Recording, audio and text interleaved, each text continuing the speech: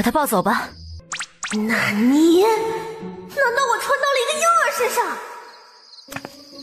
主子，您不考虑了吗？做了决定，可就不能回头了。本宫要的是皇子，皇上说了，谁先生下大皇子，谁就是皇后。李妃那个贱人也要生了，本宫没机会了。公主又不能继承大统，有什么用？抱走！天可怜见，我背镜出穿了个月，穿成了一个全天下最富贵的身份，却享受不了。这和中了彩票的开奖前一天拿去当柴烧了有什么区别？别留久了惹人注意，赶紧把他扔出去，把本宫的皇子放到我身边来。背镜出川的是这本小说的副 CP， 这具身体是流落青楼的公主，长大后呢，和被换到英妃身边的假皇子开始虐恋情深啊，不是单方面的虐真公主。笑死，怎么这么倒霉？他觉得他扛不住第一轮的虐身。要知道，假皇子被英妃各种鸡娃，养成了一副变态的性格，把真公主折腾得死去活来的。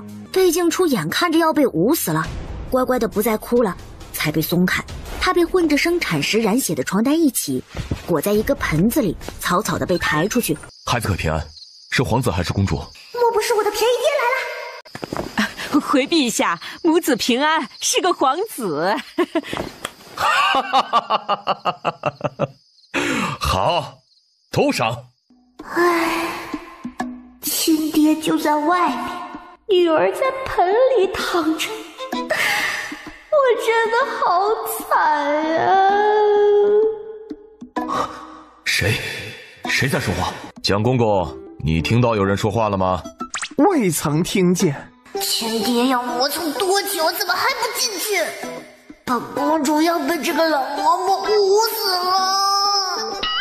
盆里嬷嬷捂死，你把手拿出来。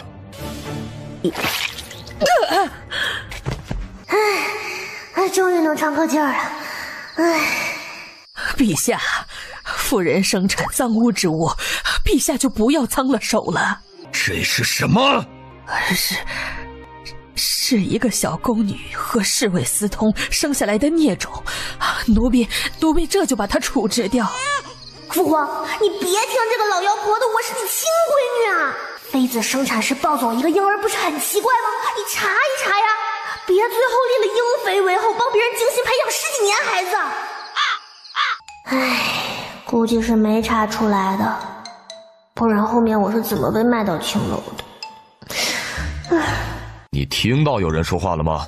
就是这个老嬷嬷在说话呀。如果这真是朕亲生的孩子，有特异之处又如何？是祥兆，就代表朕天命加身；是妖邪，朕是人间帝王。不信镇不住一个孩子。现在最要紧的不是这个神异的事情，而是他心里透露出来的信息。查！今天这件事儿，给朕查清楚！陛下恕罪，陛下恕罪，奴婢罪该万死，不该混乱宫闱，生下孽种，求陛下饶命，奴婢这就掐死这孽种。哼，那和你私通的侍卫呢？奴婢爱他入骨，不会供出他的，要杀要剐，都凭陛下和主子处罚。收买你的人答应了保下你的家人吧？可惜保不住了。宫女秽乱后宫，却不至于满门抄斩，但从朕这里就开始了。不愧是人人害怕的暴君，就是残暴。小没良心的，我这是为了谁？如果奴婢说了，是不是能保家里人不死？就死你一个。住嘴！皇上，这宫女前后2套证词，她说的话根本不可信。信不信的由朕判断，你先让她说完。奴婢从没怀过身孕，这个婴儿是主子生下的，陛下不信，可以找太医来为奴婢作证。英妃真的好蠢啊！想要儿子，说是龙凤胎不就好了？又保险又吉利。看着闹的。是不是该夸你聪明？这位姑娘确实未曾有任。英妃，你还有何话狡辩？都是妾身一时明了行孝，求您看在妾身诞下公主，妾尚未酿成大祸的份上，让妾身一次。笑死了！什么叫没大祸？本公主可是被卖到青楼去了，这还不大祸？哎，暴君他查出来了，那我是怎么被卖的？我的女儿，我的女儿，应该是全天下最尊贵的女孩子，竟然因为这个毒妇的私心遭受这些。来人，把英妃废为庶人，打入冷宫。皇上，你不能这么狠心啊！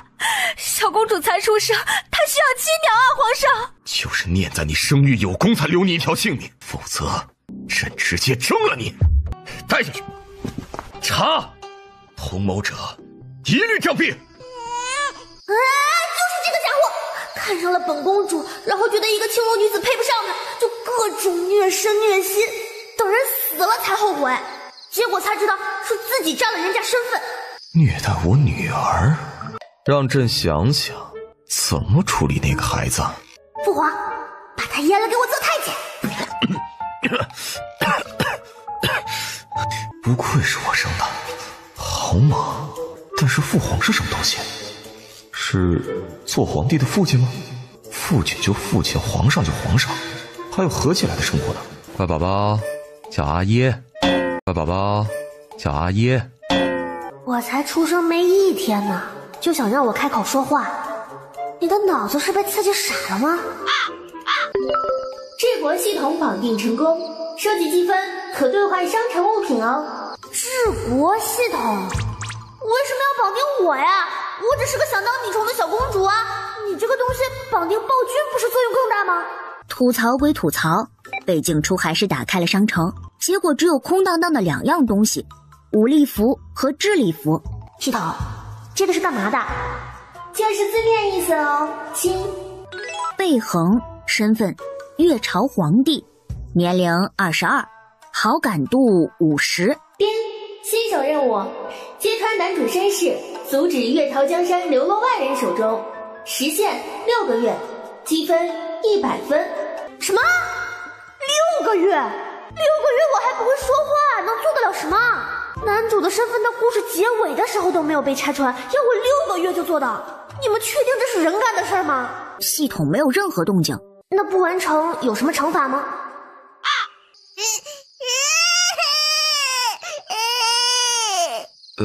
不哭不哭啊！哎，不哭不哭。皇帝笨拙地哄了2句，发现没有一点用，就把孩子塞给了旁边的蒋公公。饿呀，好饿呀！听到这心声，立刻把早就准备好的奶娘找过来。吃饱喝足的贝静初不闹了，又变回了乖巧可爱的天使宝宝。皇帝把女儿接过来，然后天使宝宝尿了她一身。哎呦，皇上，奴才送您回去换衣裳。哎呀，尴尬死了，小婴儿憋不住尿啊。算了，亲生的。就以皇子自序排名为静，改为从女静。你为朕之长女，取一个初字如何？陛下，丽妃发动了。哎呀，男主要出生了。男主？男主是什么？就是这个孩子，以后即位把国家祸祸没了，还把暴君的儿女全都杀了干净。怎么办？虽然现在是被救下来了，但是以后还是会被嘎掉。要不我多攒点银子，在新君上位之前赶紧跑路吧。什么？这个孩子竟然会葬送我的江山！唉，我爹好惨，不仅英妃换来的大皇子不是自己的儿子，丽妃生的2皇子也是别人的儿子，总共精心培养2个继承人，没一个是自己的。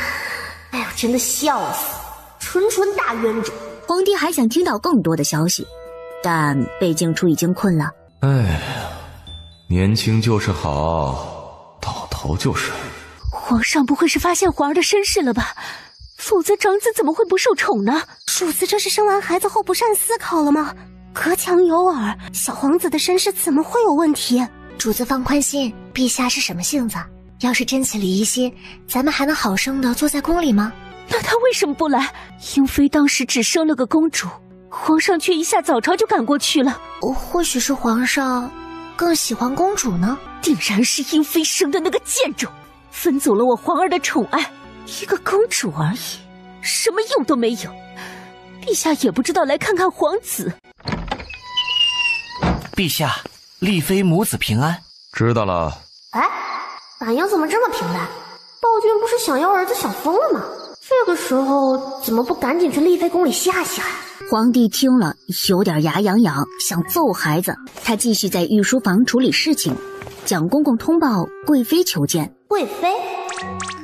这贵妃也是个牛逼人物啊！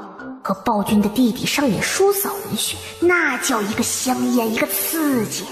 我看的时候可磕这对了。我爹的后宫真乱。难不成贵妃也干了什么对不起我的事儿？还是和我的某个弟弟？是亲弟弟还是堂弟？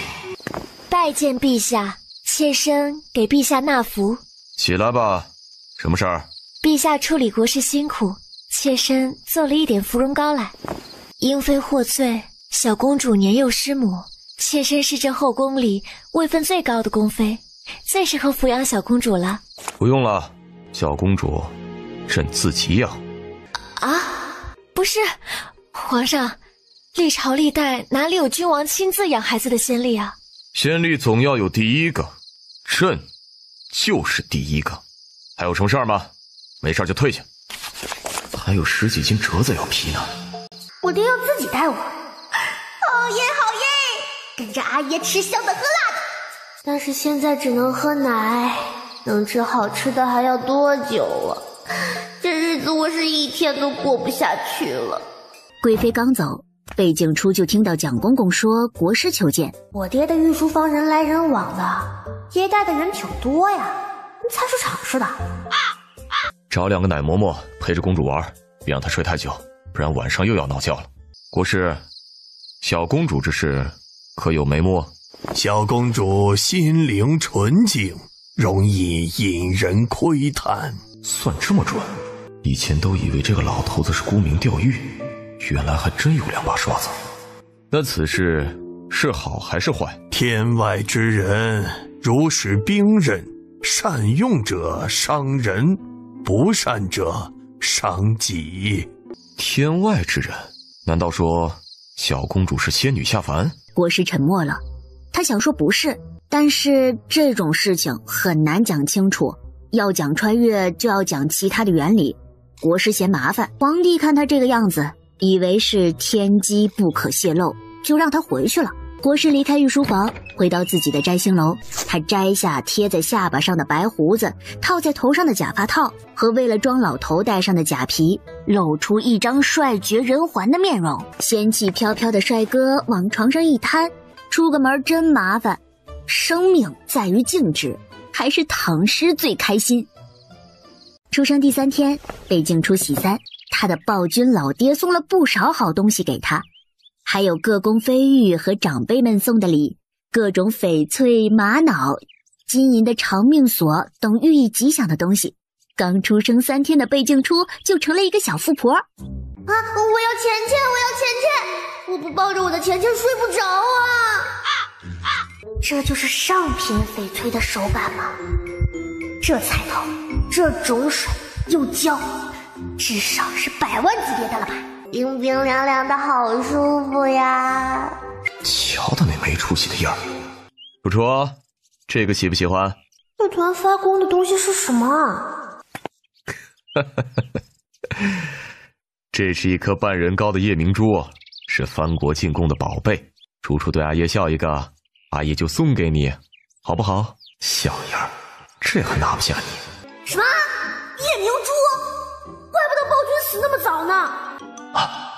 夜明珠会让我死？难道有人在这上面下毒？但是能进我身的东西都是重重检查过的，难不成是我近身伺候的人里出了叛徒？真是身在福中不知福。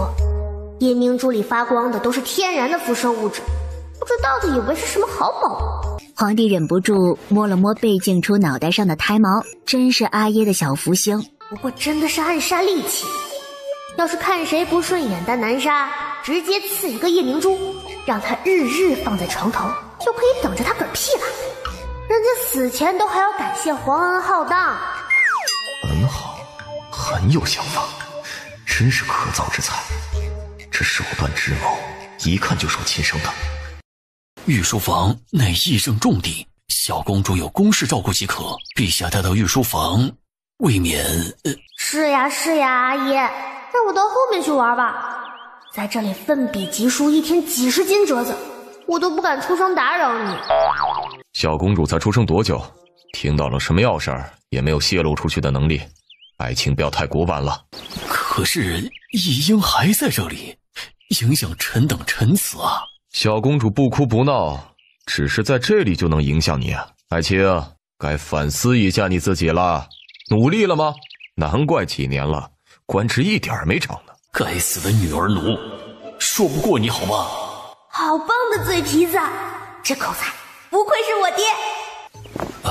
陛下，雷将军近来行事愈加猖狂，竟然自掏腰包给军营将士犒赏，邀买人心，往长远计，恐怕有造反之嫌呢。可惜了，这个雷将军是个忠心耿耿的将军，就因为我阿耶的多疑被凌迟处死了。要不是他死了，我爹的江山还能多撑一会儿。朕知道了。等大臣们走后，皇帝把背镜珠抱起来。楚楚，你觉得雷将军是个忠心的臣子吗？楚楚，你觉得雷将军是个忠心的臣子吗？当然了，人家是你手下最忠心的武将，而且能力一流，就是因为你猜忌心太重，让人家冤死。他忠不忠心其实都不重要。作为皇帝，没有精力管手下的所有官员是不是忠心，人心最是难测，且不稳定。今天是忠臣，明天就可能被策反，除非有读心术。所以皇帝只要保证手底下的人没有威胁自己皇位的能力，这就是帝王心术。果然是老阴逼，心真黑呀！小没良心的，刚还想出夜明珠暗杀计呢。我要是老阴逼，那你岂不是小阴逼？不愧是我的女儿，遗传的就是好。朕做这些可不是完全为了自己的龙仪，亡国之君大不了一死，但是其他宗室、皇子、公主就是备受折辱，没有一个能有好下场。有道理，但是我爹为什么要对我说这些？他是觉得我能听得懂吗？朕这些苦啊，没有人知道，不能让人窥探到帝王心，也就只有对你这个听不懂人话的小婴儿说了。你才听不懂人话，你全家都听不懂人话。这傻孩子，怎么连自己都骂进去了呢？陈雷宁参见陛下，陛下圣安。爱卿，今无位之事，朕决定移交他人，就不再劳烦你了。可是，皇帝有些失望，看来小公主的预知能力也不准确。皇帝微微抬起手，角落里的暗卫蓄势待发。可是臣没活干，心里不踏实呀！啊！皇帝猛地把手放回去，差点冲出来的暗卫有一个刹车太急，身形没稳住，差点从房梁上滚下来，被同伴一把拽住衣角，夜行衣被扯开，露出了里面穿着的棉秋裤。不知道陛下想给臣再安排个什么职位啊？朕本来是想让你在家休养的。臣为陛下臣子，自当为陛下分忧，实在做不到白拿俸禄，只愿为陛下差遣，做个小卒也好啊。那送你去亭北驻守，如何？亭北地处偏远，且无战事，既远离权力中央，又难以立功，有点野心的人都不愿。谢陛下。真的就一点野心都没有吗？真的就只是想给我分忧？真的就有如此忠诚之人？世界好像逐渐变成了我不理解的疯癫样子。哎妈，还试探人家呢！好好的打工人，他惹谁了你就怀疑人家造反？多勤勤恳恳的不，打工人啊！我那些老板手底下睡着了都要笑醒。哦，我误会了自己的驴。哦不，臣子。爱卿驻守亭北，还是屈才了。其实朕这次召你来，是找你有另件事儿。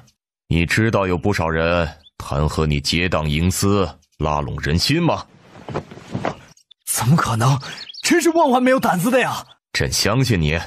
这怎么和剧情走向不一样啊？那些剧情是什么？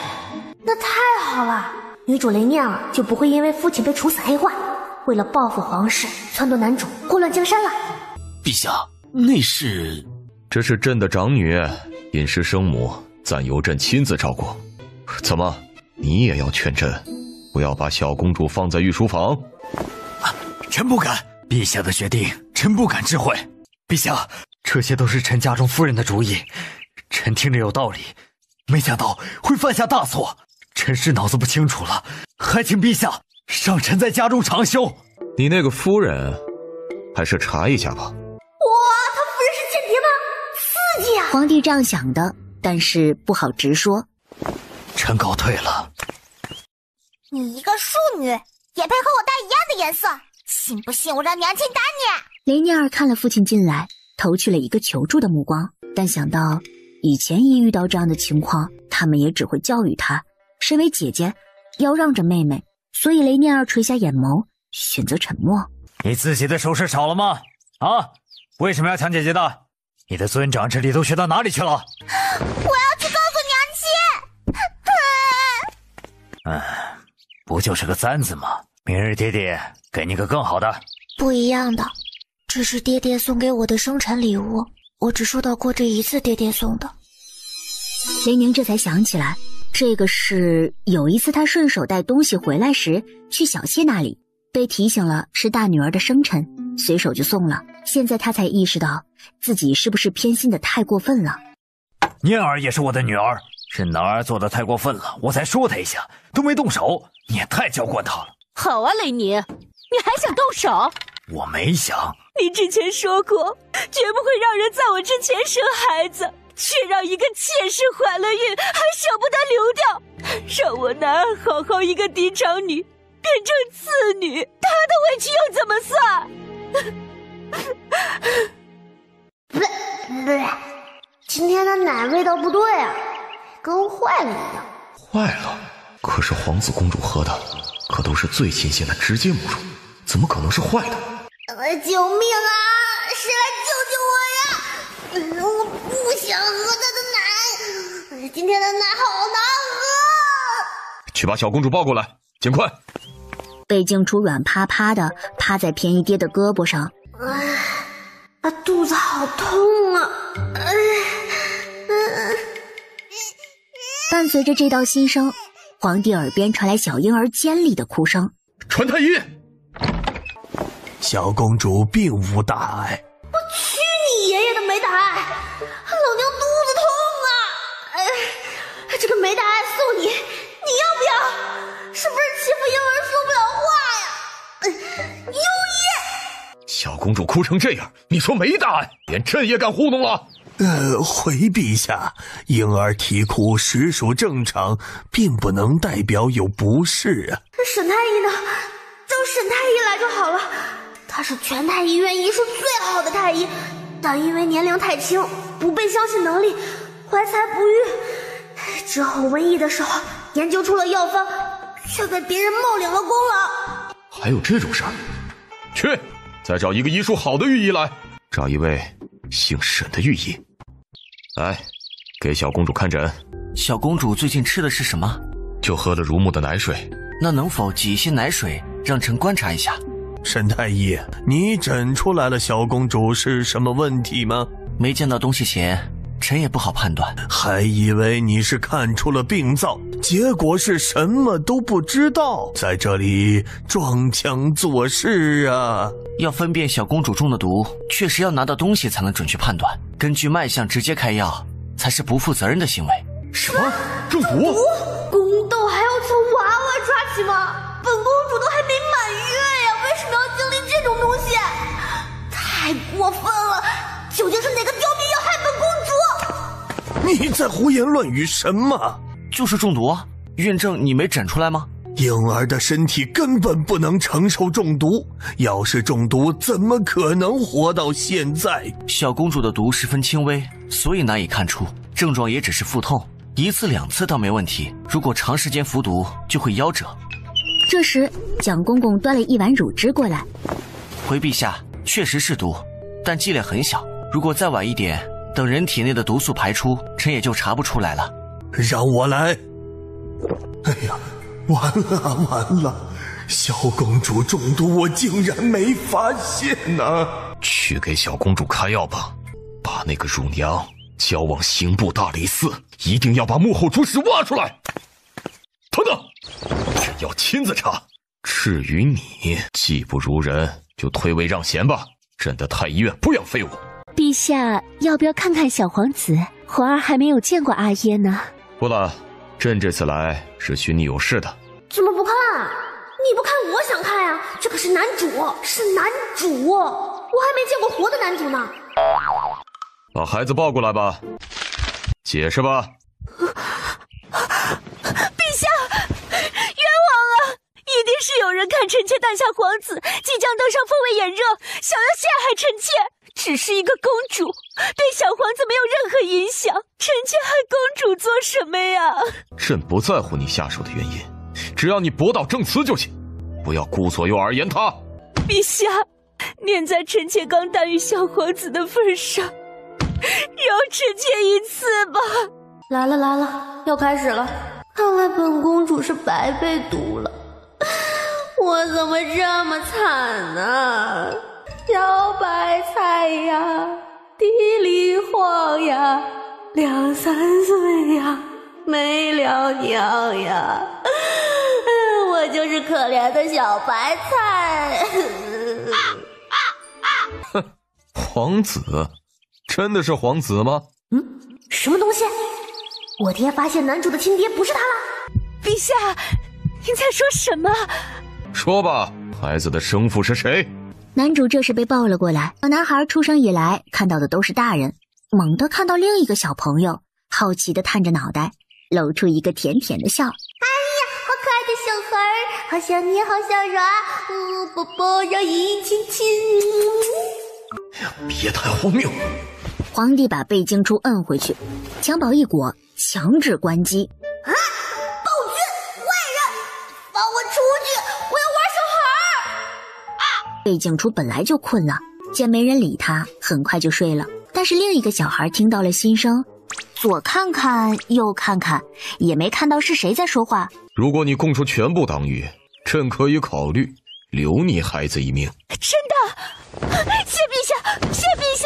切，要谢就谢小公主，你看见了，朕的小公主很喜欢她。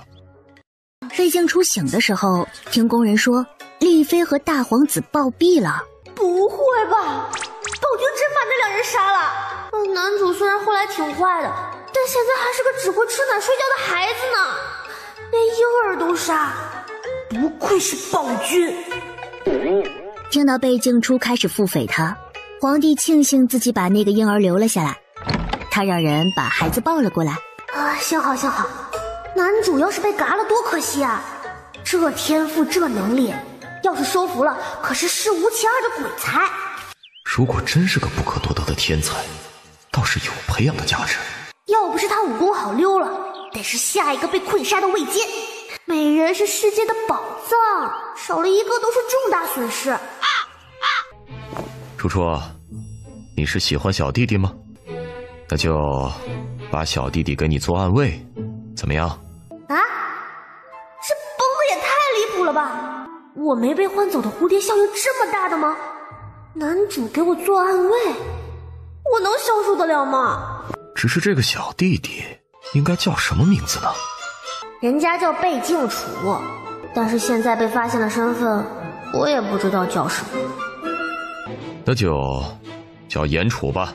这时背经初才想起来自己还有个任务，打开系统商城，发现积分变成了100，刚好可以买一份智力服或者武力服。背经初思考了一下，买了个武力服。再打开好感界面，发现多了2个人，雷宁，月朝南衙金吾卫大将军，从2品，年龄35，好感度45，严处，身份皇家暗卫婴儿版，年龄0，好感度50。这个婴儿版就很有灵性。这个页面的人都是怎么出现的？陛下，臣已经查到了，臣的夫人竟然是鲁王派来的奸细，他的母家早就投靠了鲁王，一日夫妻百日恩，他竟然要臣死！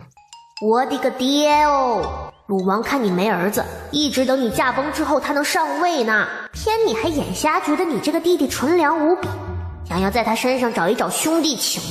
按照你现在每天睡眠时间不足5小时的样子，哪天猝死也不是怪事。再加上你因为疑心病自己动手提前弄死这些忠心你的文臣武将，他上位就没有阻碍了。你礼貌啊！那小子还真他娘的是个天才，找到了家破人亡的女主，培养起来去迷惑男主，把他弄成昏君，最后把国家搞得一团糟，英才良臣全被嘎掉。突族人打进来毫不费力，直接感谢大自然的馈赠。是个蠢货。你做得很好，不要打草惊蛇。知道错在哪儿了吗？哼，你最近是越发嚣张了，竟然敢骂你妹妹！我没有，只是他不允许我课业比他好，我辩解了一句。还敢顶嘴！来人，掌嘴，让他知道什么该说，什么不该说。一个庶女，怎么敢比我女儿更优秀？你们干什么？妾身作为嫡母，管教孩子都不可以吗？将军这是在生什么气呀？你可是对我承诺过，在将军府，谁都不能违抗我。念儿，起来。压着雷念儿的婆子看了眼雷夫人的眼色，雷宁见此更气了，上前直接把那个婆子踹翻，单手把雷念儿提了起来。你身为主母，不求你对庶出子女疼爱有加，一视同仁，只是不可待，你都做不到吗？阿爷，你凶二娘干嘛？好啊，雷宁，你竟敢凶我！你这脸红脖子粗的，是对谁说话呢？一个庶女而已，我都不能收拾，那我做这个主母有什么用啊？哼，做错了事还要倒打一耙。既然你觉得做主母没有威风，那你就别做主母了。阿爷，你在说什么？杀千刀的，你在孩子面前说这些，他听了得多害怕呀！今天起，你就不要管家了。阿爷，你不怕阿娘不理你了吗？不想理我，那正好，就别出正院了，免得你又去找别人麻烦。将军，你怎么能这么对我？好，那你把我关起来吧，别想我再见你。陛下已经籍贯2载，膝下尚只有1女，为保社稷安稳，请陛下过继宗室之子。大胆！陛下正当壮年，何须考虑储君？你是诅咒陛下短命早死吗？当然不是，只是一直没有皇子，国祚不稳，朝堂难安呐。请陛下尽快过继4子。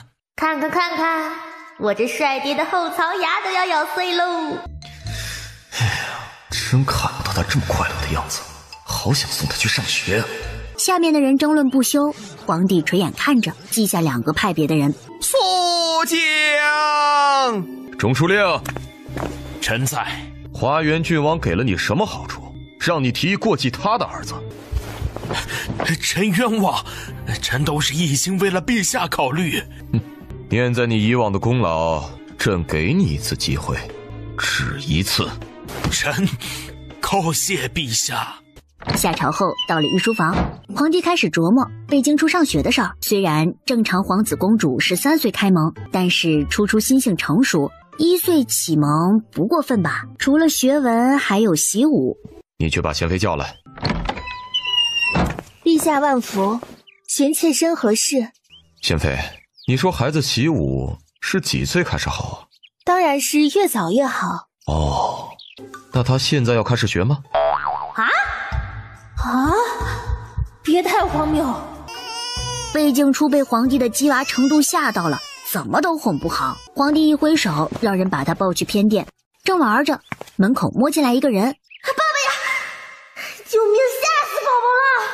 贵妃挤出了人贩子一样的笑容。掏出一个金边镶玉的拨浪鼓。初初，喜不喜欢呀？让本宫抱一下，好不好啊？看在金子的面子上，北静初乖乖的没有闹。初初真乖。初初竟愿意让你抱着。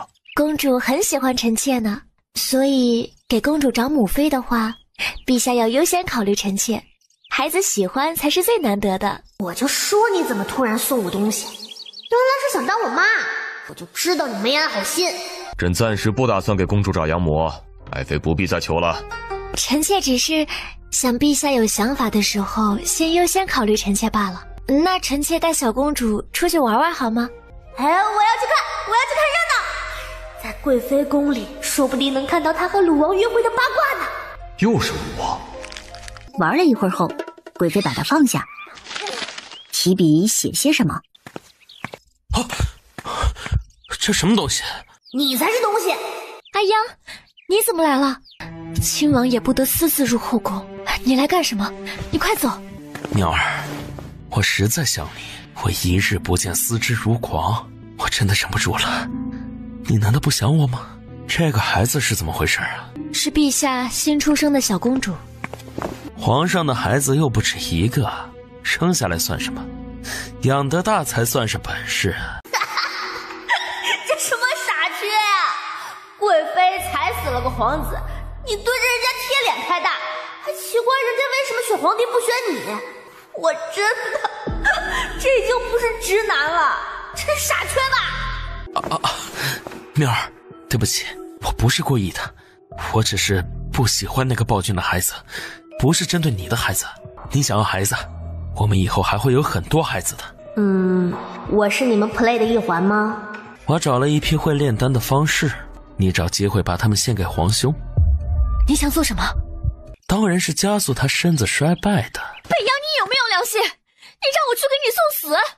妙儿可是我的小心肝儿，我怎么会舍得让你死呢？这道士炼的丹药，我早就找人试过了。一开始吃了以后，会让人更兴奋，体力更好。到时候你作为炼丹的功臣，皇上还会更宠你。但只是短暂的让人精力更好，是以掏空身体为代价的。长此以往，他就短寿了。待本王登上皇位，定许你做皇后。如果我做了皇后，那鲁王妃该如何自处？他，给他封个贵妃就是了。这句话没起到安抚贵妃的作用，反倒让她冷静了下来。这个男人风流多情，他不是个能依靠的对象。连发妻说贬就贬，固然他靠着现在的爱情得到了皇后之位，以后他要是喜欢上了别人，还不是说废就废。于是贵妃拒绝了。本王是看你在后宫不得宠可怜，才想给你一个表现的机会的，你竟然还不知好歹，哼！那本王自己去。来了，鲁王一定是过来献丹的，然后大吹特吹仙丹可以长生。皇帝就是这样被搞垮身体的，又是造作，又是丹药，又是夜明珠，还硬生生撑到了男主长大。我爹这身体底子是真抗造。臣妾告退了。阿兄，臣弟最近拜访了一位道士，可炼制仙丹。那丹药臣弟吃过，一颗下去令人容光焕发，精力充沛，和仙丹无异。蒋公公从他手上接过东西，呈到皇帝的书案上。连公主的心声和预言之事都有了，那真的有让人飞升成仙的丹药也不奇怪吧？怎么就能证明这丹药一定是损害人身体的呢？万一真的是仙丹呢？好家伙，比挨了巴掌的脸还红，这得添加了致死量的朱砂和重金属吧？果然越漂亮的东西越危险。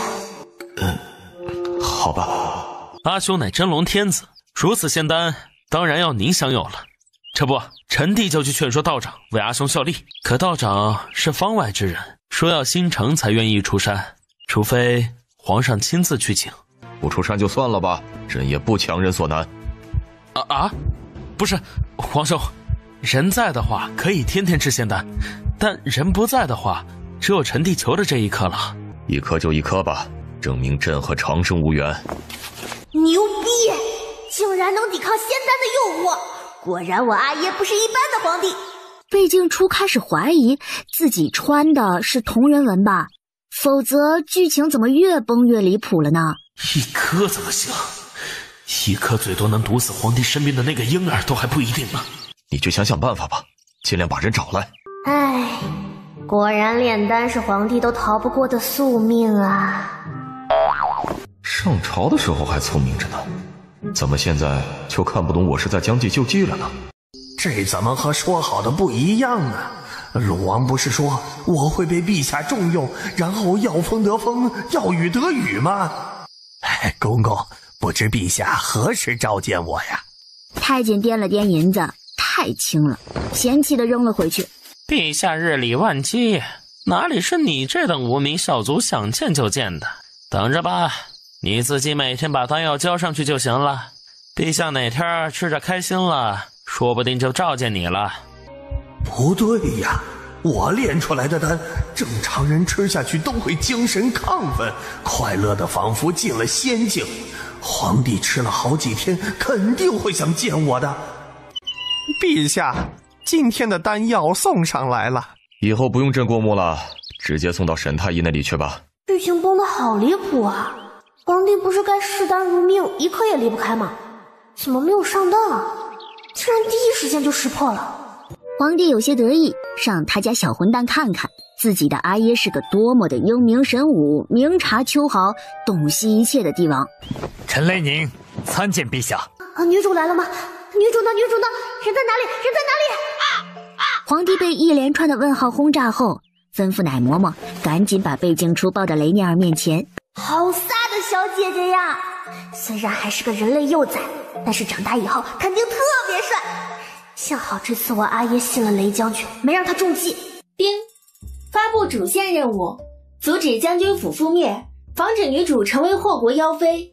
任务时限2个月，任务奖励100积分。这个任务成功让现在只会喝奶的贝静初无语，他当场给女主表演了一个笑容消失术。雷小姐和初初去偏殿玩吧，朕和你父亲还有事商量。你今天怎么回事？禀陛下，臣今日将次女也带进了宫，现在把她一个人留在两仪殿，臣担心她惹是生非呀。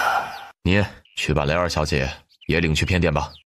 雷涅儿，你在哪儿？好啊你，把我一个人丢在两仪殿，你自己到后面玩来了。这是哪里来的孩子？你放尊重点，这是公主殿下。好啊，雷涅儿，你竟然敢打我！我要回去告诉阿娘，让她打你。贝静初看见雷涅尔明显害怕的一抖。你这嘴咽了几年呀，这么入味儿！人类进化的时候你是躲起来了吗？说话都不过脑子，长这么丑还来我面前拉我眼睛。乍一看挺丑，仔细一看更丑。长个脑袋是为了显高吗？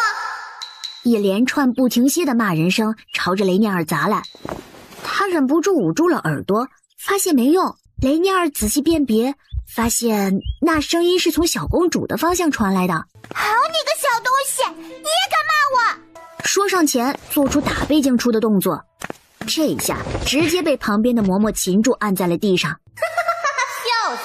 狂呢？怎么不狂啦？小婴儿发出咯咯咯的笑，只是雷涅尔看着觉得有些小人得志。不行不行，我怎么能这么想小公主呢？小公主可是为了帮我才开骂的。妖奴，你们干什么？还不快放开本小姐！等我阿爷来了，把你们统统都砍了！老爹，你终于来了，有人欺负你的宝宝。说吧，这是怎么一回事？陛下，这位小姐一进来就想冒犯公主，被雷大小姐拦下了，之后更是发了疯似的想要打公主啊！奴婢只好将人制服住。你放屁！贱婢，你敢胡言乱语！明明就是这个小崽子先骂我的。聂政，你还不闭嘴？你也不觉得自己说话离谱？公主殿下才满月，连话都不会说，怎么骂你啊？我不管，就不是我的错。阿爷，你竟敢吼我再也不要理你了。从来没有人敢在皇帝面前撒泼吧？让我阿爷见识一下社会的险恶。笑？谁笑得过你呀？都是臣教导无方，让他御前失仪，子不教，父之过，请陛下责罚。求陛下看在小女年幼的份上，让臣带回去亲自管教吧。那就停杖20，以儆效尤。臣谢主隆恩。不是他女儿干的蠢事吗？干嘛打他爹啊？罚的是不是有点重了？臣想令次女观刑。准。板子打在肉上的声音一声声传来，雷男儿眼睛发直，像是失了魂一样。知道错了吗？雷男儿回过神，轻轻的点头。皇上是天子，至高无上，他的女儿是公主，是君，我们是臣，君要臣死，臣不得不死。你今天的行为就是杀了你也没有问题。回你娘那儿去吧，想想今天错在哪儿了。阿爷，你还好吗？痛不痛啊？阿爷没事，不用担心。看到人趴在担架上，雷念尔还有些幸灾乐祸，把出生5年以来悲伤的事都想了一遍，才堪堪压下嘴角。把大女儿送走后，刚刚还虚弱趴着的雷将军一咕噜的从担架上噌的起来。怎么了这是？一点活力都看不见了。阿爷说我御前失仪，然后他被皇上打了。阿娘，御前失仪是什么意思？哎呀，那你怎么样啊？你被打了吗？雷男儿小小的脑海里第一次有了皇权的概念，那是可以令他无所不能的父母谈之色变的东西，令人惧怕，又令人向往。少使姑娘，今天有什么好事吗？连自己女儿满月的日子都记不清楚，你这也太……如果重来一次，他会更用心的布局，直接让那个小妮子胎死腹中，一把火烧了干净。臣弟贺陛下弄瓦之喜，本来以为去年就能吃到小侄子的满月酒的，隔了1年终于吃到了。所以感谢上苍心莲，还给朕留了一个公主。不是上苍心莲，而是一个小丫头片子挡不了路，本王才没下手而已。主子，禁军何在？速速拿下鲁王！大胆！本王是月朝亲王，尔等还不快放开你们的脏手！陛下应该没心情再继续宴会了，等会儿我们可以回去偷袭，看孩子们有没有认真做课业。今日满月公主大喜，众卿不要被无耻小人扫了兴。接着奏乐，接着舞，这你还吃得下？宣誓殿里的贝静初迎来一天最快乐的时候，奶嬷嬷给贝静初念着礼单，贝静初攥着自己越来越丰厚的小金库，笑得露出粉嫩嫩的牙龈。小公主真是聪慧呢，才1丁点大就能听懂好东西了。那可我最聪明了。谁在说话？你发什么呆呢？继续念呀！我还要听我的礼品还有哪些。国师送平安扣1枚。哦，国师送的。皇帝却郑重地把红绳拴在他的床头。国师送的东西可不是凡物，真的能保出平安也说不定。国师是什么厉害人物吗？那月朝亡国的时候咋一点用都没有？不提亡国的事儿，我们还是好父女。啊，亡国？那我今天起不能把银子全寄回家了，要给自己留点路费，到时候带小公主跑路。贝静初点开好感度一栏，又多了一个人，阿鱼，身份月朝大公主父母，好感度40。好家伙，不愧是皇宫，连奶妈都试过。每个人出现在系统页面上都是好感度40以上，是不是别人对我的好感度达到了40就能出现在这里啊？阿兄长，我之前都是胡言乱语的，我是你唯一的弟弟啊！混上！好事，不愧是我爹！大反派还没发力呢就被抓了，简直是凉得最快的反派了。阿兄，我刚才我是中了邪了，我才会胡言乱语的。我是请您原谅臣弟知情不报。其实2个小侄子都是丽妃杀的，我是害怕卷入宫廷纷争才视而不见的。丽妃所用的毒来自西域，而你的铺面卖过西域的奇货，他早已招供，有一神秘人给他提供的毒药，想来就是你吧？哦，那我之前肚子痛也是这个王八蛋搞的鬼了。阿姨，削他！李飞不是暴毙的吗？难怪突然就急症死了，原来是被查出了谋害皇子。你知道朕是怎么查出来的吗？因为他要害小公主，朕才顺藤摸瓜查到。什么？这个蠢妇！没想到我殚精竭虑，步步筹谋，竟败在了一个女人的嫉妒心上。那酒里是你下了药吧？本王酒量千杯不醉，怎么可能这点酒就胡言乱语？除了丽妃之事，金吾卫将军的夫人也是你的人吧？很难接受？你的小手段啊，实在太幼稚了，连1个月的稚童都能看得出来。孩子这叭叭啥呢？磨磨唧唧的，直接结果了他呀！反派死于话多，知不知道？我是难逃一死了，但你以为你能活多久？你知道吗？你被保护的无孔不入的膳食已经被我加了东西，你活不了多久了。你是说这个吗？你怎么知道？哼，笑死！多明显的局，傻子才发现不了吧？你很聪明，以长生来诱朕。当诱惑足够大的时候，的确会让人去忽略它的风险赌一把。当年朕夺嫡就是如此，失败了就丧命，成功了就坐在龙椅上，轻易掌握你的生死。对了，还娶到你心心念念的女人。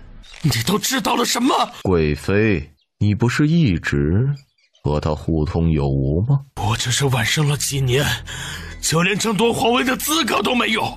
为什么你的妹子运气都可以这么好？运气，也就你这种人才把别人的成功都归为运气。我阿爷明明是靠睿智过人、明察秋毫、英明神武的智商，这种小计谋不是一眼就看穿？哎呀，别夸了，我汗颜。皇帝看在兄弟血亲的份上，给鲁王留了一个全尸。从内狱回到宣誓殿，他一直阴沉沉的，心情很不好的样子。被惊出不明所以，为了缓解气氛，冲着皇帝露出一个无耻的甜笑。你懂什么？你就知道笑。我就是个孩子，我需要懂什么？我能懂吃了睡，睡了吃就不错了。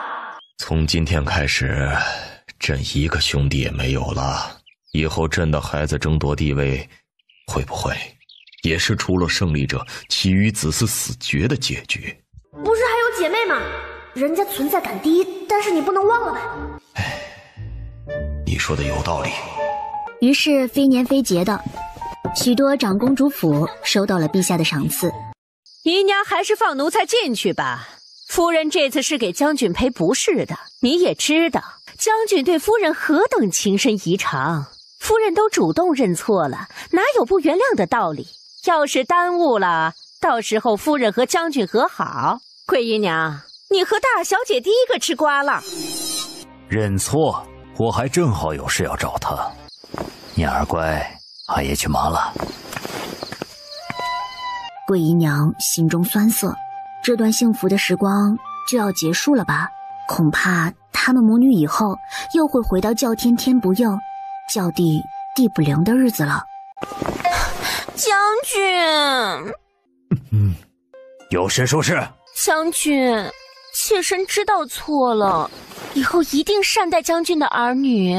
可我觉得你这句话似乎并不是出自真心呢。雷尼儿，我都已经和你道歉了，你还要我怎样？以后我不针对雷尼儿已经很不错了，你还要我把她当亲生的对待吗？当初是你说不会有长子长女生在妾室肚子里的，是你先违背信用的。所以你就要我死吗？将军这是在说什么？妾身怎么听不明白？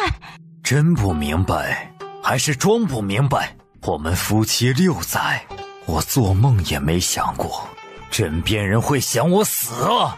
将军，无凭无据，你为什么要如此冤枉妾身？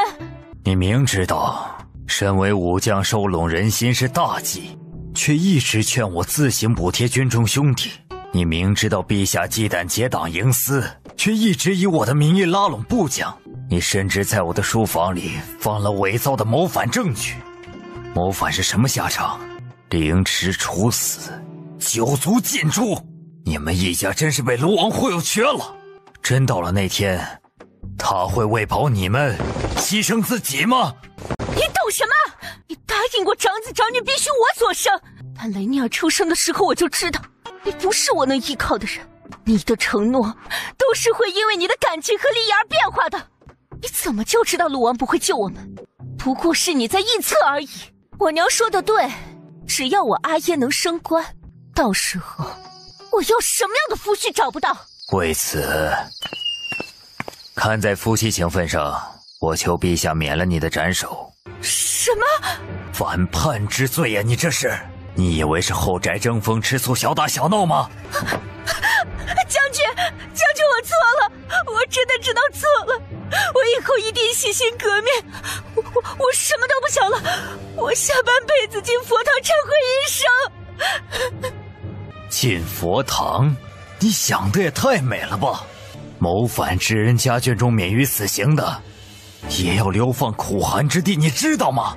如果不是陛下信任我，给我将功补过的机会，我身上的肉会被一片片的刮下来，活剐3000刀而死。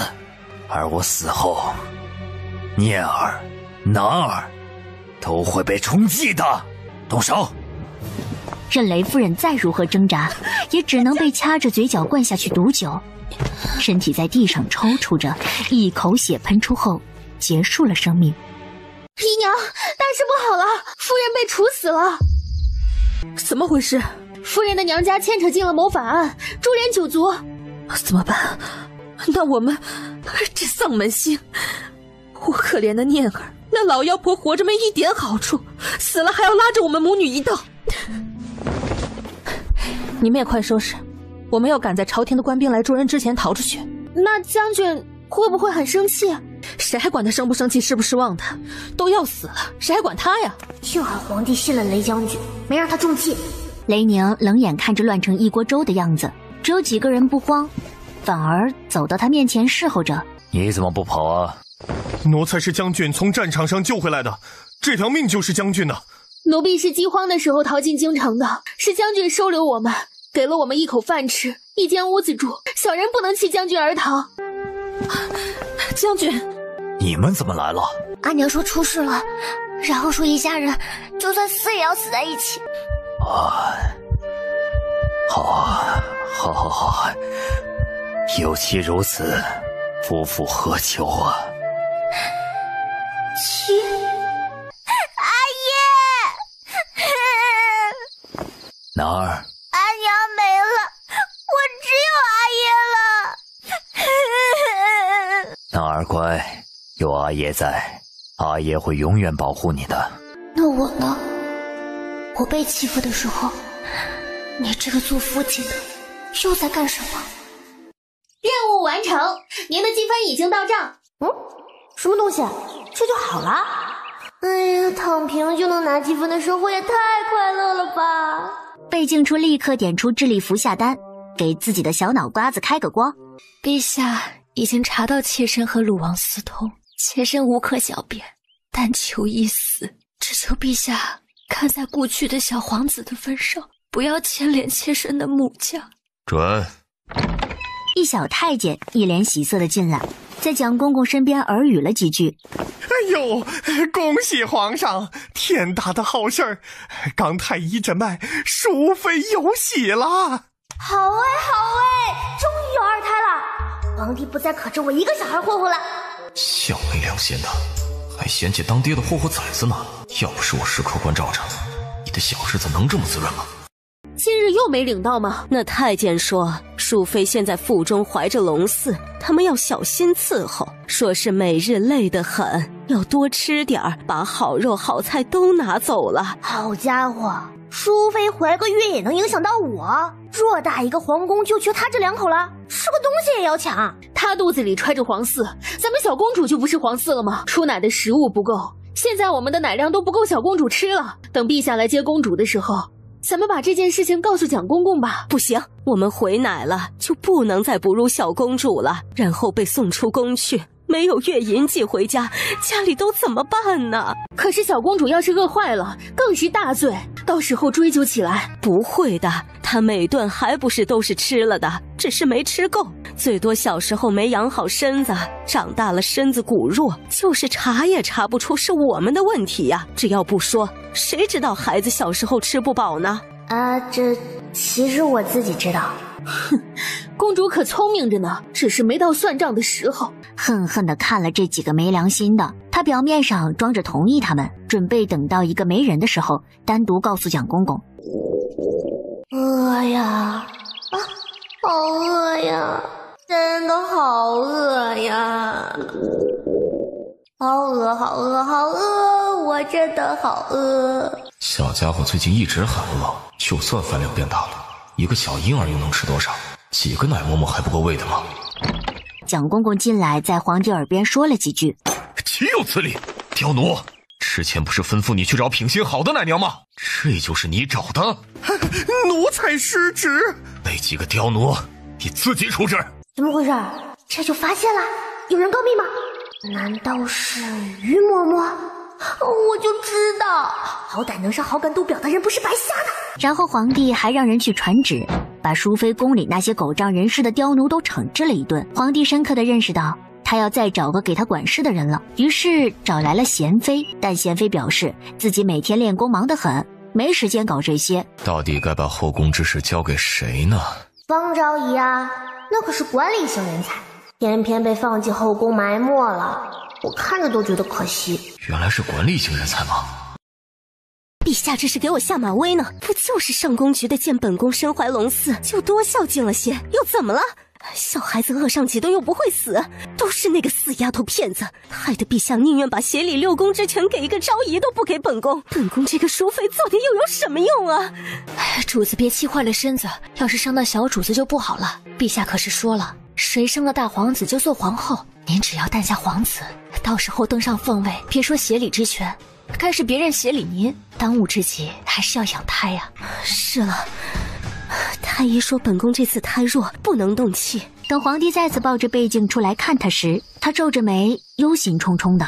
妾身和陛下都是身子康健的人，上次怀孕的时候还是强壮的孩子，怎么这次就胎弱了呢？就是概率问题啊，又不是所有健康的父母都能生下健康的孩子。太医都说了是正常的，但是当母亲的是听不进去的，也能理解。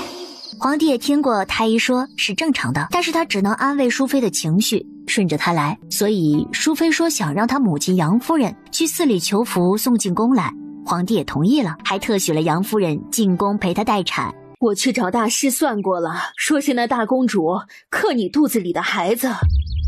果真错不了。那大师问我，你丈夫是不是还有其他姬妾生的子女？说是最大的那个克你的孩子。原来是有个扫把星，真要让他再继续克下去，我的孩子还有降生的机会吗？后宫女人能怀皇嗣的机会不多，陛下现在子嗣少，这个孩子一定要生下来，万一是个皇子呢？怎么办啊，阿娘？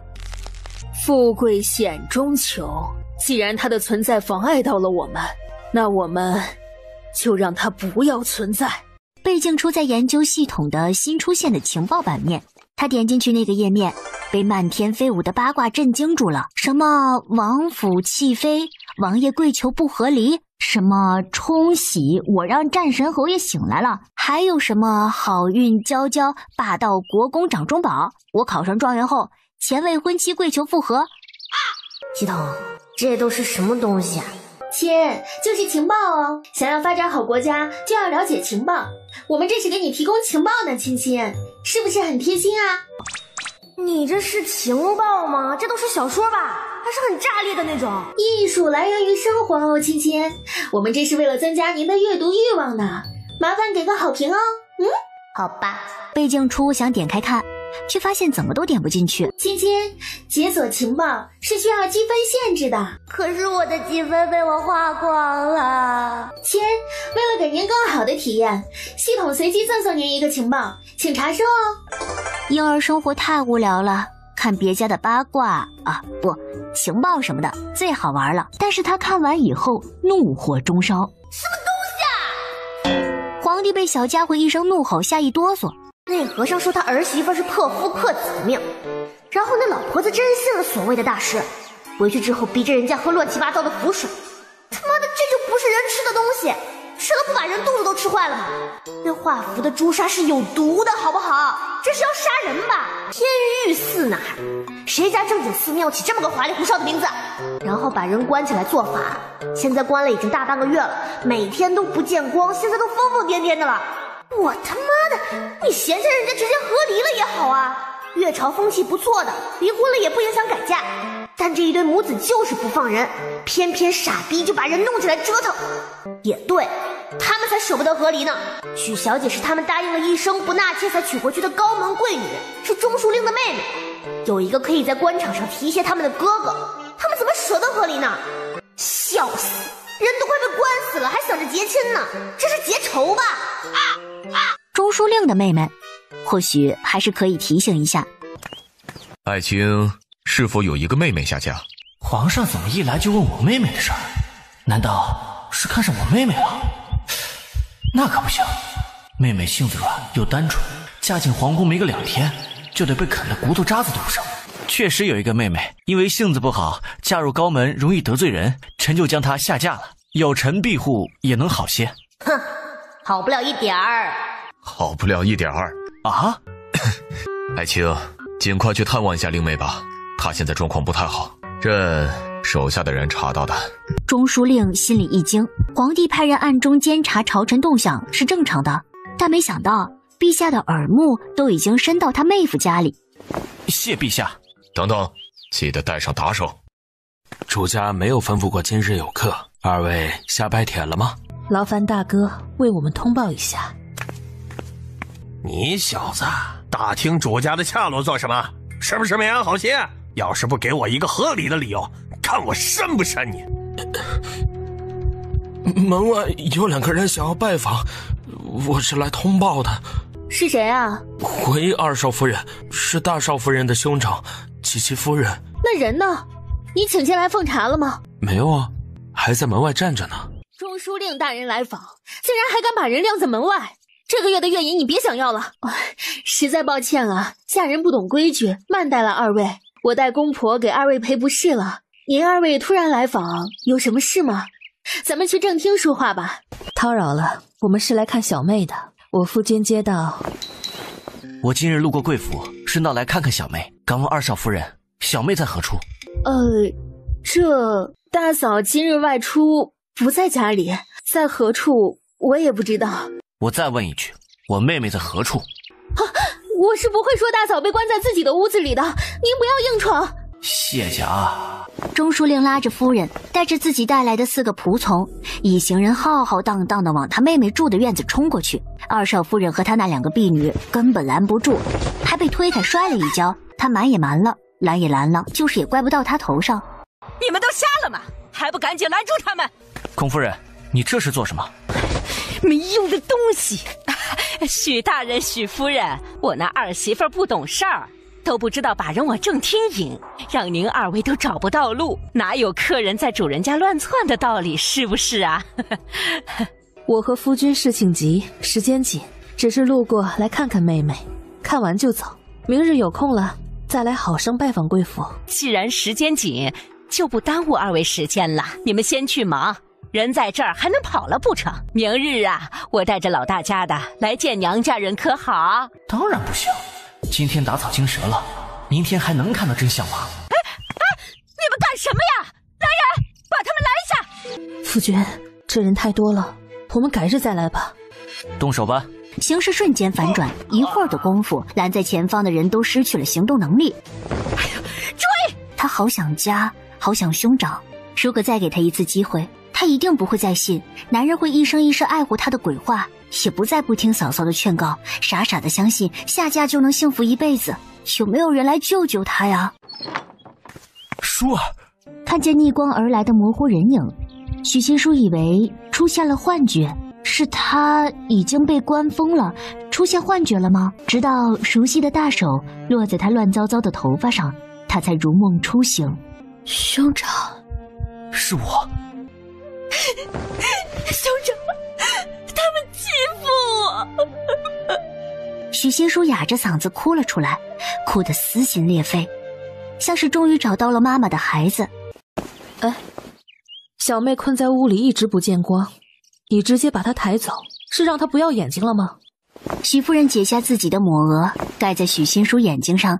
许大人，新书是我们家的媳妇儿，您不打一声招呼就带走，是不是说不过去啊？我们养了10几年，养得水灵灵的一个大姑娘嫁到你们家，还没2年就被折磨得人不人鬼不鬼，还好意思说是你们家的媳妇？怎么，当我们许家是任人揉捏的软柿子吗？嫂嫂，我要回家，我要回家，我就是死也要死在家里。老大家的，瞧你说的，这儿不就是你的家吗？你还想去哪儿啊？对许新书来说，却是如恶魔般的低语。他尖叫一声，直接往后缩。不怕，不怕，淑儿不怕，阿兄和嫂嫂一定带你回家。孔夫人，敢问我家小妹是犯了何事，让你们糟践人至此？两位，也就是我们孔家度量大，才愿意接受这样的媳妇儿。我找了高僧算过，我家老大自从成婚后啊，做事就处处受阻。成婚2年了，许新书肚子都没有一点动静。我们答应过许家不纳妾的，我就去找高僧给他们算一算。嘿，你们猜算出个什么？这许新书啊，是个克夫克子的命。我现在是给他改命，是救他呢。你们俩还不识好人心，出去了谁愿意要这种灾星媳妇儿啊？你儿子仕途不顺，是他自己没能力。他现在的职位已经是他能力能做到最高的职位了。再往上，他把握不住，会出乱子。我的妹夫要是真有能力，早就平步青云了。你儿子自己是个草包，却把这些怪到我妹妹身上。你知不知道，你每天把人关着是会死人的。就是和离不嫁了，我妹妹也不需要你来改那老狮子破命。许兰七第2天下朝后，特地进宫谢恩。其实你应该感谢大公主啊，因为最近大公主喜欢听八卦，正是为了大公主开心才搜集的。谢谢你哦，我的好阿姨，你真是太贴心啦。许兰七被这个解释震撼到了，但也接受了，于是对着摇篮之上的贝静初也磕了个头。要收了，你说什么？我不会接受吧？叮，完成隐藏任务，成功解救农学天才许新书，奖励积分100分。还有隐藏任务？是的，亲亲，八卦啊，呸，情报里面有很多都包括隐藏任务呢。像这次的许新书是个农学天才，却在人们还没有发现他的天赋时，就因为婆家的愚昧被搓磨死了。解救他就能获得积分哦。姓孔的一家也太不做人了，一个不知道什么时候就能大放异彩的天才少女，就无声无息地死在了后宅，死在了一个骗子的胡编乱造里。农学天才啊，可以培育粮食，让全国人民吃饱饭的农学天才啊，差点就没了。他们一家人的命加起来也没有一个许新书值钱啊！让天下百姓吃饱饭是什么概念？这种人才，竟然差点死在了孔家那些人的愚昧和偏见里。孔家是吗？给爷死！你现在对他还有感情吗？没有，我现在想到他就觉得恶心，只想与他和离。孔郎中先是发现自己原本一片顺利的官途处处不顺，没过几天就有御史弹劾他贪污受贿。孔郎中很清楚这是中书令冲他开刀了，他很生气，很不解。小儿女家之间闹的事儿，至于牵扯到官场上来吗？但是他再不服气，也只能被打入大理寺天牢。大不了我去给老大家的道个歉，让他把你们夫妻放出来。您之前都把人家折磨成什么样了？以为是道个歉就能解决的吗？那又怎样？我是她婆婆，是她长辈，我都去给她道歉了，她还不原谅，就是她不孝了。不孝就不孝了，还能有命重要不成？嘿，你还顶嘴？你想被下堂是不是啊？哼，下堂就下堂，当你们家的媳妇儿还能把命丢了，这婚离了也罢。要不我去道歉吧，那女人很好哄的，当务之急还是救父亲出来。委屈你了，我的儿。然后他们被许家的人打了出去。许新书，你完了！你知道你在玩火吗？如果你激怒我，那么你成功了。许家下人瞬间觉得他们打得不够狠。之前公主满月宴的时候，臣女被关在孔家没来参加，现在补上早就该给公主的贺礼。唉，该怎么让许小姐知道她自己是个农学天才呢？我是农学天才。许小姐有什么爱好吗？陛下，你不要笑得这么恐怖啊！陛下，就是些琴棋之类的陶冶情操的东西。没别的了？陛下，臣女还擅长培育植物。陛下，臣女还擅长培育植物。好，那朕有事儿交代给你。宫中也有培育花草的女官，你便进宫来吧。陛下，小妹性格软弱，意志不坚，不适合在宫里当差。太极宫里能人辈出，舍妹在宫里只会给陛下添麻烦。你是害怕许小姐在宫里受委屈？你一来就擅自替她拒绝了，那你问过你妹妹自己的心愿吗？舒儿，你愿意吗？快拒绝了吧！看陛下这不死心的，非要妹妹拒绝才肯放过，真是的，一定要走这个形式。陛下，臣女愿意。好，朕给你3天时间，记得来任职。就这么愉快的、顺利的，根本就不需要通过我的，就决定好了。舒儿，你为什么要答应？难道你是想做女官，从而成为陛下的妃子吗？兄长，女人这一辈子的追求，难道就一定是要成为谁的妻妾吗？我难道就不能做我喜欢的事情，有我自己的追求吗？许兰七愣住了，她没想过这些问题，她并没有想过妹妹以后一定要再嫁给谁，但心里也是把她当作要养一辈子的责任。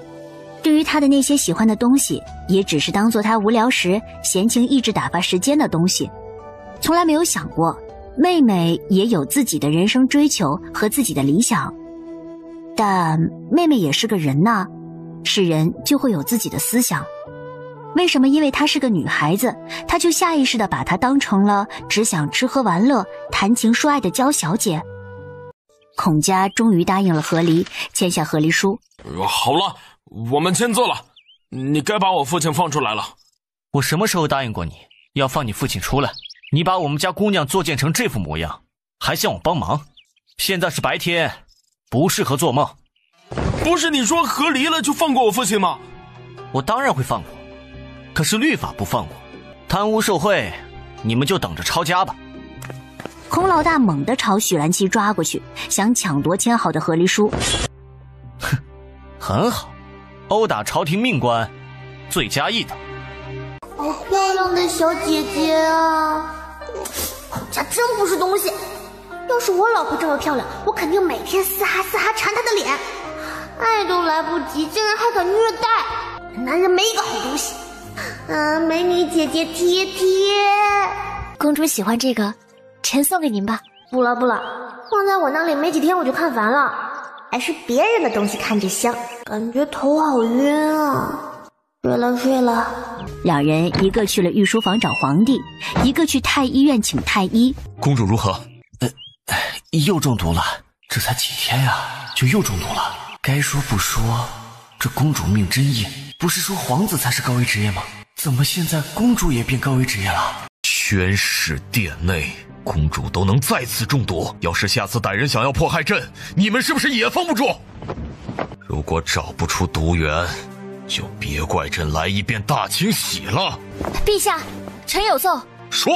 说不定问题不在宣誓殿，而是在臣这里。公主经常去臣那里玩，说不定是在臣这里。虽然公主没有在臣这里吃过东西，但中毒也不是只有进食这一条路。陛下的宣誓殿重重防护，可臣的寝居里却是毫不设防。要是有心加害公主，臣这里确实是最好的选择。去排查许姑娘的寝居，事不得已让人搜查了你的闺房。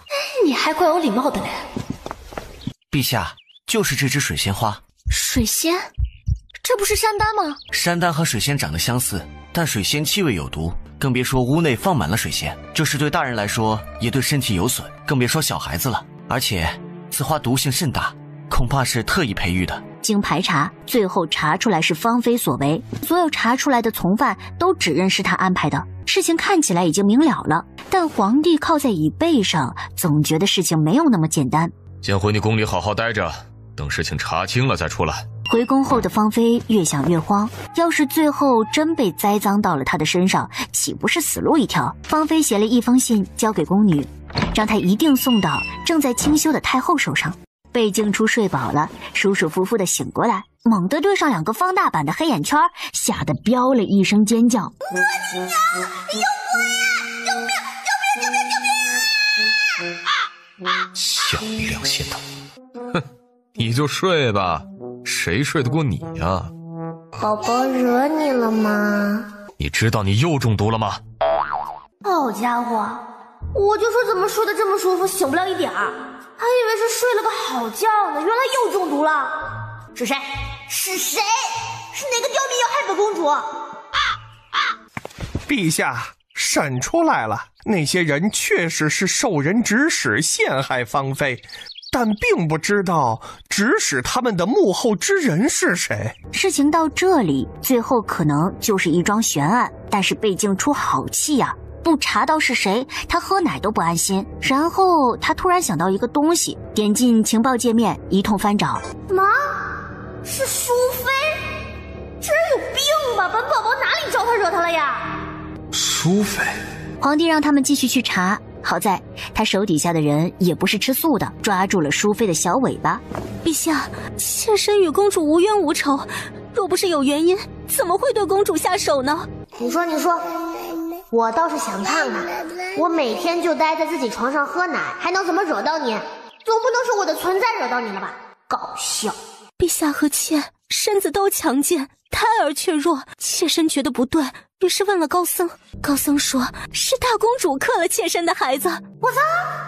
他爷爷的封建迷信不可取，知不知道？啊！我真的，你自己不觉得荒谬吗？妾身只是一片慈母之心，害怕孩子生不下来。陛下，妾身肚子里的有一半可能是个皇子啊！您真的要为了一个公主置我们的小皇子于险境吗？什么意思？我就问你什么意思？你不会是想让暴君亲自处决我来保你肚子里那个胚胎吧？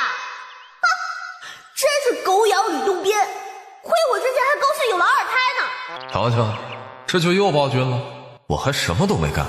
见皇帝不说话，贝静初慌了。妈呀妈呀妈妈呀！狗暴君不会真的想嘎了我吧？这年头亲爹也靠不住啊！我真是个小可怜，谁能比我更可怜呢？不就遗产没说话吗？怎么就又升级成狗暴君了？是谁告诉你大公主克你的孩子的？是宫外的一位高僧。是哪位高僧？对，是哪个秃驴竟敢在那里乱逼逼陷害本公主？是妾身的母亲去问的，妾身也不是很清楚。传杨夫人，你先坐吧，别伤着孩子。淑妃以为陛下这是心疼她，露出了一个羞涩的甜笑，扭扭捏捏地坐到椅子上去了。皇帝觉得眼睛疼，转过头看闺女洗洗眼。老登，一天天的迷信，还把主意打到本公主身上了。我老爹一定要给我找回场子。你要是偏心不帮我长大了自己打死那个老登，不仅打死那老登，还要拔你氧气管。臣妇叩见皇上。老登，你跟老娘说，他妈的是哪个龟儿子说本公主克这克那克天克地的？朕问你，你们说的大公主有爱胎儿，是哪个高僧所言？杨夫人不敢欺君，一五一十的道来。天玉寺，这花里胡哨的名字在哪里听过呢？哦，对了，之前许亲书姐姐被孔家搞，背后就是那个什么天玉寺的和尚在那里逼逼的。去请天玉寺的住持。陛下，天玉寺的僧人不问红尘，是不出寺的。哼，不问红尘，只要还活在这个世界上一天，就得听朕的。去请，不来就绑。请不来高僧超凡的灵魂，那就请来他世俗的躯体，除非他给朕当场圆寂。嘿嘿，我阿爷好帅，爱你，比心心。皇帝下意识地模仿着伸出2根手指，反应过来自己在干什么，瞬间脸黑了。杨夫人跪在地上不敢自己起来，只好给淑妃使了个眼色。陛下，妾身的母亲还没起来呢。朕知道。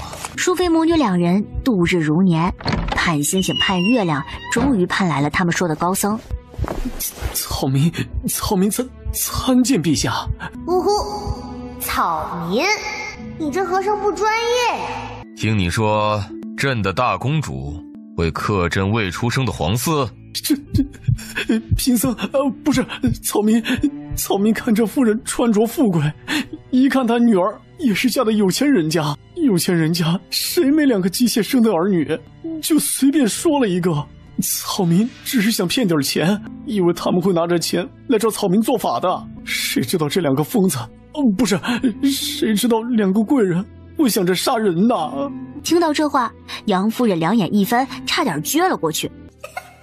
笑死了，真是，人家只是想骗钱，这俩蠢货却第一时间想害命。哎呀，果然人要作死拦都拦不住，也就本宝宝福大命大，换个人现在尸体都凉透了。你个妖僧，你把我们害苦了。我只是想骗钱，又不是想杀人，但凡有点人性的都是来问我做法，谁会直接拿小孩子开刀的？之前说你克夫克子的寺庙是哪一座？天玉寺。那从今天起，这种害人不浅的东西就不必要存在了。陛下，阿娘也是护外孙心切呀，以后肯定不会再犯了。她若是受罚，妾身伤心之下也会伤到孩子，求陛下开恩，放过阿娘一次吧。哎，好气呀！好大的脸！你以为你肚子里是怀了个免死金牌呢？免死金牌都还有次数限制呢，这胎儿还是无限次的是吧？放过孕妇就算了，还要放过你妈？那我是小丑吗？我就白中毒了。淑妃，你回宫去吧。那陛下要答应妾身，不能责罚阿娘。学到了，这就叫得寸进尺吗？法律在你这里是摆设吧？来人，把淑妃请回宫里，未到生产，不得出寝宫。你们这些贱婢干什么？小心点儿，别伤着淑妃肚子里的皇嗣。住手！太后不是在佛堂清修吗？为何突然回宫？连通报一声没有就进来？哀家日日祈福诵经是为了什么？还不是为了求皇帝子嗣兴旺。哀家要是不直接进来，你还想对着怀哀家孙儿的孕妇做什么？不是说芳妃害的公主吗？您小姐滞后了，是淑妃干的。就是如此，也得等孩子出生了再做处理才是，否则影响了皇嗣的身体。您的大孙女被投毒也影响身体，淑妃怀胎还不足2个月，就能闹出这般大事儿，还有7个月，不做处理助长野心，朕实在不敢想以后还会闹出什么风浪。人的欲望不加以限制，只会越来越大，欲壑难填，这些都是您教我的。母亲，您忘了吗？不会的，妾身不敢了，陛下。朕只信自己，把你关起来，没有兴风作浪的能力，朕才放心。公主年幼，身体尚弱，朕不想再经历丧子之痛。淑妃腹中的胎儿要是有个万一，陛下就没有丧子之痛了吗？今天哀家在这里，看谁敢动淑妃。好饿呀！你们吵完了没有啊？不知道本宝宝该喝奶了吗？婴儿是不能饿肚子的，懂吗？带公主下去喝奶。贝静初见到那边有人看她，下意识地笑了一下，特别可爱。好可爱，谋害公主确实可恶，皇帝自己处理吧。哎呦，我的小乖乖，哀家是你大母，你认得大母吗？大母是什么东西？是祖母的意思吗？还愣着干嘛呀？本宝宝饿呀，快抱我去喝奶呀！大母，你要饿着你大孙女啦！我竟然能听到自己大孙女的心声，这孩子跟我也太有缘了吧。太后被支开，没人给皇帝添乱，她直接就让人给淑妃关回了自己的寝宫。杨夫人知道即将到来自己的惩罚，皇帝懒得和她打嘴炮，直接让人关进大理寺。吃饱喝足回来的贝静初听到两人只是被关，很不满意。奶奶的，我差点嘎儿掉了！这两个人就只是被关上，还免费吃喝包吃包住，我因为骂得太脏被和谐掉了，但中间穿插的一些清晰明了的暴君、昏君、狗皇帝，可以听出来小家伙呀是气狠了。他没有准备轻轻放下，他只是没说，他已经在写圣旨了。哎，淑妃，贬为才女，产后之刑，杨家诛一族。贝静初听完后，发现是自己误会便宜爹了，在他看过来的时候，露出一个讨好的笑，又伸手比了个心。但是吧，诛一族也太狠了吧！事情只是淑妃和杨夫人干的，他们家其他人很冤的。唉，人在家中坐，罪从天上来。皇帝不以为意，小孩子童真善良是好事儿，等他长大了就会明白。杨夫人和淑妃的做事动机是保住皇嗣，一旦生下的是个皇子，就是皇长子，且淑妃会被立后，那孩子长大后成功继位，杨家一家就会拥有满门荣耀。那些被牵连的人是被连累的，但若是成功了，他们也是得益者。这就是家族，没有谁是无辜的。今日是孔家人上路的日子，臣想去送行。我也要去，天天在宫里待着无聊死了，我也要去看。徐姑娘，带上初儿一起吧，她很喜欢你。是。严重，跟着公主直到安全回宫。是。你怎么把公主也带出来了？是陛下要我带公主出宫玩的。小婴儿需要出宫玩什么？别是那心脏的家伙又想什么计谋？你还傻傻的以为只是带他女儿出宫玩一趟，被卖了都不知道怎么一回事。兄长，公主还听着呢。听就听了，一个小屁孩还能听懂我是在骂他父亲吗？没想到吧，我不仅能听懂，我还听得懂的。就算他能听懂，他还能告我状不成？好像确实不能。说着，趁皇上不在，许兰妻趁机捏了一把贝静初的小脸蛋子。哎，还是小婴儿的脸软和，我们家那个臭小子都长皮实了。兄长，公主是没法告状，但是暗卫可以。什么？有暗卫你不早说？你完了！两位贵人，人就在那儿，要说什么就说吧。不过最多等2刻钟，我们就必须出发了。想出气啊，就用这个。贴心的嘞，而且还能收拾他们半个小时呢。徐姐姐，冲呀！夫人，我在这里，你是来救我的吗？呸！谁是你夫人？不是早和离了吗？真不要脸！你还指望着他救你呢？他不来害咱们就不错了。阿娘，你别惹舒儿，舒儿和我的感情多好，怎么可能不救我？你等着，到时候我回去了也会想办法救你们的。许新书扬起鞭子就抽到他脸上，听着哀嚎和叫骂声，后来又变成求饶声，他打得都出汗了，才解了一口心头的郁气。2位贵人，时间到了，我们要上路了。流放路途凶险艰难，囚犯不能过得太好，对吧？明白，小的做事儿您放心。牛逼！估计这2人是活不到流放地了。兄长，你说女人为什么成亲之后就要低丈夫一等呢？因为自古世道如此。放屁！因为你结婚之后就住他家了，周围都是他的家人，他的仆从，但凡让他住你家试试，还不是任你拿捏？也不知道将来哪个混小子有这好福气，能娶到咱们公主。叔叔，你看我家那小子怎么样？不是吧，兄弟，我还是个孩子呢，你都能想到那么远去了？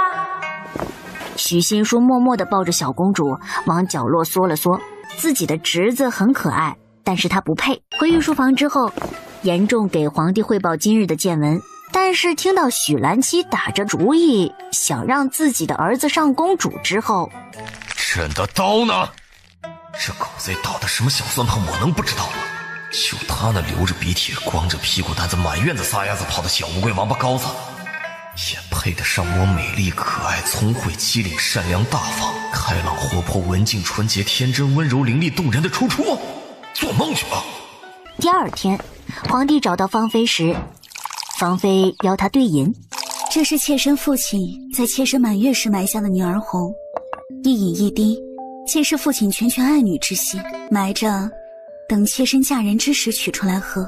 没想到世事无常，妾身竟有幸入宫为妃。这女儿红无法在婚宴上喝到，却有幸摆到陛下面前，让陛下品尝。大公主才满月不久呢，陛下也可以先再埋一坛，待公主嫁人时，就是久经岁月的陈年佳酿了。埋女儿红？埋个屁！皇帝面色沉沉，甚至咬牙切齿地带着杀意。老父亲的杀意是对着还不知名的未来女婿的，女儿才满月就被人提醒着她将来要嫁人。皇帝觉得自己都心梗了，要不把适龄的男孩都杀了吧？不行，这太荒谬了。那就不让闺女嫁人？但是清汤寡水一辈子，也太委屈我的小公主了。招赘，其实驸马上主本就相当于入赘皇家。皇帝最后一拍大腿，决定了，等初儿成年，就每年送他12个面首，1个月换一个。1月是芝兰玉树的翩翩君子型，2月就来一身腱子肉的肌肉猛男型，3月鲜衣怒马少年郎，4月沉稳睿智老狐狸，眼花缭乱，目不暇接。他不信，全部轰炸一轮，还能有大尾巴狼把他养大的小点心叼走，既不用嫁人，也不用寂寞。皇帝给自己的机智点了个赞。爱妃刚才说到什么了？继续说，朕听着呢。你有病。某天，还是皇帝老爹奋笔疾书的批折子，贝静初安逸的在自己的摇篮里当一个吃了就睡的小米虫。睡得半醒半梦时，他突然想起了什么。糟了，瘟疫要来了！原著里没有提示在哪里爆发的，只说是在京郊。让我看看是什么原因爆发的来着。幸好我想起来了，不然就错过了。不对，我想起来也没用啊，我又不能通知他们。完了，怎么办？真是愁人啊！你说，快说！我听得到，真是急死个人了。算了，我先看看。完了，这没办法呀！天气异常，连连暴雨，山洪爆发，是死的人太多，来不及马引发的疫病。这里面哪一环都不是人能阻止的。大灾之后必有大疫，同理，瘟疫的传播前面多半也有灾难。大灾之后必有大疫，真是阿爷的小福星。以后疫病的防治又多了一个规律了。你干嘛？老东西，你胡子扎到我了！本宝宝知道我很可爱，让人忍不住亲亲，但你亲我之前先刮胡子行不行？既然知道是山洪爆发引起的，趁现在还没有暴雨，可以提前加固防水的河堤和引流的渠道。伤亡后发现死人立刻清理掉，不让那些人搞个停尸3天祭拜，拖延时间。只是这样一来不讲人情，他暴君的帽子就更摘不掉了。生活不易，暴君叹气啊！如果再知道疫病的源头地点就好了。是西郊的村子先爆发的，然后迅速感染，之后牵连到京城，最后皇宫都受了殃及，太后也被传染之后死掉了。太后？又因为这个事儿吧，我的倒霉阿姨还被讨伐了。本来夏季才是雷雨季节，发个洪水什么的也不奇怪，但现在都冬天了。于是有人说是皇帝行事残暴，德不配位，触怒了上天才降下天罚，一定要他下罪己诏。封建迷信要不得，知不知道？自然灾害就是自然灾害，还触怒上天？你以为你们算哪根葱啊？皇帝又算哪根葱？上天根本就懒得搭理你，懒得搭理人类。人对蚂蚁来说也是上天，人会在意蚂蚁里面谁当王了，谁杀了兄弟，有被蚂蚁轮了，太残暴了吗？不，你只会淡定的路过，或者尖叫着路过。他以前也害怕过，偶尔夜深时，会想着自己一生虽无愧于社稷黎民，但作恶多端。他死后会不会下地狱？他的子孙后代会不会遭报应？初儿说的有道理，上天可能懒得搭理他们，否则他这样每天都在扣功德的人，早该下去见阎王了。多大岁数的人了，还这么喜形于色？是捡到金子了，这么高兴？太后啊，您就别打去奴婢了，是陛下要来给您请安啦。这会儿御驾已经在路上啦。这好端端的，怎么想起来看哀家了？哎呦，陛下孝顺着呢，也就是朝中事儿忙，现在可能得空了，就来给您请安啦。初儿才多大，这大冷天的你就把他带出来，也不怕凉着孩子。太后多虑了，朕自然是坐暖轿来的，不会让公主顶着寒风。好。贝静初滴溜溜的大眼睛转着，看着这尴尬的气氛。其实阿爷是怪太后当年忙着争宠，不管孩子，她都发烧在床上说不出话了，太后还在想着怎么讨好先皇。唉，我这阿爷孩子少，个个都疼爱，所以不知道不受宠的皇子是什么待遇。皇子受宠无非是自己有出息，或者亲妈是宠妃，但是小孩子没上学之前哪里看得出出不出息？况且太出息的皇子不仅会被看重，还容易被忌惮打压。太后就是考虑到这一层，才卯足了劲儿的争宠，让皇帝有折服的机会，都是很简单的道理。只是这母子俩当局者迷，没看明白。而我这傻爹呢，当时年龄小又受了人误导，以为太后只把他当工具，就更恨了，又都不长嘴。一个怪当妈的不关心自己，一个嫌做儿子的又闷又硬，整天丧着个脸跟石头一样。直到太后得了瘟疫将死之际才说开，来个子欲养而亲不待，这不是闹呢？不停的吐槽，打得皇帝和太后俩人脑瓜子嗡嗡的。皇帝抱着贝静初的手臂紧了紧。原来阿娘并不是只在意父亲的宠爱，不在意他这个儿子。太后这才明白皇帝的性子为什么变成了这样。他记得这孩子小时候很是乖巧的，虽不活泼，却是个腼腆的性子。太后最喜欢逗他了，一逗就害羞，惹急了还哭，特别好玩。就是不知道什么时候越来越生疏了。等他注意到时，孩子已经不愿意和他说话了。他们母子俩也没有开诚布公的谈过，心结又哪里是这么好解开的？其实太后也算是求人得人了，严太妃就是一心扑在儿子身上，母子俩感情多好呀，但是没给孩子带来任何帮助。夺嫡的时候棋差一招输了，再好的感情也只能一起到地下团聚去了。比起孩子和他感情亲近，他应该是更希望孩子能好好的活着，荣耀加身。所以这么多年倒是没后悔，只能说是遗憾。但是我阿爷后悔呀，悔死了，真可怜。把初儿给我抱抱。初初啊，有没有想大母啊？大母还想把你带过来仁寿殿住呢，就是想着外边太冷了，怕你路上风寒放弃了。结果啊，你那个不靠谱的阿爷啊，直接就带你出来了。我们的小宝贝有没有被冷到啊？啊？贝静初笑得甜甜的，简直是个活泼可爱的小肉团儿，让太后感叹还是孙女儿好啊，比她生的臭小子好多了。她有点想把孙女留在自己这里，但是想到小家伙说的她是因瘟疫而死的，到时候传染她了可怎么办？皇帝难得在仁寿殿待了许久，直到实在是没时间处理朝政事了才离去。他看太后喜欢贝静初，也是想把小家伙留在这儿的，但想到太后或许会感染瘟疫，失去母亲已经是悲痛之事，他不能让女儿也染病离世。抿了抿唇，皇帝还是喊不出阿娘，绷着声音：朕以后每日都来给太后请安。皇帝带着略沉重的心情走了。太好了，陛下终于孝顺了。哎呀，你这滑头啊，先前还说陛下孝顺呢，只是没时间。怎么，现在就自打嘴巴了？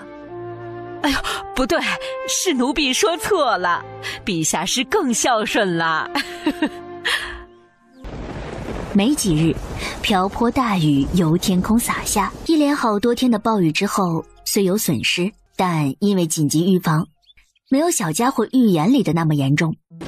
他让沈太医去西郊候着，如果有疫病出现的征兆，立刻遏制。为了让沈太医去西郊看起来不显突兀，他派了御医署里一半的太医去其他地方进行预防。疫病都是要发出来才知道的，没人得病之前，谁能预判到有人会得瘟疫？陛下这不是没事找事吗？他们漫不经心地摸鱼偷懒，直到东郊里，一个太医不耐烦地发放药物时，一个人倒在了地上。他上前一看，瘟疫。太医立马把早就准备好将他懒得戴的面巾等护具戴上，通知卫队把人群控制起来，并且上奏陛下。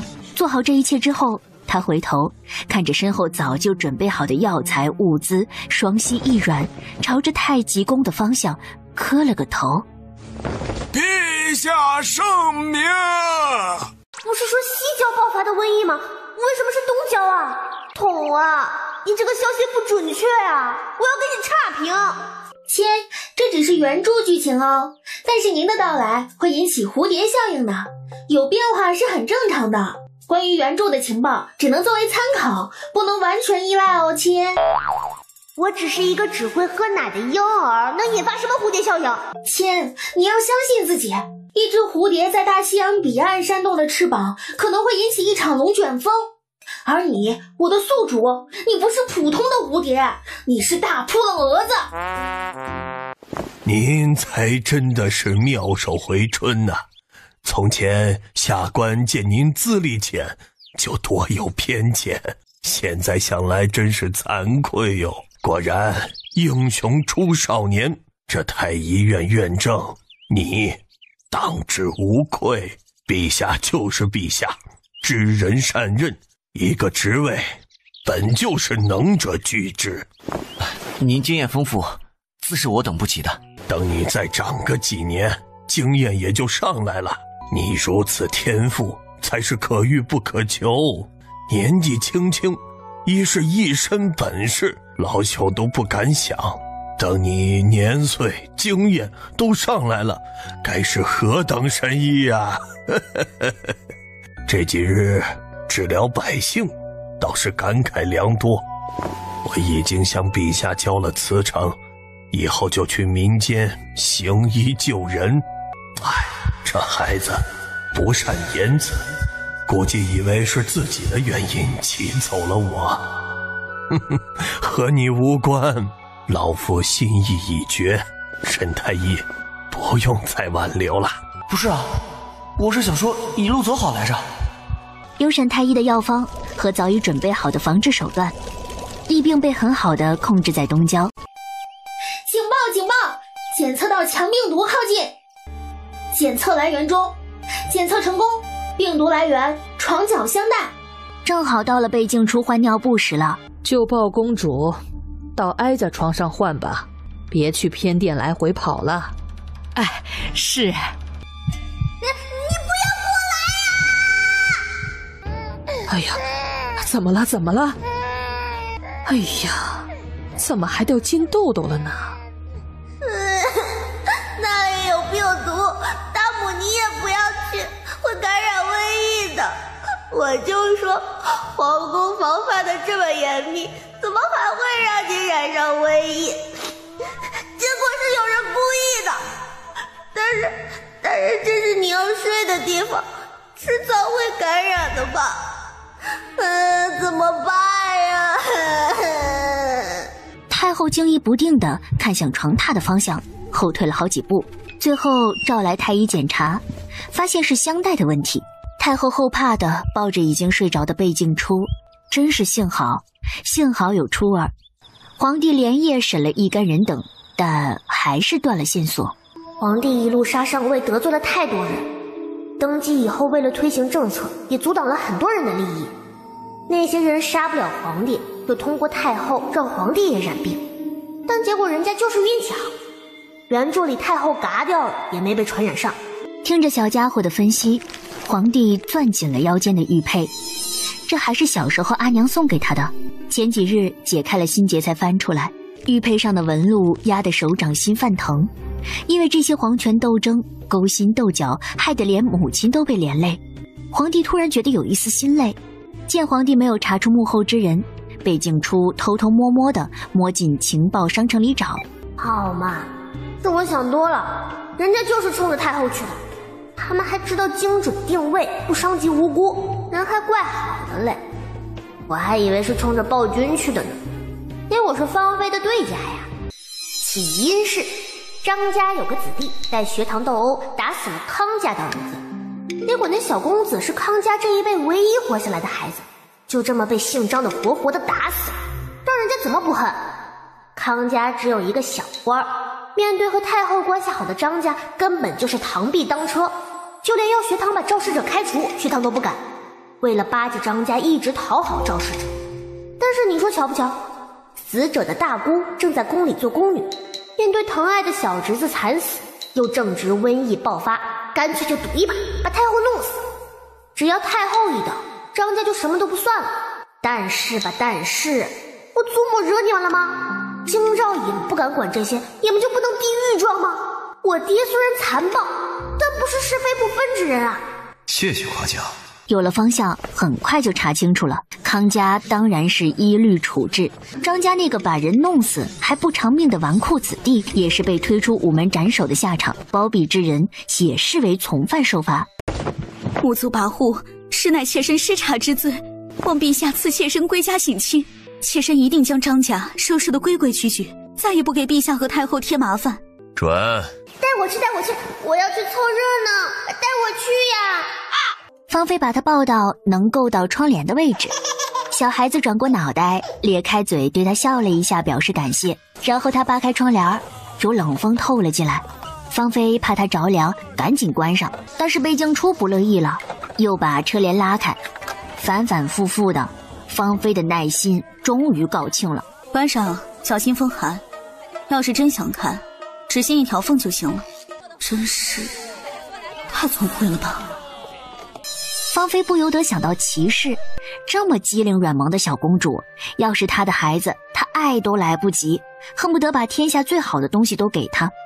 骑士那个贪心不足的，竟还嫌弃不是个皇子，天下怎么会有母亲嫌弃自己的孩子？要真是我的孩子就好了。好香啊，馋死本宝宝了。现在的小吃总没有添加剂了吧？可惜我只是个宝宝，我只能看着吃不了。好吃的，你们都等着吧，等本公主长大了再来宠幸你们。什么东西？谁的声音？何方妖孽？糖葫芦，那个扁扁的糖葫芦一看就很有食欲，我就喜欢吃这种熟山楂做的，但是商家基本上都用生山楂，现在终于看到了，口水都要流下来了。芳儿，你大哥叫温斩了，最近你父亲是急得焦头烂额的，他自己也被皇上罢了职，娘看着他那样子啊，真是心疼坏了。你是陛下的嫔妃，面圣容易，给你阿耶向皇上求求情，把你大哥放出来，我们以后一定会约束好他的。古代版中年恋爱脑啊，太后都要气死了吧，自己的闺蜜一嫁人就变成了恋爱脑，丈夫庶子庶女一大堆，私生子私生女数不清。你说你不苛待甚至关爱他们，是因为你心肠好，这没问题，但问题是其他的孩子都能排到你亲生女儿上面去，尤其是庶长子，因为那是相公疼爱的孩子，我要爱他所爱。阿爷对阿娘不好，他竟然打阿娘。阿娘，你和他和离吧，以后芳儿照顾你，永远孝顺阿娘，我们不理那个男人了，知道吗？你女儿都说你对我不好，不配被我照顾，劝我们和离呢。但是我对你多好啊，无论怎么说都不可。哼，你现在知道珍惜我了吧？知道谁才爱你了吧？什么？突然站起来，向自己逼近的父亲像个怪物，那是芳菲一辈子的童年阴影。所有的兄弟姐妹都围着他，看他被打的背上都是血，皮开肉绽。但当芳菲及笄之后，这夫妻俩竟然想把她嫁给一个得了花柳病的纨绔子弟，就为了给张老大一份仕途。那个软弱的母亲嘴上总说心疼他，却是一句都不敢反对张父。好在太后知道了这件事儿，把他带进宫，封了嫔妃。你们真以为本宫这次回府省亲是来看你们，给你们荣耀，和你们续一场天伦之乐，演绎出舐犊情深的吗？可惜父慈子孝，其乐融融在我们之间，以前不存在，现在将来都不会存在。芳儿，夫人僭越了，主子乃天子妃御，夫人不可直呼其名。就是，还以为是任你搓扁揉圆任意拿捏的小孩呢。为父母者还不能呼女儿的名字，这是何等道理？天地君亲师，主子为君，尔等为臣，自然排在孝道之前了。你这是不孝，怎么能忤逆你父亲？我们可以去大理寺告你的。我去，这真是亲生的吗？这个时候不孝可是大罪名，父母若是真去告，一顶忤逆的帽子压下来，孩子是要坐牢的。但凡有点人性都说不出这种话，还是我爹好，我都尿他头上他都不骂我。你去告啊，慢走不送。需要本宫为你指路大理寺在何处吗？看大理寺卿敢不敢为了父亲您得罪陛下的宠妃。儿啊，娘照顾你10几年，生你的时候难产，稳婆问我保大保小，我拉着她的手说一定要保住我的孩子。做娘的为了你连命都不要了，你却对你的老母亲恩将仇报，我怎么就生了你这个不孝女啊？哟，还兴道德绑架呢，不过是自我感动罢了。有些恋爱脑就是享受给男人生孩子的感觉，娘道满级休整。你生人家的时候也没问过我方姨愿不愿意呀？说不定人家早知道出生以后要面对你们这对奇葩父母，宁愿烂在肚子里。阿娘生本宫的时候也没有问过本宫的意见，要是早知道是碰上你们这对父母，本宫情愿被一碗滑胎药送走。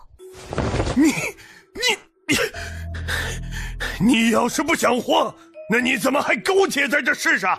有本事你去死呀！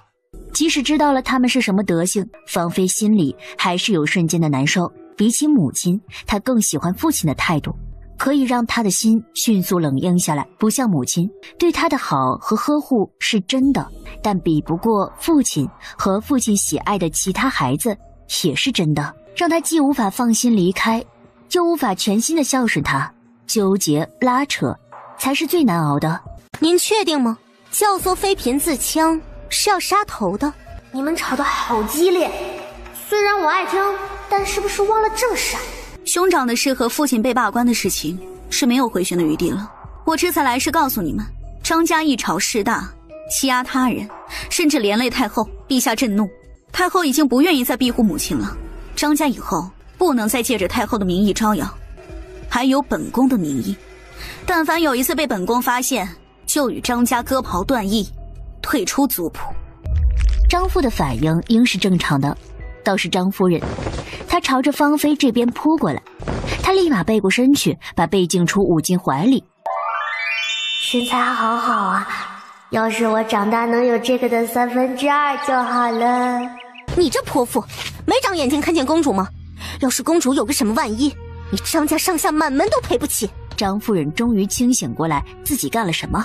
张父更是差点吓得撅过去，他板着脸开始训张夫人，越骂越狠，越骂越脏。几十岁的人了，老夫老妻，但是丈夫还是在别人面前一点脸面都不给他留。唉，真是不懂恋爱脑的想法。同样是人，物种的多样性咋就那么丰富呢？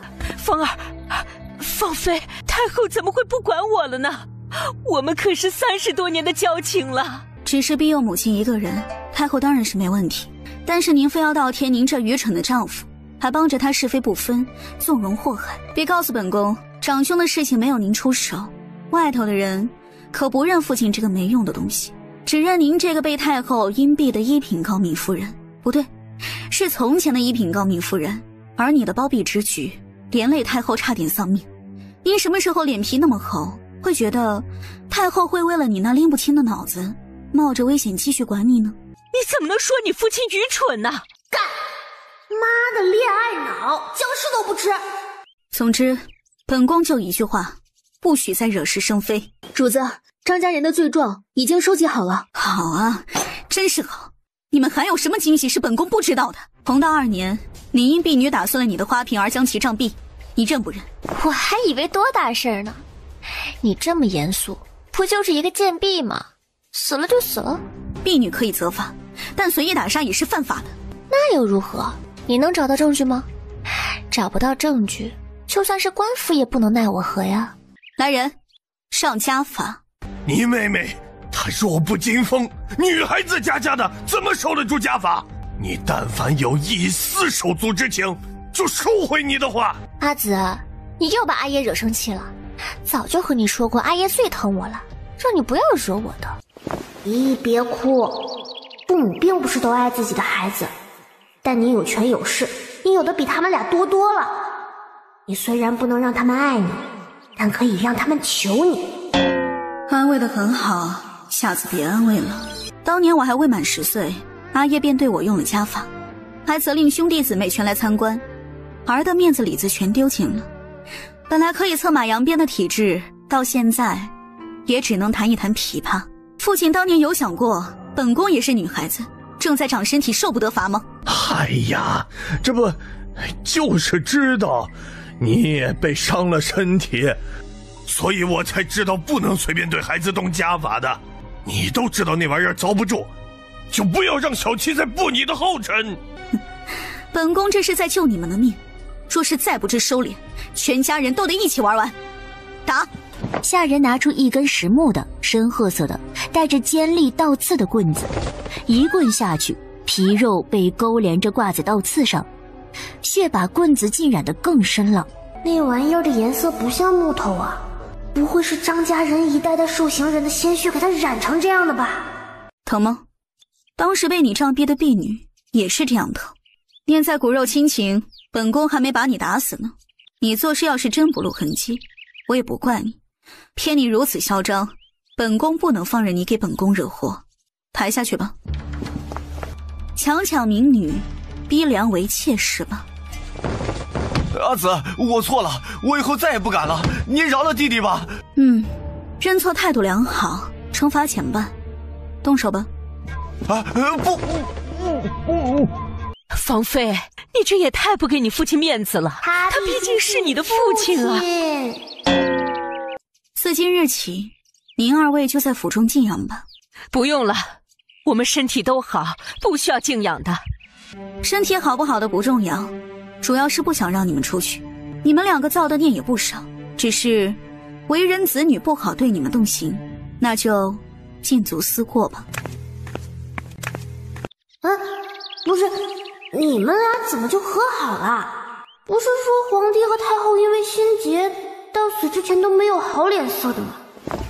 蓬儿啊，初儿就先留在哀家身边养着吧。皇帝也没拒绝，但是眼神直勾勾地盯着太后，试图唤醒母爱。那就先在哀家这里玩几天，等初儿玩腻了就给你送回去，行了吧？也不知道是初儿玩腻了还是您玩腻了。芳菲临走时1步3回头，依依不舍的。怎么出去一趟回来就舍不得哀家了？妾身能请小公主去妾身的熏风殿做客吗？原来是舍不得初儿啊，不愧是你，才出去几个时辰，就连芳菲也俘获了。我就知道本宝宝是最可爱的。滚滚滚，你这小妮子怎么什么都想要？让哀家先稀罕够了，再轮着你。芳菲谢恩，心满意足的回去了。要是给初儿找个养母，其实芳菲就不错，要不然别人一提起初儿的母亲，就是冷宫里的骑士，多少还是拖累了初儿啊。朕想等立后以后，将初儿过继到皇后名下。你是说之前说的皇长子之母为后的旨意吗？还是撤了吧？天下熙熙，皆为利来。妃嫔本就会为了自己的将来努力做胎，你许给他们更大的利益，就是逼着他们去为了凤位冒险。初儿的事是一件，淑妃的事是一件。阿娘说的是，儿回去就办。看看最近有什么乐子。大母，你的侄女要被拐走了！什么破剧情啊！国公府千金小时候被拐走，家人千辛万苦找回来，养到了及笄，结果接回来的是个假的。真千金在外面被错摸了10年，然后真千金找上门了，显而易见就是一对真假千金的大戏。但是因为假千金一直知道自己是假的，这10年来就卯足了劲讨好国公府里的其他人，和他们建立了深厚的感情。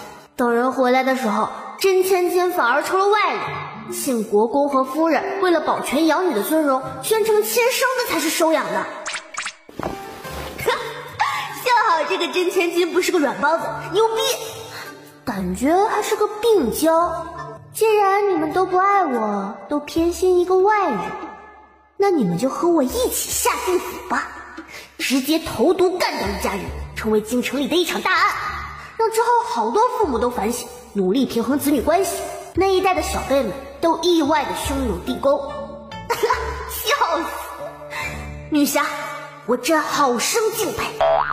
这是什么值得佩服的事情啊？唉，好吧，虽然受害者是我的娘家，但是换个视角来看，真的很爽啊。他看着地图上逐渐往城门靠近的小红点儿，哎呀，到北城门了！现在信国公府的人不会还没发现吧？哎，要说也真是，信国公夫人给女儿选的什么丫鬟，自己被好玩的东西吸引了，一回头发现小姐不见了，因为害怕受罚，没有第一时间上报，就一个人自己焦急的找，以为自己很快就找到了，到时候和小姐商量一下，就可以把这件事遮掩过去。结果耽误了3个小时，错过了最佳搜救时间。我也没办法了，可怜的小姐姐。等我长大一点了，再让人去找她吧。太后若有所思，把贝静初一个娃娃先放在榻上，自己走到偏室去找能办事的人。贝静初在想象着自己长大以后英明神武，从天而降，把欺负小表姑的狗贼全部打倒，然后就小美女与水果的美好幻想中睡着了。原著里描写的真千金是个大美女呢，美女贴贴。救命之恩当然要以。贝静初再被一阵啜泣声吵醒了。谁？哪个狗贼打断我和美女贴贴了，知不知道？初儿睡醒了，来看看你表姑。不会吧，不会吧，我不会有做梦成真的能力吧？刚刚还梦到表姑，现在就见到人了。但是也不一定，我的亲戚很多，表姑也很多，所以不是我想的那个吧？贝静初点开真千金的定位，发现点不开了。已完成，解救化学人才，请领取积分。阿紫有何事急召？一定要臣和内子现在就进宫。九儿方才失踪了，臣遍寻四周都找不到人，现下正着急呢。丢了多久了？回太后，才走时。才走时？妾身知道太后一直不喜欢妾身，连带着也不喜欢妾身所出的孩子，但您好歹是她姑母，不求您出力寻找，请您不要添乱好吗？先是不分时间地点，事态紧急的把我们夫妇召进来，现在又是冷嘲热讽。您也是一个做母亲的，求您体谅一个做母亲的心吧。哀家何时说过不喜欢你？国公也早就告诉妾身了，难为太后在妾身面前还能撑起笑脸。您嫌弃妾身出身低，配不上您弟弟，一直都不满意我们的婚事，是他百般哀求，您才无奈赐婚。您不喜欢妾身，连带着九儿也不喜欢，只是国公爷从中周旋，妾身在你面前才能有点脸面。你就是这么在你媳妇面前污蔑你姐姐的？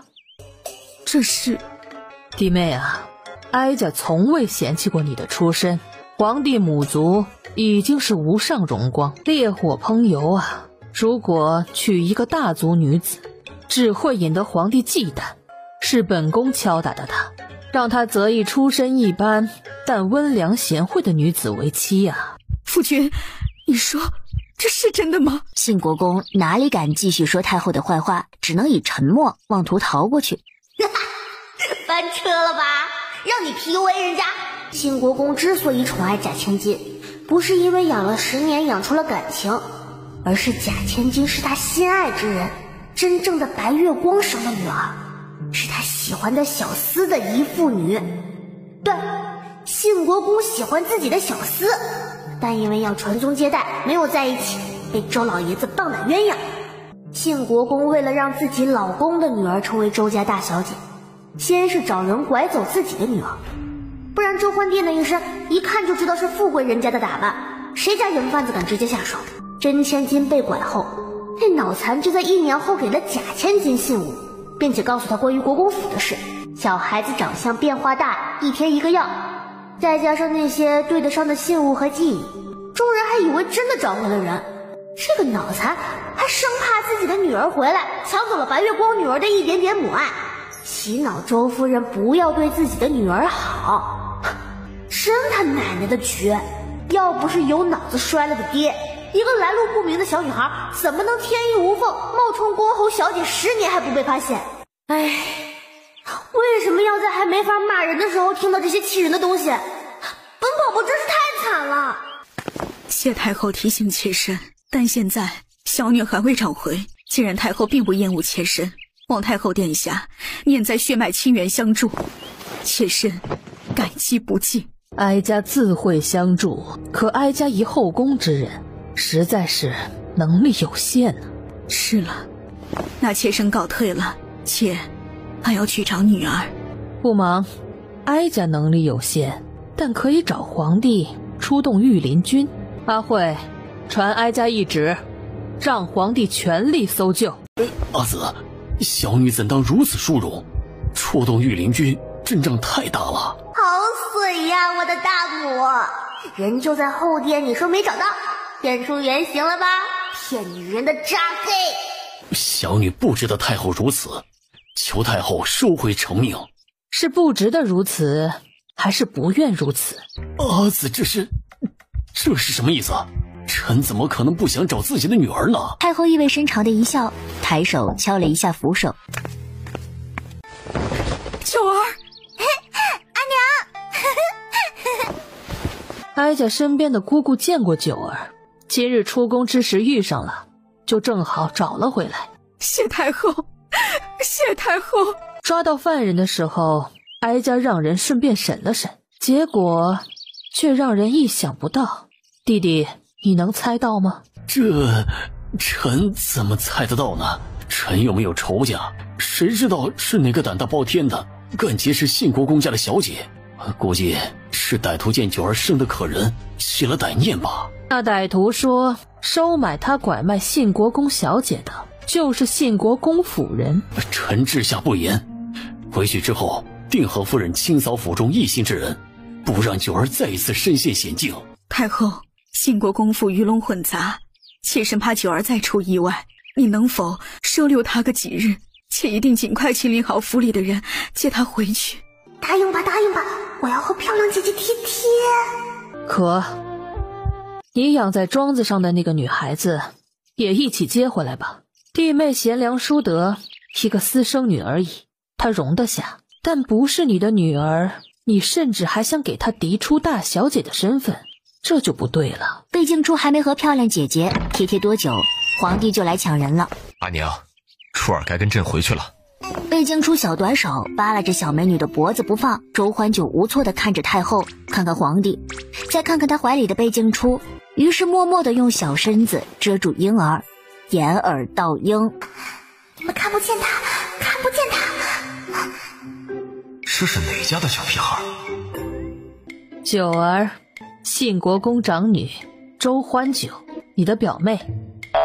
皇帝上前把自己的不孝女掏出来，小家伙死死扒着人家小姑娘脖子不松手。我不要离开漂亮姐姐，除非漂亮姐姐和我一起走。最后好说歹说，答应明天再把她送回来，贝静初才松开自己的爪子。信国公一家真是该死，一群只靠着太后的裙带关系，靠朝廷养的废物，也配让化学天才去和他们一起死？化学呀，化学的魅力是什么？化学可以炼制炸药，在战场上不费吹灰之力横扫千军，可以做出化肥和饲料，提高农作物和养殖的产量，还可以制作药品，让天下人治病的成本降低。皇帝已经随着背景处的新生，描绘出了一幅越朝越来越壮大的美好蓝图。但现在化学都还只是炼丹的阶段，他就能靠着自己琢磨合成高浓度毒药，这是何等天赋！好好一个天才，却因为他那狗血的和小厮的爱情毁了。信国公家要不识相点，自己收拾去死吧，也不识好歹让我表姑亲自动手。什么东西？是我理解的那个意思吗？皇帝觉得天要亡他越朝，他求贤若渴，偏偏朝廷的人才青黄不接，原来一个个的都因为各家家长里短离谱的事情夭折了。皇帝很震惊，皇帝很生气，皇帝想弄死信国公。朕这次来是要说小舅被贬一事，怕阿娘吃心。你看哀家这胃口像是吃心的样子吗？皇帝孝顺，哀家是知道的，一定是你小舅惹了你不痛快。周娘子可识字？前几日周小姐被拐走，朕查到就是小舅所为，证词证据等都已经整理在上面，你要是不信可以看看。让一个才5岁的小女孩相信自己的父亲要拐卖她，是一件很残忍的事儿，但是皇帝才不管残不残忍，他是要收服人才，就不能让人反而怨恨他。他是为了给他主持公道才贬的他的父亲，不然他忙活一通搜罗罪证，却让周欢九记恨他，就不好了。太后，周夫人求见，已经候在殿外了。肯定啊，也不是来拜哀家这把老骨头的。去吧，你娘肯定想你了。若是阿爷和阿娘和离了，你跟着阿娘走好吗？夫人，九儿在宫里怎么样？可还得太后喜欢？你女儿孤身一人在宫里，你不担心她受没受委屈，有没有吃穿不习惯，却问我她受不受太后喜欢？也对，你都能把她拐走换个野种来，我竟然还奢求你有一丝慈父之心，是我糊涂了。谁允许你把这个野种带到我面前脏我眼睛的？孩子是无辜的，你嘴巴放干净点儿。你别以为我不知道你那肮脏的脑子里是在想什么。你是希望九儿讨了太后欢心，到时候太后给她挑个富贵人家，更好一点嫁给皇子，最好等长大了送给皇上做妃子，然后你就可以踩着九儿继续富贵了。周瑜，你这恬不知耻的贱人，你以为孩子小他就不明白事理吗？你做的好事我都已经告诉他了，你以为九儿还会认你这个父亲吗？你不怕孩子伤心吗？啊，伤心？人要是再被你坑一次，都不知道还能不能活，我还怕他伤心？那又如何？我朝最重孝道，就算我这个做爹的让他死，那也是父要子亡，子不得不亡。阿爷，芝芝来扶你。还是芝芝好啊，和阿爷患难见真情，不像某个没良心的女人。没错，你这种人还指望别人和你患难与共，我们和离吧。女人，你休想以这种方式引起我的注意，我心里的人只有那个男人。最后还是没有和离成，周瑜死不签字。阿紫啊，子旭这次被贬是真的在于爵位无缘了吗？削爵这等事，你见过世上有几人还能官复原职的？所以阿紫这次回来是蹭吃蹭喝的，是你一个人回来吗？就多你一张嘴，已经多了许多麻烦，可再别带什么拖油瓶啊！周夫人第一次知道自己回从小生长的家里是蹭吃蹭喝，原来女人长大以后就没有家了。哎，阿紫，九儿怎么没带过来？九儿在宫里侍奉太后。在宫里侍奉太后？是啊。啊，阿紫好不容易回趟娘家，还是多住几天为好。您不知道，我那夫君特别想您，整天辗转难眠，就是怀念和阿紫的童年时光。哎，瞧您看我这记性，阿紫怎么可能住这么偏的位置呢？就去您以前的闺房吧，我让我家闺女拾掇拾掇去其他院子，给您腾个地儿。不用了。是，那院子小了点儿，我给您安排个最大的院子。哎，是不是留给咱们儿子娶妻用的？嘘，不是说随便给安排个地方，给几口冷饭，让他住不了几天就自己识趣离开的吗？这样我们是收留了他的，别人家也不会说我们是忘恩负义。哎，你这败家娘们儿，你竟然拿我们准备起来给儿子成亲用的院子来给他住，怎么还真感恩上了你？你信不信？只要我说出来原因，你也会把他供起来。信国公被陛下亲自贬了呀，也起不来了，他还能有什么价值？我不信。如果周欢九住进了仁寿殿，被太后抚养长大呢？你们这些人怎么一点眼力见都没有啊？让我儿子站着看你们打草，还不给姑奶奶搬张椅子上茶？哎，第一次见活的狗腿子。丁，发布任务，阻止探花童怀恩黑化，任务实现3个月，奖励积分300分。童怀恩。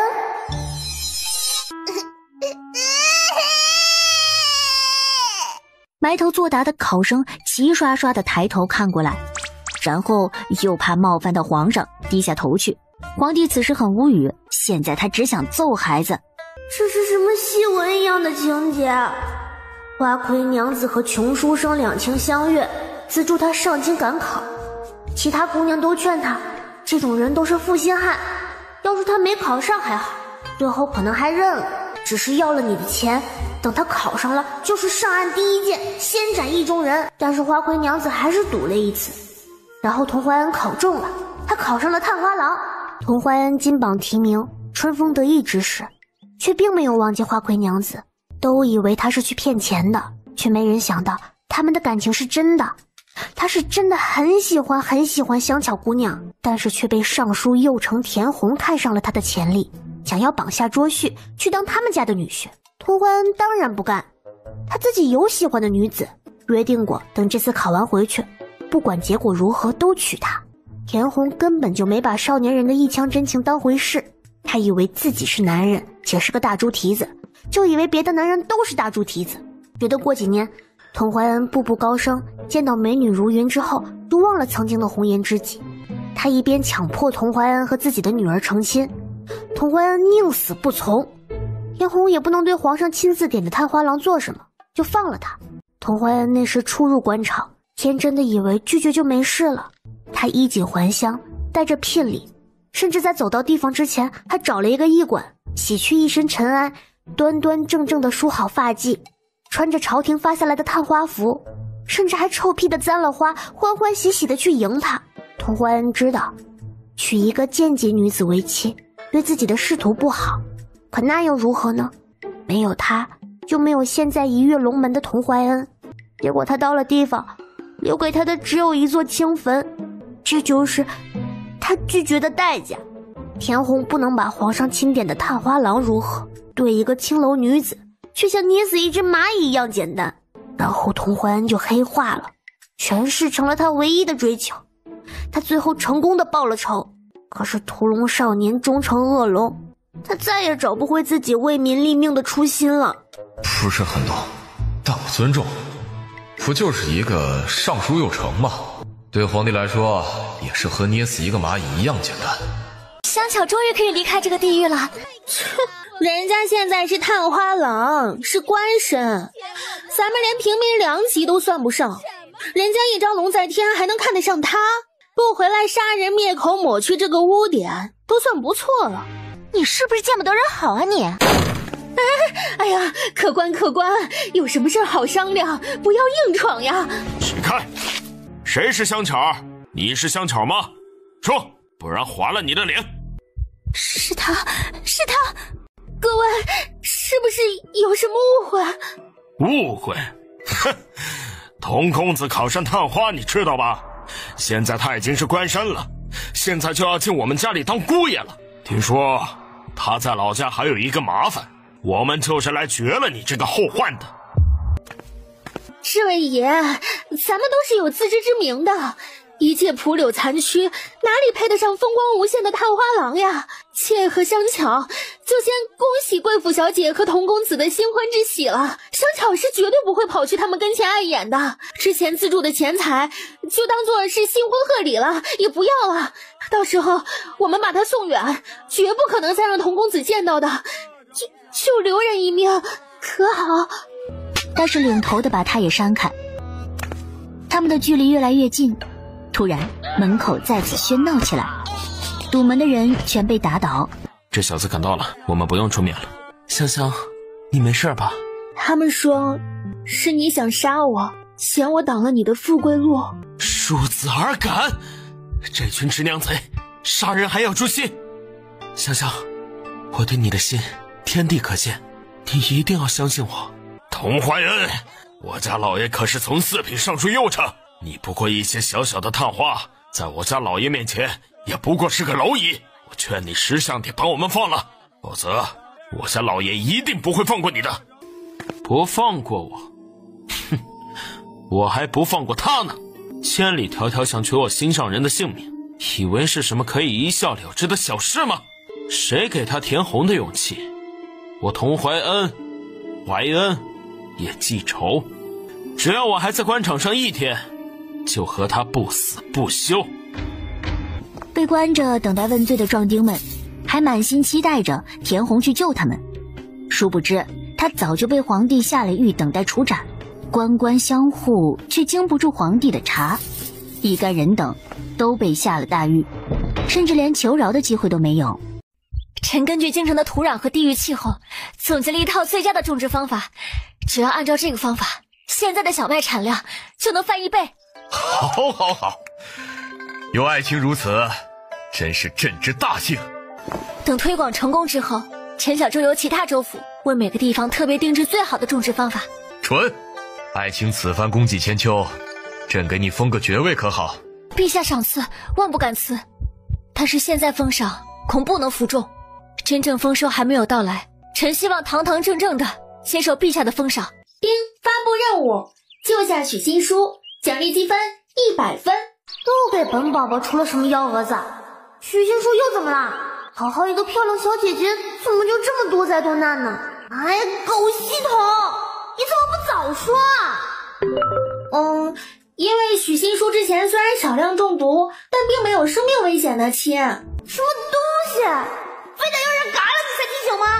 是的呢亲，系统只在最后关头才会提醒的。如果宿主想要早点改变，需要勤劳翻看并时刻关注情报哦。什么人呢这是？就因为人家比你优秀，比你升官快，你就嫉妒人家？投毒？投你祖宗！这皇宫里跟个筛子一样，怎么谁都能弄别的毒药来？你说的好有道理，我的皇宫怎么跟个筛子一样？所以这次是谁被投毒了？很快贝恒就听到了，每一个人才都是月朝的瑰宝，失去了一个皇帝都心痛，怎么允许他们被一群小人暗害？这非一般的感觉是怎么回事？新书啊，这么久也该歇歇了，喝杯茶解解渴吧。许新书聚精会神地记录着幼苗的生长情况，没有听到，直到贺柔再喊了一声才回过神。不用了，阿柔你自己喝吧。贺柔走近2步，直接把茶杯抵到许新书面前。贺柔一副大姐姐为她好的样子，温柔而坚定地注视着她喝下这杯茶。陛下驾到！你怎么喝了？有毒的！女医，去看看。如今你对大越来说很重要，朕思前想后决定派一位女医来防止你的饮食等物有人毒害。陛下，茶里有毒，是砒霜，2岁不小，但无碍性命。哪里无碍性命了？许新书在系统的预测里，喝完这杯就死了的。给许尚言诊脉。女医给许新书诊完脉，赶紧掏出银针，一针下去。许尚言之前就一直中了毒，只是之前的量小，症状也只是不舒服，再加上今天的，就危及性命了。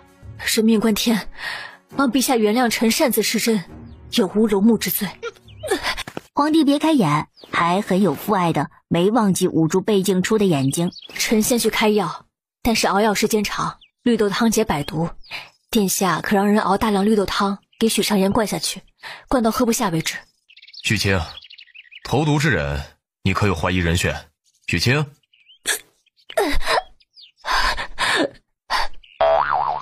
好吧，你先吐吧。许新书先是吐的胃里的酸水都吐干净了，浑身无力的瘫在地上，又被人架起来捏着鼻子灌绿豆汤。许新书喝的整个人都绿了，肚子胀得要爆了似的。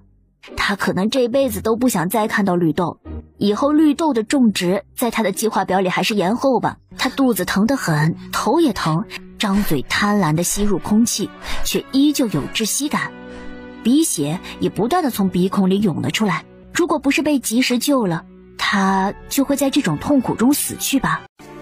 兄长早就和你说过了，不要轻信他人，不要轻信他人。难怪兄长做官以后变得奸诈狡猾了，原来外面的世界这般危险。奸诈狡猾这个词是用来形容自己兄长吗？算了，问题不大。你记得在陛下面前提一提，周儿还有1年就可以进学了，我想送他去弘文馆。本来以为十拿九稳的事，结果前几日长公主想给儿子求个名额，都被拒之门外。阿兄觉得你面子可比我大多了，找个机会就求求陛下，给周儿留个名额吧。弘文馆的名额已经紧俏到连长公主的儿子都不收了吗？要不然为兄也不会找你帮忙的。许上言，贤妃和芳妃2位主子来看你了，您方便吗？不方便，我兄长在这里，劳烦2位主子稍等，我让兄长离开。行什么礼啊，你都这样了。不知钟书令在此，倒是我和贤妃姐姐来的不巧了，打搅了你们兄妹叙旧。不敢，是臣和兄长让您2位久等了才是。深宫里见一次佳人是多难得的机会，一入宫门深似海，早知钟书令来，我们就不来了。不是，我不是，我真的就是个打工的。贤妃姐姐不是还特意带了沈太医给许上言看诊的吗？怎么坐一边去了呢？不是我特意带的，是陛下吩咐的。我看你2人聊得欢，不忍打扰。您来您来。孔贤妃，您吓着许上言了。我很可怕吗？你别怕。不怕。别怕，你以前还是我长嫂呢。救命，不要提前夫好了，这不是前任，简直是前科。都是过去的事了，就别提了。臣和女医商讨一下医药方的改剂，给许上言开药之后送过来。去吧，芳妃也回去吧，我和许上言有些事要说。贤妃不会弄死我吧？早知道还是不进宫了，好危险。莹莹，奴婢在，以后你就跟着许上言，贴身保护他的安全。是。孔贤妃，这莹莹看着也太小了，让她保护我，确定吗？小是小了点儿，但是打10个你没问题。贤妃身边的说是宫女，其实能提拔到她身边的都算是她半个徒弟。不是，为什么要找人保护我呀？陛下交代了，我也不知道为什么，只是侍卫不便进内宫，陛下还给你拨了一支护卫队，出宫的时候都要带上。妾管理后宫不力，竟让人携带毒物进宫，请陛下收回妾的协理6宫之权。这些人形成气候之前，并不是你在打理后宫，而你虽然有协理之权，但施展起来还是不免碍手碍脚。以后凤印就交到你的手里，不要再让朕失望。现在似乎不是喂奶的时候，公主是要去换尿布吗？不，是排气。排气？你去看看就知道了。嬷嬷摆弄着小公主的腿，随着被镜出的腿被摆弄着带来的肚子蠕动，一阵阵连环不断的屁声响彻整个室内。芳妃大为震撼，原来这就是小屁孩吗？救命！有变态拍小宝宝放屁呀！你个挨刀的货！我们所有人都因为你的愚蠢完了。好好的去给皇上看中的人投毒，你管他嫔妃还是玩物啊？能入陛下眼里的人都是他的本事，你自己没本事还嫉妒人家，心眼是怎么长的？人就住在你隔壁，不知道学着点儿，反而去各种小心眼的盼不得人好。你都和这种人处上好关系了，未来不是通天富贵吗？结果连累的我们所有人下水。说着，那宫女就上手打，旁边其他宫女也一起对着贺柔拳打脚踢。还没到行刑的那天，贺柔就被折磨死了。经过许新书的事件以后，皇帝在周欢九身边也放了一个女医和侍卫。严重，属下在，以后就跟着公主，保护公主。是。怎么才一个呀？好抠哦！小屁孩，你懂什么？严重，那可是严重。安危中的4大高手，国仲书记直接就把第2个划给他了，这也当的，还不够大方啊！今天又是到了收获好感度结果的时候了，被净出摩拳擦掌的点进去，然后就看到涨幅最大的是便宜阿耶，已经涨到79了。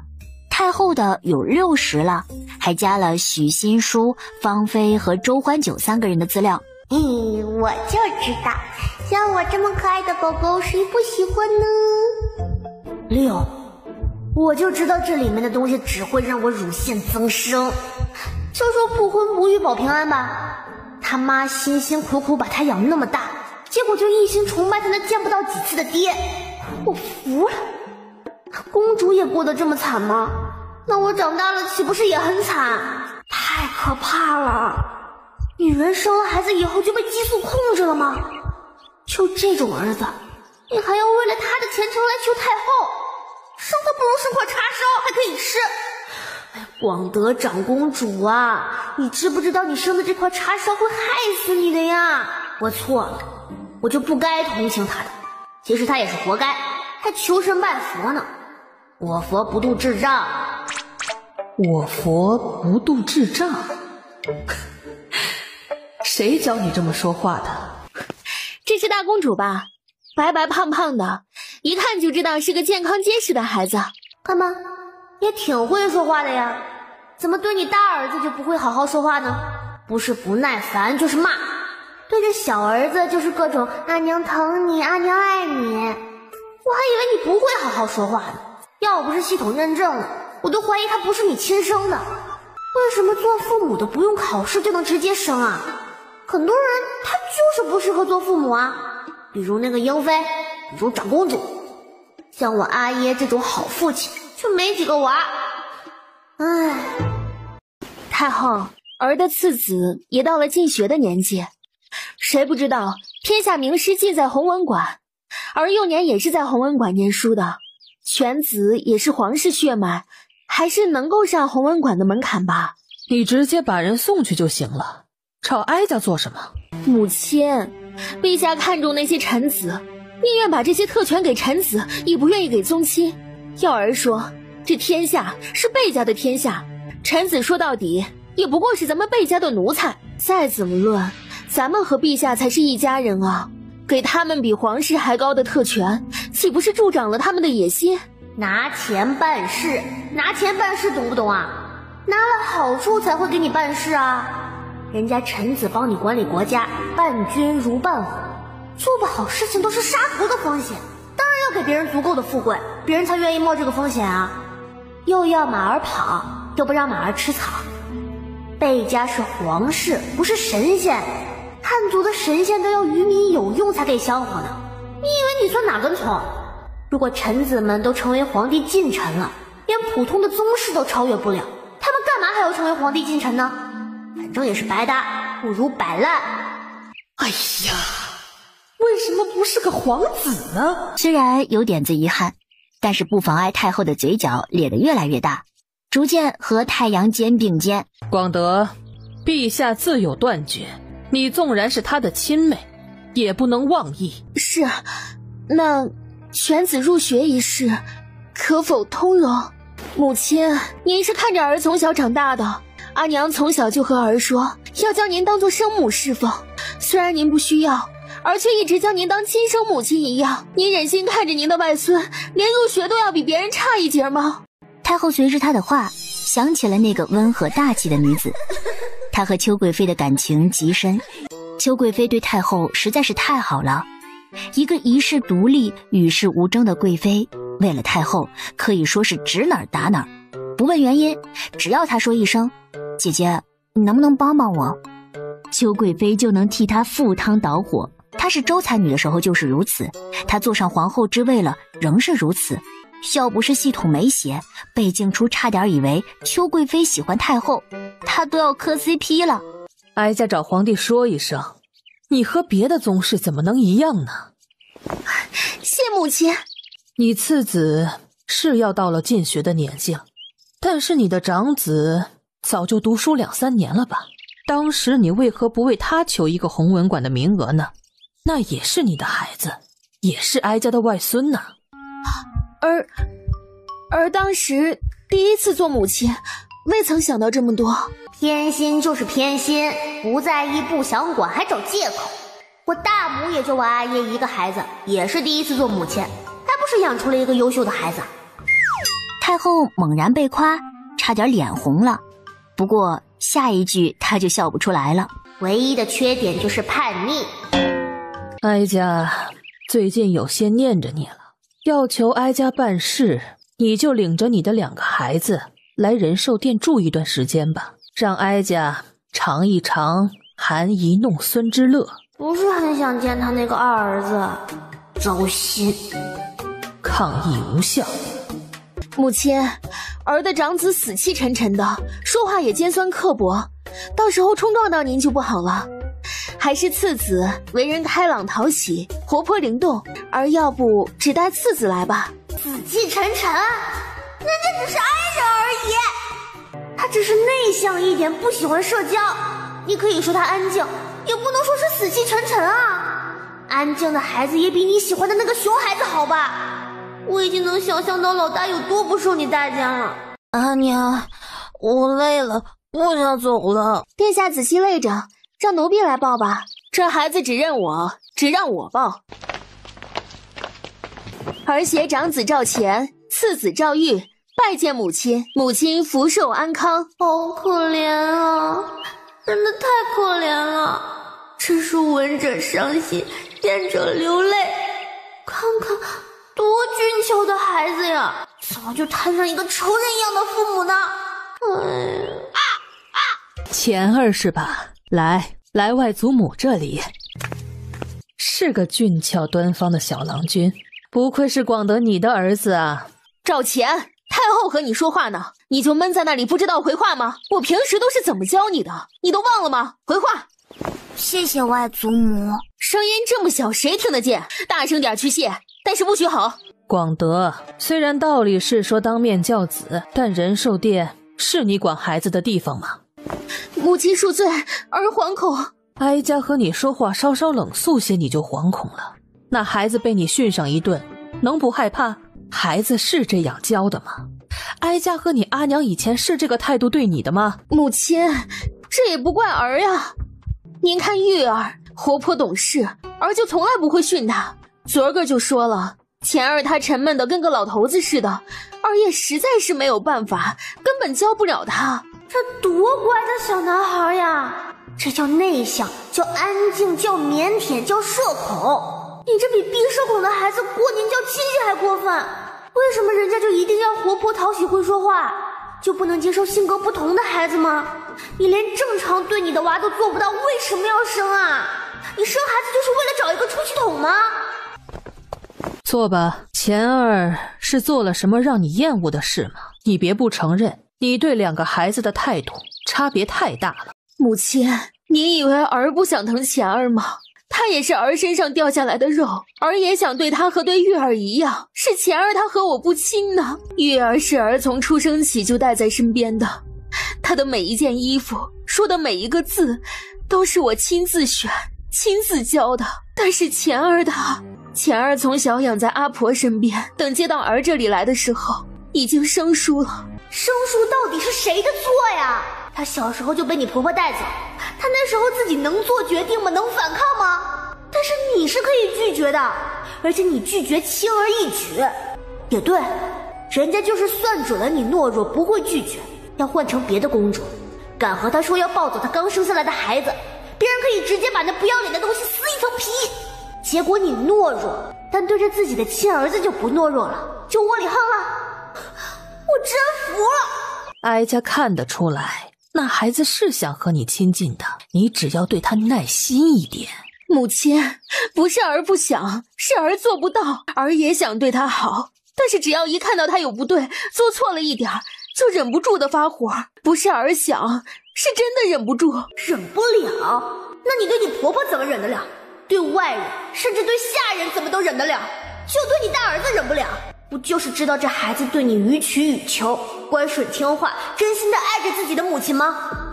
说到底就是欺软怕硬。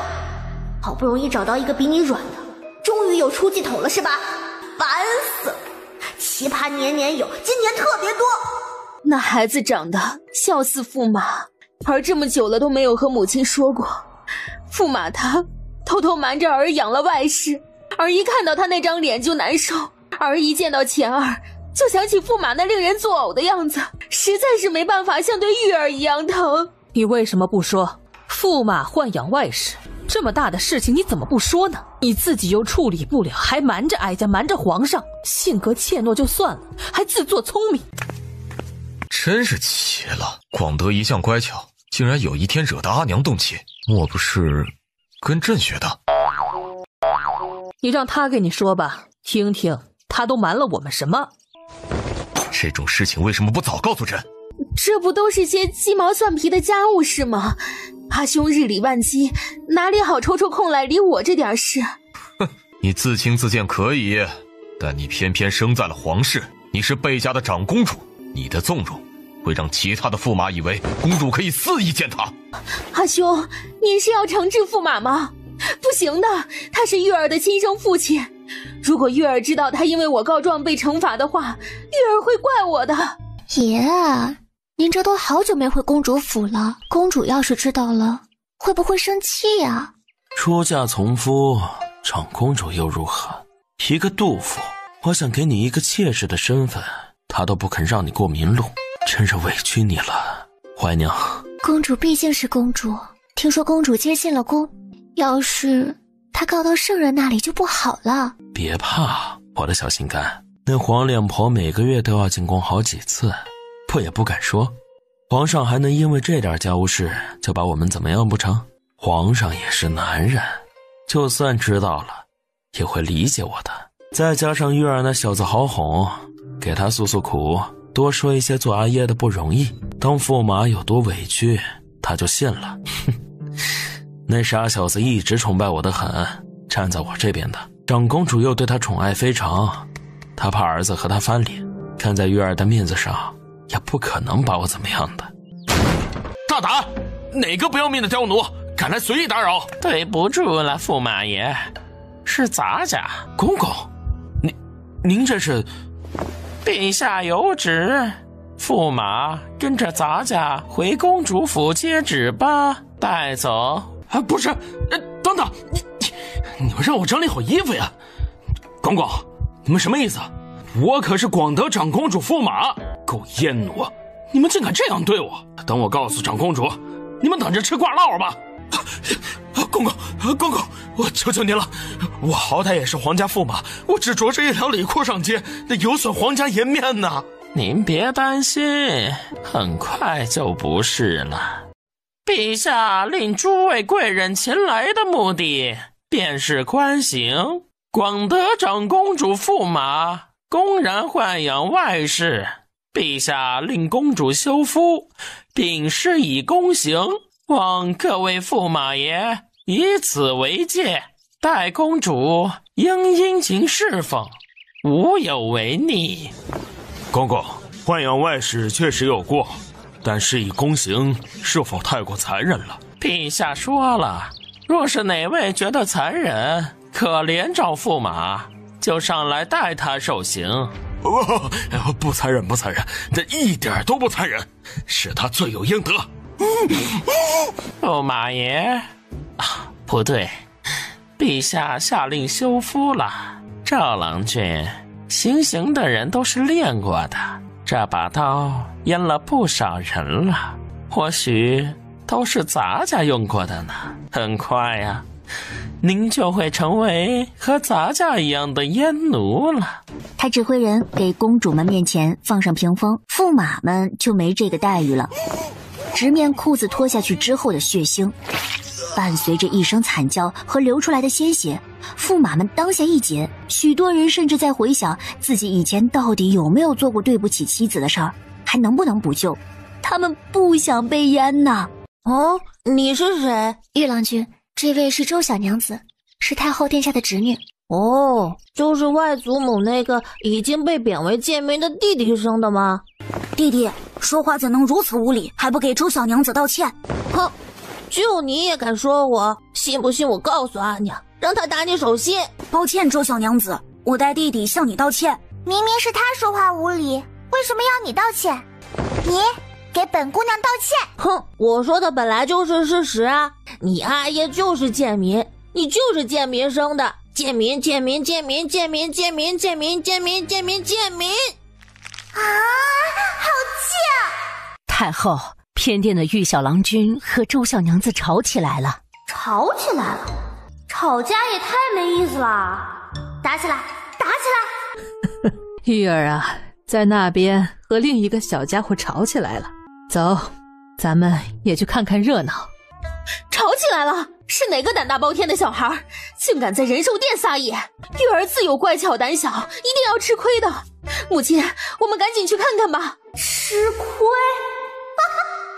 乖巧胆小，这滤镜厚的都看不清脸了吧？你说你娘是长公主，看不起我父亲是庶民，但你一来就歧视我的出身，一点都看不出是公主之子。长公主也太惨了，怎么有你这个猪一样的孩子？你也就一个娘能拿得出手了，你又算个什么玩意儿？有什么资格歧视别人？何不以逆自照？阿娘，这声音啊，这就是男版幼年白莲花吗？不怕啊，阿娘在呢。母亲，玉儿进宫第一天就被人辱骂，儿怎么能放心？怎么敢让她继续住在仁寿殿里？你是在威胁哀家？弟弟被欺负了，你就在一边看着，有你这么当哥哥的吗？阿娘，是弟弟先欺负周小娘子。你这个吃里扒外的东西，现在就学会胳膊肘往外拐了？老娘白养你6年了，辛辛苦苦把你生下来养到这么大，就是为了让你胳膊肘往外拐，帮着外人欺负你弟弟的吗？他没有做的事情，你为什么要冤枉他呀？你真的是他的亲生阿娘吗？我阿娘说，没有做母亲的不疼自己孩子的，你一点都不疼他。他是你捡的吗？我每次问我阿娘我是哪里来的时候，我阿娘都会说我是他在垃圾堆里捡的，但是我不信。哼，嬷嬷说了，我就是阿娘生的。母亲，这是哪家的孩子？是哀家的侄女儿。既然如此，罪臣之女也敢和玉儿叫嚣？母亲，您怎么能忍受仁寿殿中如此不成规矩？不愧是能带出赵玉这种熊孩子的。熊孩子身后必定有一个熊家长，要不然熊孩子第一次作妖的时候就被教育了。九儿是哀家的侄女，按辈分来说是你的表妹，是赵玉的表姨。你要说规矩，赵玉不敬长辈，岂不是错处更大？我是你们的表姨。母亲，再闹就把你的宝贝疙瘩领回去，弘文馆就别想进了。哀家的仁寿殿不是你们撒泼的地方。弟弟，你注意一下，花瓣都被你弄下来了。花本来就是要谢的，弄一点又怎么了？赵玉继续野猴子似的窜上窜下，一不注意踩上了一块角落里没人发现的松动砖块，砰的一声。赵钱，你对你弟弟做了什么？不是，阿娘，我没有。阿娘，不是我，真的不是我。赵钱的左耳一声巨响，随后陷入了沉寂。我本以为你只是性格沉闷，没想到做人都不行。品行是人之根本，就算不是你做的，你就在弟弟身边都不能看好弟弟，那就是你这个做兄长的过失。你就在这里好好反省吧。他心底有什么东西碎了，或许那个东西叫孩子对母亲的期盼。这是咋回事啊？失魂落魄的，不是又被广德长公主骂了吧？长公主一进来就说是赵钱把赵玉推地上了，让人赶紧去请太医。本宝宝一个字都不信，他那听话的乖乖样，还敢推赵玉？我阿爷突然好色了都比这可信。哎呦，陛下可是受了风寒，要赵御医吗？不用。我不是让你在那里面壁思过吗？你现在翅膀硬了，连我的话都不听了。怎么回事？母亲不用担心，是儿给了钱儿一点小教训，这宫里没人敢对他动手的。废话，还用你说呀？除了你，谁会打才6岁的孩子？连被称为暴君的我阿叶也不会对质子下狠手的。救命啊！他耳朵流血了。钱儿，你左耳如何？回外祖母，听不见了。把亲生儿子打聋，你是人吗？这还是人吗？虎毒还不食子呢，畜生都赶不出来，我真是……去叫太医，多叫几个。阿娘，我疼。钱儿，对不起，钱儿，阿娘不是有意的，阿娘只是太生气了，气你推了弟弟，不是真的要伤着你耳朵的。够了，广德，你回去吧，钱儿现在不想看见你。母亲，回去。幸好治疗早，小郎君还能恢复，但至少要3个月才行。能恢复就好，能恢复就好。但是赵钱的反应却平淡的不正常，像是不在乎自己的耳朵还能不能听见一样。绝对是心理不正常了，也是，还能听见又怎样？想到自己有这么一个母亲，对未来都绝望了吧？别到时候抑郁了，别人还当他中邪了，当成疯病来治。钱儿，你过来，来外祖母身边。哀家见你也不是很想要这个孩子，既然你不想做他的母亲，那以后他就不是你的孩子了。母亲，您什么意思啊？字面意思，既然他的娘亲不像个娘，那哀家就给他找个合格的娘。母亲，儿是他的亲娘，谁还能比儿更疼他？你为什么要这么残忍待儿？谁？就连哀家都比你更疼他。钱儿，你愿意换个养母吗？我要换。你什么意思啊？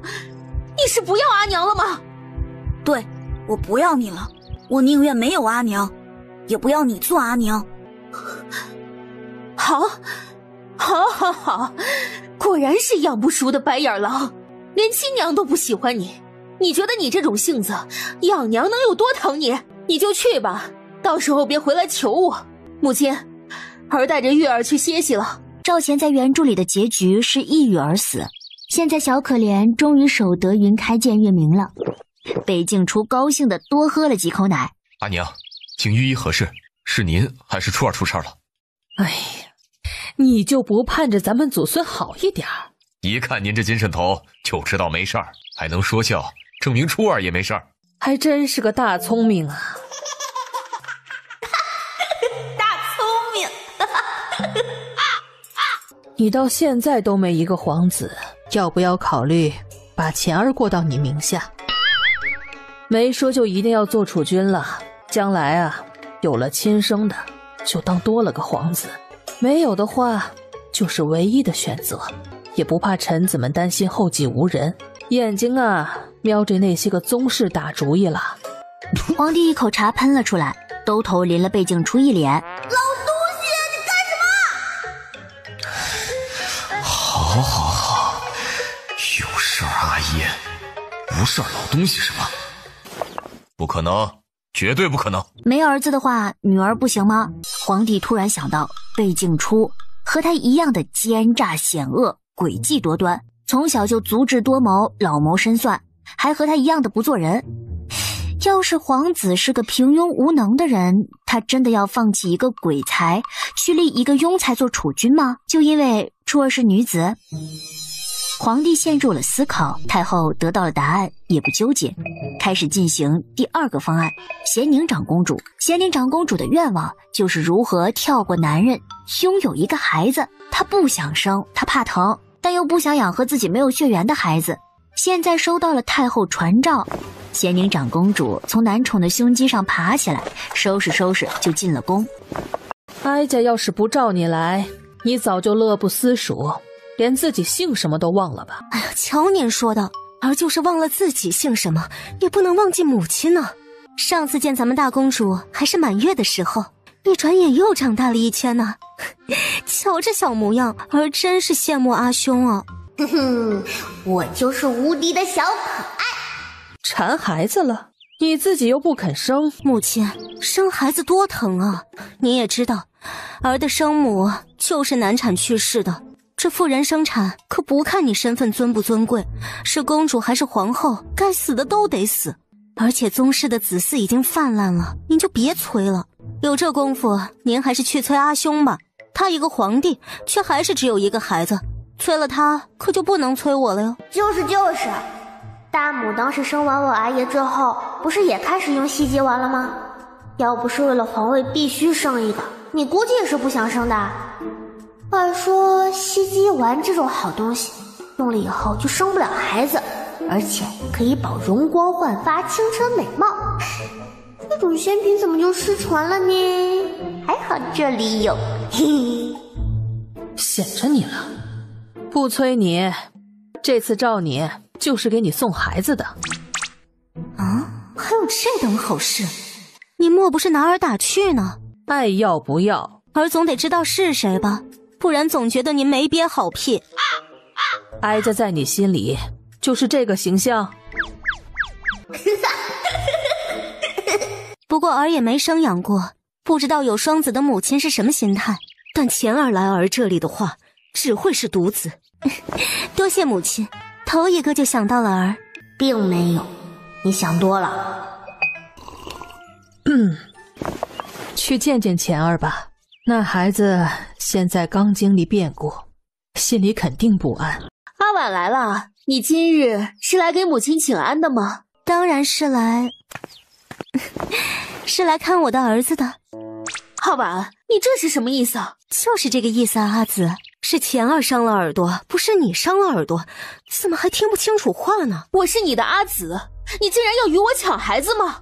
阿紫，谢谢你给我生了个儿子。大郎，该喝药了。快喝吧，钱儿，凉了就不好喝了。说的这是什么话？热的也不好喝。钱儿，怎么不喝了？小孩子怕苦不想喝药，你问他怎么不喝了？阿紫，这是你亲生的吗？连他怕苦都不知道，都看不出来？哼，难道说他以前喝药的时候你都没看过？还是钱儿长到6岁了才生这一次病？哎呀，长这么大才病一次，我们钱儿身体真好呢。你等着，我去太后那里给你薅一把蜜饯过来。钱儿，阿娘知道之前冷落了你，世上不会有人比亲娘对你更好的。你和阿娘回去吧。等贤年长公主回来时，赵钱嘴里的苦味早已经散了，但蜜饯的甜味还是让她很开心，代表着被在乎。钱儿，她刚刚认下你，自然会对你上心，但到底只是姨母。你觉得她真能待你视如己出，待你好一辈子吗？什么姨母啊，叫阿娘。阿娘。哎，我还要去看玉儿，先走了。找个时间，为娘的给你改个姓。是姓冯吗？笑话，他也配？我的孩子为什么要跟那个死猪姓啊？当然是跟着我姓了。你以后就叫贝钱，这个名你用惯了，我就不改了。等你结冠之时，我再为你取字。乖钱儿，叫姨母。贝今晚，你别太过分了，让我的亲生儿子唤我姨母，你不要太得寸进尺了。姨母万安。赵钱，生养之恩大于天，我生你出来，我10月怀胎生你出来，你这一辈子都是欠我的。你要走，那你拿什么来还你的母亲？你有本事去死呀！广德越说越不像话了，认养一事是哀家做主的，你有什么冲着哀家来诅咒自己亲儿去死？你还说你配为母亲？母亲，太后殿下，你答应过我阿娘会好好照顾我，护我一辈子的。她是为你顶罪死的，你却要把我的孩子送给别人。你答应过我阿娘的，你说她的女儿就是你的女儿，是你们的女儿，你为什么要这么对我？把她带下去，让她好生静一静。乖祖母，你别伤心，还有玉儿会乖乖陪你的。闹完这一次的广德长公主，不知道是想通了还是怎么的，又恢复了平静。不同的是，有咸宁长公主在，事情就开始有趣了起来。广德长公主给赵玉夹了一筷子菜，咸宁长公主就给贝钱夹了满满1碗。广德长公主给赵玉拿了一堆玩具，咸宁长公主就给贝钱拿了一堆书籍策论。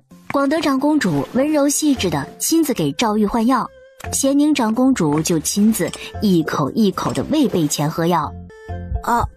阿娘，您还不如直接让我一口干完，长痛不如短痛，长苦不如短苦。我还以为你会很感动呢。贝钱真是不感动，根本不感动。妹妹，你是在学阿紫？你都已经抢走了钱儿，为何还处处模仿阿紫，与我过不去？是啊，阿紫，妹妹第一次做母亲，没有经验，迷茫得很。幸好有阿紫在一边，妹妹可以模仿学习。本以为只是照本宣科，妹妹既然是学着阿紫来的，钱儿对这些关爱可能都腻了，但没想到钱儿觉得很是新鲜，真稀奇。难道这些事阿紫没有对钱儿做过吗？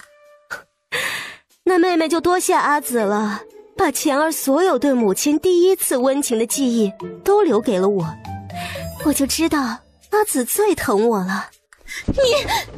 咸宁长公主把头一摇，像一只斗胜的小公鸡一样走了过去。更让她憋屈的是，这段时间贝钱这孩子不再是像从前那样阴沉沉的样子了，他笑的次数也增加了，整个人都阳光开朗了起来。一切的一切都在提醒着他，贝钱不是天性阴沉，而是因为他做母亲不称职，才把一个好好的孩子变成那个样子了。愿佛祖保佑信女，一愿玉儿成功入学弘温馆，二愿钱儿能够回心转意。你不是嘲讽我父亲是庶民吗？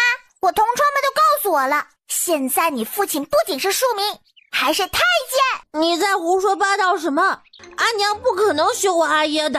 你还不信呢？不仅把他休了，他现在还是太监了。啊？太监是什么意思？就是男孩子尿尿的那个地方，没有了。你闭嘴！我阿爷怎么可能没有尿尿的地方？赵玉气急，冲过来想打周欢九，结果他身边那个不起眼的宫女直接把他拎了起来。赵玉的太监想过来解救他，宫女伸出一只脚，把他也踩在地上。哼，来呀来呀来呀，打不着打不着，略。陛下王君不要硬闯，先让奴婢通报。太后宫殿怎可随意进出？阿娘，你们这些坏人，我要让阿娘打你们板子！阿娘，我要阿娘！哎呀，烦不烦呀？老娘要睡觉啊！不知道婴儿睡眠不够是会变笨的吗？我不想变得像你一样白痴，好不好？哎，这是叫魂儿啊！不知道的还以为你爹死了呢。广德，玉儿这是怎么了？声音都把大公主吵醒了。母亲，宣玉儿进来吧，她平时很懂事的，现在唤儿的声音如此急切，想必是出了什么事。太后示意嬷嬷先把贝静初抱下去，不要吵到她。别，我不要走，醒都醒了，我也睡不着了。如果不让我看戏的话，不是白醒了吗？等等，不用抱公主下去了。阿娘，你凭什么休了阿爷？玉儿在太后面前怎可无礼？你在外面就大吵大闹，还吵醒了大公主，进来以后甚至连行礼都忘了。你在家里的时候是怎么跟阿娘保证的？我不管。阿娘，你是不是真的休了阿爷呀？你和阿爷和好行不行？你就原谅他吧。阿爷和我说过他会改的，我都原谅他了，为什么你不能原谅他呀？我说怎么跟死了爹一样叫，结果不是死了爹，是阉了爹呀！果然是一物降一物，贝钱小可怜被他亲娘弄得死去活来，广德长公主又拿自己的小儿子没有办法，而赵玉又特别崇拜他那个窝囊废爹，跟被下了降头似的，还被养得自私自利。广德长公主身强力壮的时候还好，装的还是个乖巧的样子，等她老了中风瘫了的时候，赵玉连看都不去看她，一个不能动弹话都说不清楚的老人，下人当然懒得尽心伺候，浑身长满了热疮。这时候他倒是想起来他大儿子的好了，可是大儿子的坟头草都3米高了，好不容易赵玉良心发现去看他，就看上了他身边值守的丫鬟，色欲心起，两个人就在那里颠鸾倒凤起来。不知道一边的亲娘因为吃的胃不舒服想吐，但没办法坐起来，食物上涌堵住了气管，求救时那两人正在做原始运动呢，哪里管得上他的动静，就这么憋死了。玉儿，阿娘问你，如果要在阿娘和阿耶之中选一个人，你选谁？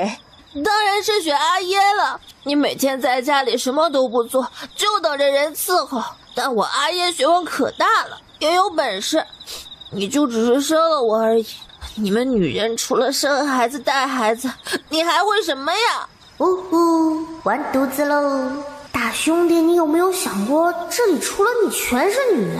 那个姓赵的太监为了拿捏赵玉，背后到底偷偷摸摸的给他灌输了多少脏脑子的糟粕？还好广德长公主不喜欢贝钱，她对她爹来说没有价值，不然贝钱也得被污染。没想到自己一直偏爱宠溺的小儿子，竟然打心眼里瞧不起他。自己的一腔拳拳之爱，俱都是为了狗，不，为了狗都比给他强，所以这就是他偏心的下场吗？鱼儿！太后赶紧吩咐工人传太医。好，既然在你心里，我这个当娘的连你阿耶一根脚趾头都比不上，那你就去找他吧。阿娘，鱼儿不是那个意思，鱼儿只是想你们继续在一起，鱼儿要跟着阿耶。阿娘不是最喜欢鱼儿了吗？阿娘就和鱼儿一起跟着阿耶呀。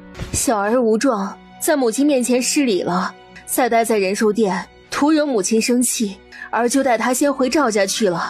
阿耶，你有没有想玉儿啊？阿耶，你很痛吗？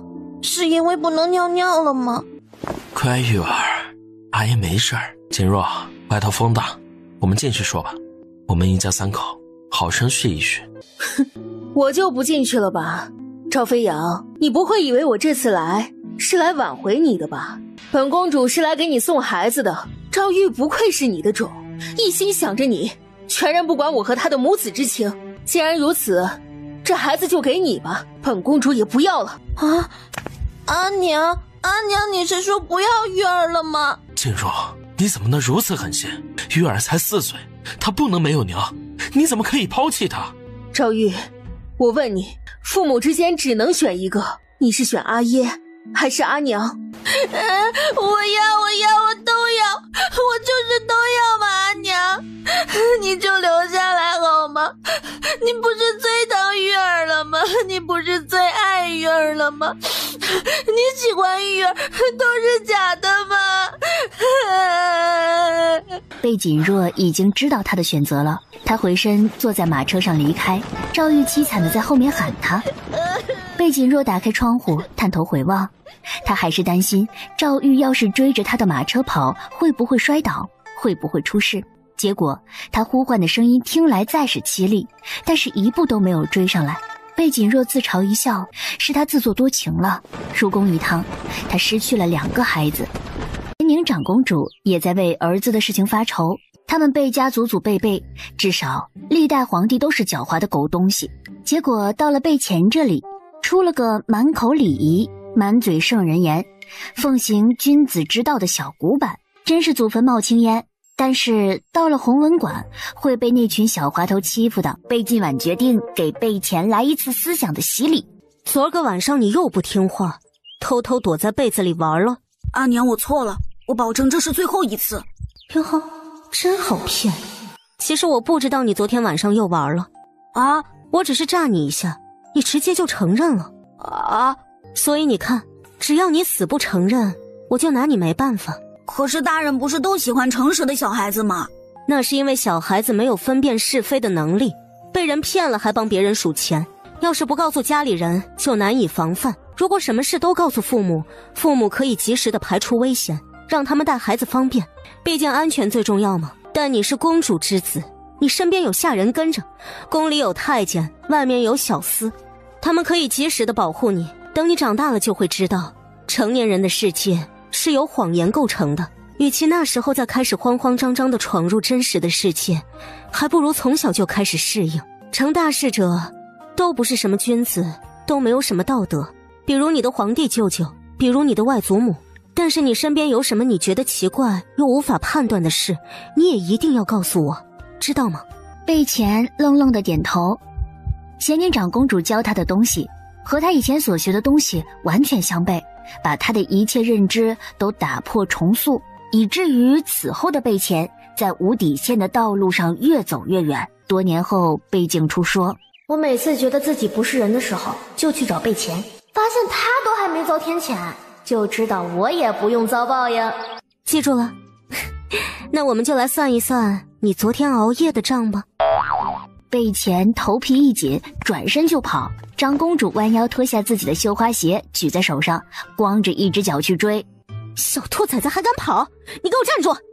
仁寿殿太热闹，太后也终于愿意把贝静初放走了。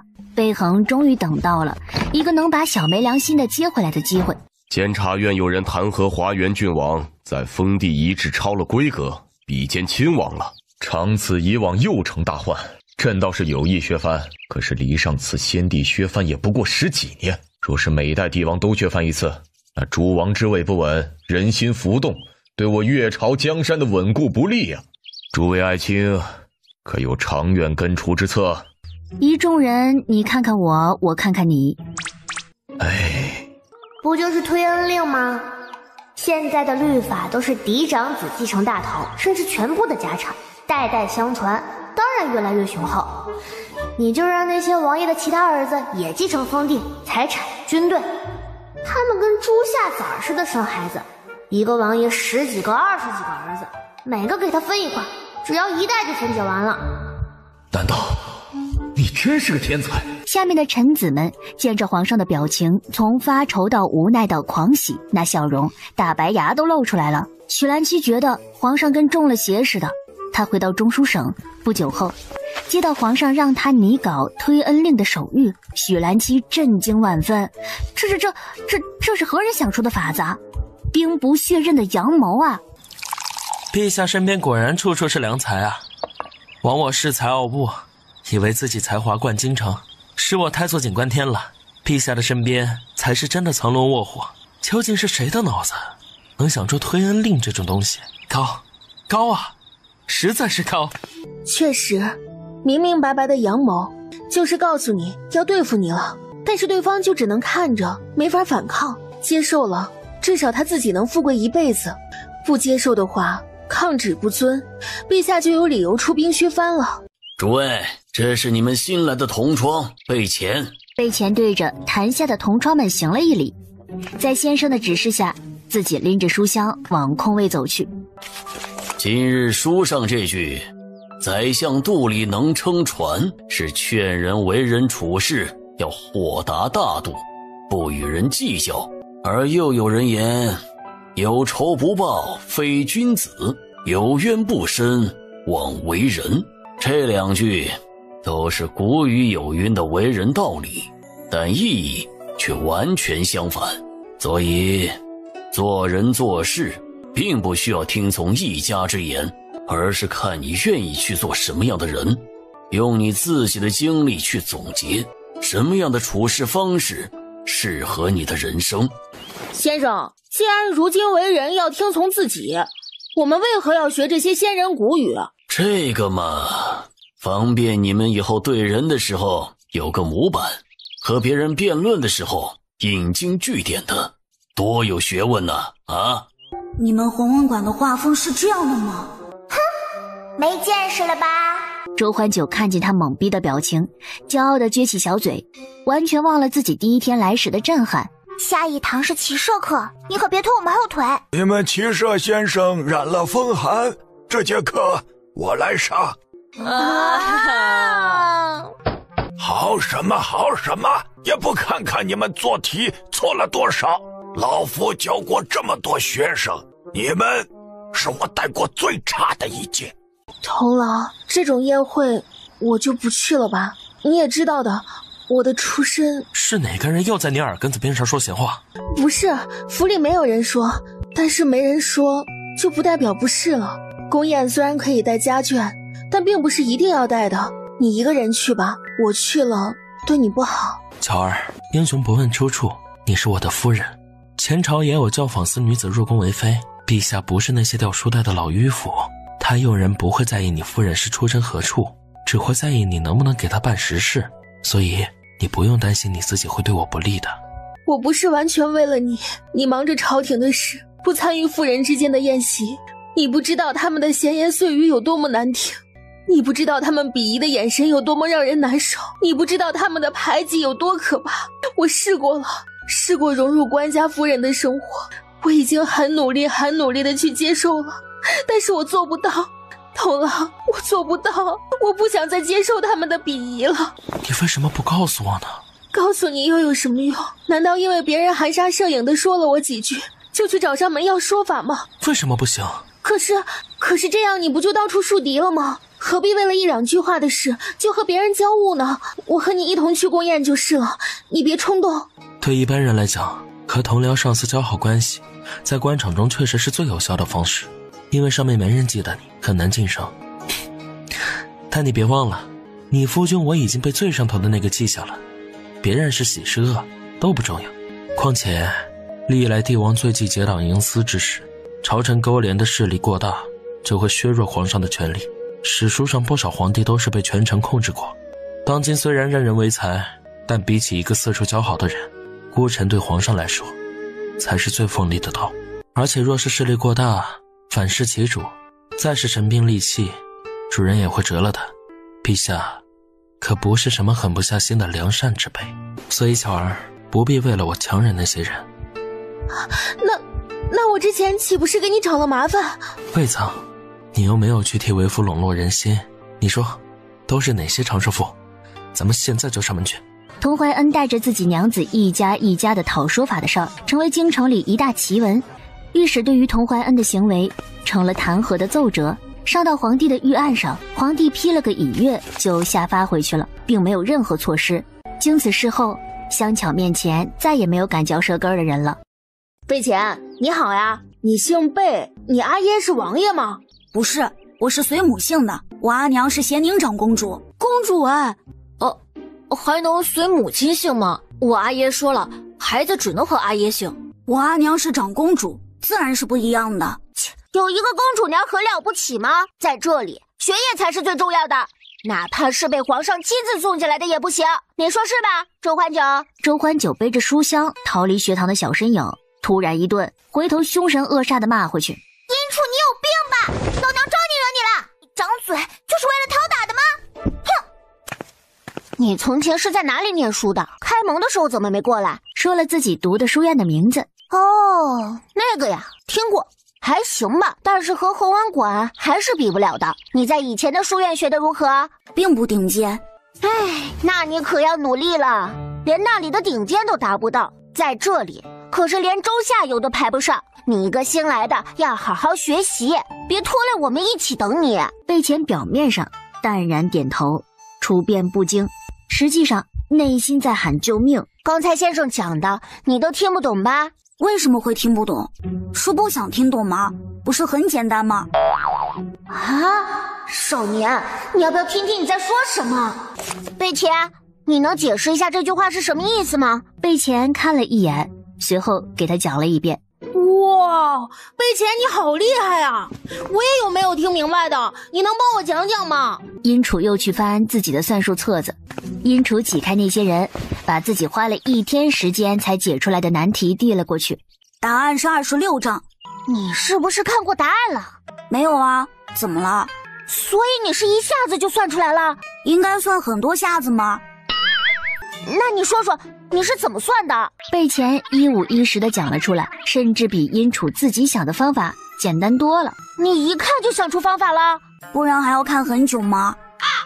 因为贝敬出的百日宴是大办，弘文馆在这一天也放假，贝钱这天自然也不用上课了，对贝敬出的好感蹭蹭飙升。蚊子，为什么冬天还会有蚊子呀？好痒，好痒！公主也会有被蚊子咬的烦恼吗？什么声音？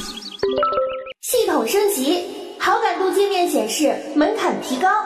魏静初再点开好感界面，发现留下的人好感都是50以上的了，除了好久没见过的男主楚言，其他人都没变。筒子，系统升级不应该是扩大检测范围吗？你怎么还缩小了？你这不是升级，是倒退吧？亲，升级就是缩小范围呢，这是设定哦。如果对使用有什么问题，可以提交反馈的，亲。那我可以选择不升级吗？亲，这个是随着您年龄的增长自动升级的，除非您暂停时间的，亲。不是，你们不能这样的。好家伙，有情人终成兄妹呀！不是，小姐姐，你不用担心配不上他的，是你们俩根本不能配呀。他虽是尚书令之子，但你也是尚书令之女啊，你俩的家世那是相当匹配，简直一样的。但是你俩真的不能在一起啊！不要搞这么刺激啊，这不可以！救命！这姐妹还是个病娇，在你变心之前杀了你，你就永远停留在最爱我的时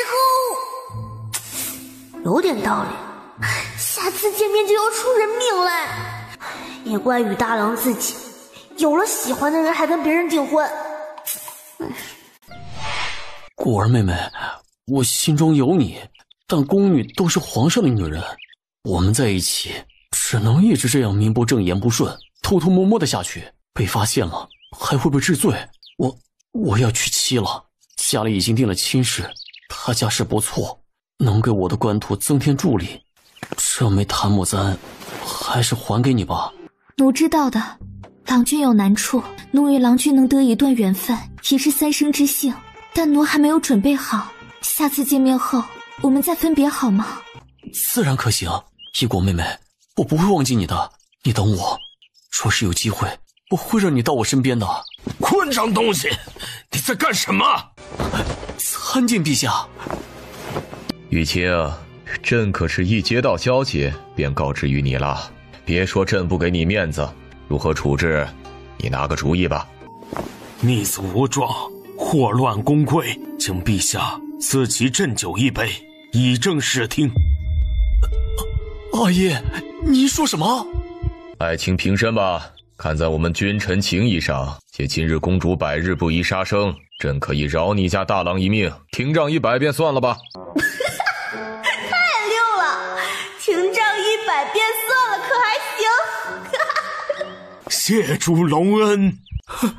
阿爷救我！阿爷！只叫了一句就被堵上嘴拖下去了，随后传来的只有棍棒狠狠敲在皮肉上的声音。有点难办啊。就是那个簪子。姐妹别傻着了，手攥那么紧干嘛？把你那个檀木簪子拿出来啊！信物，这是信物啊，不然你就要死翘翘啦。你手上拿的是什么？回陛下，是奴婢母亲的遗物，并非宫中财物。尚书令因着他在说话，下意识地转头看了一眼，这张脸有点熟悉，再瞟了一眼他手上的东西，哦，一个簪子，那样式有点眼熟，和他发妻落水时戴过的有点像。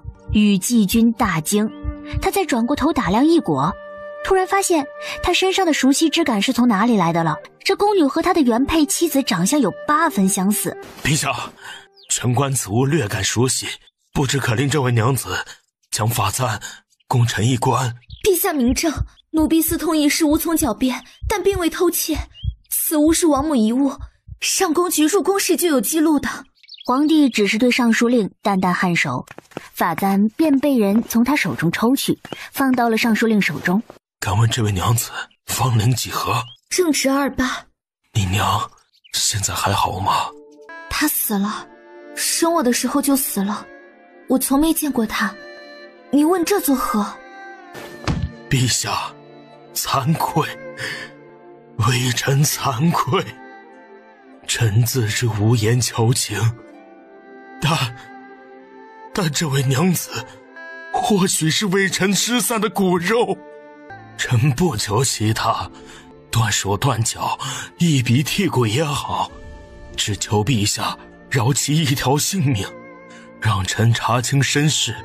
今日大公主百日不宜杀生。求陛下网开一面。先别让他死，我还想看他逆袭成大小姐，打脸那些鬼他妈的人贩子。你都不知道他们有多过分，那些人不遭报应的话，我又会找乳腺结节的。同上，仗义白，留命。这次他似乎过得很好。公主殿下，万寿长乐。要记得答应我的，不要让我等太久。你是谁啊？我叫雷涅尔，是晋文卫上将军的女儿。我叫周欢九，是太后的侄女。那边那个以前很害羞，但不知道最近怎么脸皮变厚了的，叫贝乾，是咸宁长公主的儿子。你礼貌吗？你们忘了我吗？本宝宝才是今天的寿星哎！别忘了你们是来陪我玩的喂。公主殿下是陛下亲自养的吗？那她的阿娘呢？公主也有点可怜的，她师母被废进冷宫了。是这样啊？听说是想要害公主才被废了。你们不要翻我的黑历史啊！别聊了，来陪我玩啊！算了，没人理宝宝，那就看八卦吧。怎么回事？大白天的闹鬼了？怎的了？在宫里受委屈了吗？阿娘，为什么公主也是庶出，却过得如此幸福呢？其实，真正的差距不在嫡庶之别，宠妾灭妻者有之，说你阿耶这样的也有之，但更多的人家根本不重嫡庶，只是看重嫡长子而已。男人若是瞧不起自己的庶出子女，那就不应该纳妾生子。难不成孩子是姨娘们一个人就能生下来的吗？生下来就是为了虐待孩子，那连畜生都不如。所以阿娘不爱阿耶，念儿能理解阿娘吗？可怜的我的念儿生到了她的膝下。从前阿娘想过，早知生下你来是让你受苦的，我当初就该寻一碗红花喝了，不该带你来到这世上。好在如今熬过去了。所以念儿，不要因为自己的出身看低自己，这不是你的错，只是女子在家从父，父亲便是天，他喜欢谁，谁就高贵，他厌恶谁，谁就低贱而已。阿娘，如果是女子当权，女子那很多个男人，是不是就没有嫡庶之分了？都是从自己肚子里出来的孩子，谁知道生父是谁啊？岂不就一视同仁啦？贵夫人一阵沉默，不知道怎么接话，觉得果然还是孩子小啊，女人怎么可能当权呢？祭酒，贝乾这孩子初入弘文馆，没添麻烦吧？长公主殿下放100个心吧。先生们最近总是和鄙人提着孩子，说是难得教到这么有天资的学生，讲的几乎是一遍的明了了，稍加提点就能融会贯通。他近来很受先生们喜欢呢。你是在同我说笑吗？殿下，孩子若是真的聪慧，咱们可不能否定打压他，久而久之，好好的璞玉都给打碎了。贝乾这孩子是真的有天资，您该骄傲才是。我没想打压他呀。长公主殿下安，在下文钦书院院长，这位是窦夫子，令郎从前的先生，您有什么问题都可以问我们。乾儿这孩子蒙上恩赐，进了弘文馆去。他此前在文心书院课业极差，本以为去了也只是凑热闹，不成想祭酒却与我说，这孩子是名列前茅的，所以贝某此番是想了解一下犬子耽误学习的原因，避免重蹈覆辙。兴许是文津书院的教导方式不适合钱小郎君吧，毕竟弘文馆人才辈出，钱小郎君在那里能发挥出全部的本事也不奇怪了。乾儿的天资是祭酒亲自肯定过的，只要他认完了字，就算没有先生教导，自己看书也不至于会学得一塌糊涂。窦夫子，贝某好歹是皇家公主，想查一件事不难，您要是今日撒了谎，担当得起贝某的怒火吗？窦夫子啊，你只需要讲出来你对钱郎君的了解便是了，又不为难你什么，万不可隐瞒于长公主殿下。哦，是奴记差了，确实有件事。钱郎君性子文静，和其他的学生相处并不融洽，在书院里难免估计了几分。小孩子嘛，或许因为被影响了心绪，就……快50了，小儿下学的时候到了，就不聊了。阿娘，贝钱蹦蹦跳跳的下来，贝今晚也不会去提醒什么小心摔了，摔一次就长记性了，反正又摔不死。阿娘今天去哪儿了？是不是又趁着我不在偷偷玩去了？臭小子，老娘要去游乐，还需要背着你？近来可有遇到什么事？没有。那之前呢？阿娘想问什么，直说就是。在文清书院时，可有人欺负你？有啊，可多了呢。那你为何不说呢？阿娘快点动住啊，我好饿。吃吧。他吃了半碗，腹中有了几分饱腹感，速度才慢下来。都过去了，问题都解决了，不用说了呀。我以前受的委屈又不止一件，要什么都说，至少得和阿娘抢上个3天3夜也不停歇。那时你为何不告诉你广德姨母？我说了的。那她是怎么处理的？她说，别人为什么不欺负其他人，就欺负你。你这个臭脾气谁会喜欢？你反思一下，是不是哪里做得不好，惹了同窗们的不满？你把你这性子改改，连同窗之间都相处不好，玉儿就不会像你这样。那些记忆，贝钱以为自己早就忘了，但是回忆起来，又是那么生动地浮现在脑海。贝钱不清楚，他也不想知道自己要花多少时间去忘掉那些，不知道何年何月才能治好从前的自己。岂有此理！钱儿，那你就不想报仇吗？就放过那群小畜生了？当然想的，我可是很记仇的，人我都记着呢，只是不急于一时。现在报复能做什么？不过就是通知他们的家人，惩罚他们一顿，打完就过了。要是等他们长大懂事后，我把他们的求是之路、生财之道一一掐死，他们不得不来求我这个以前任意欺负的软包子，这才是杀人诛心。而我不会因为他们的祈求就放过他们，就像我求他们的时候，他们也没有放过我一样。现在报复和以后报复也可以都要，你别想歪主意啊！现在是该你专注课业的时候，阿娘帮你摆平，你只需要享受结果就行。多谢阿娘。贝钱直接写了一张清单给他，上面除了学生，还有一个豆腐子。我找他求助过的，他却是帮着那些凶手。而从前不知世故，经过阿娘教导才明白，因为姨母不允许我暴露身世，其他人却都是明面上的贵族子弟。这个先生攀附权贵，自然去讨好那些人，不帮我，并不是因为我做错了什么。行了，阿娘知道了，钱儿等消息吧。阿婉，你等一下，今日是怎么了？为何不让我把东西送进去？阿紫知道妹妹现在出门是做什么吗？阿紫真是生了个优秀的儿子，你还不知道吧？洪文祭酒同我道了喜，钱儿格外聪颖，在洪文馆学的东西信手拈来，我便奇怪了，为何这孩子以前在文兴书院不行呢？一查才知道，原来是一直被欺负呀。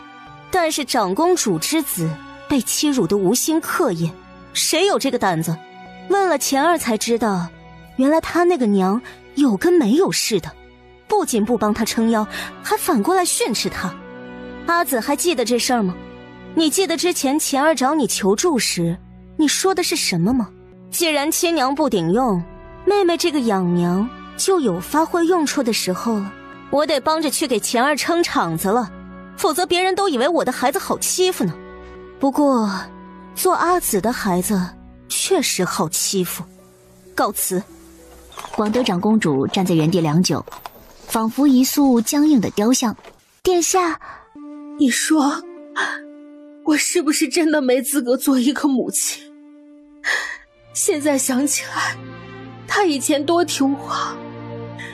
我看到她那张脸，想起了赵飞扬，对她总是不耐烦。但是除了那张脸，她身上没有一点赵飞扬的影子。为什么我到了现在这种境地才想通呢？她性情不讨喜又怎样？她长相不像我又怎样？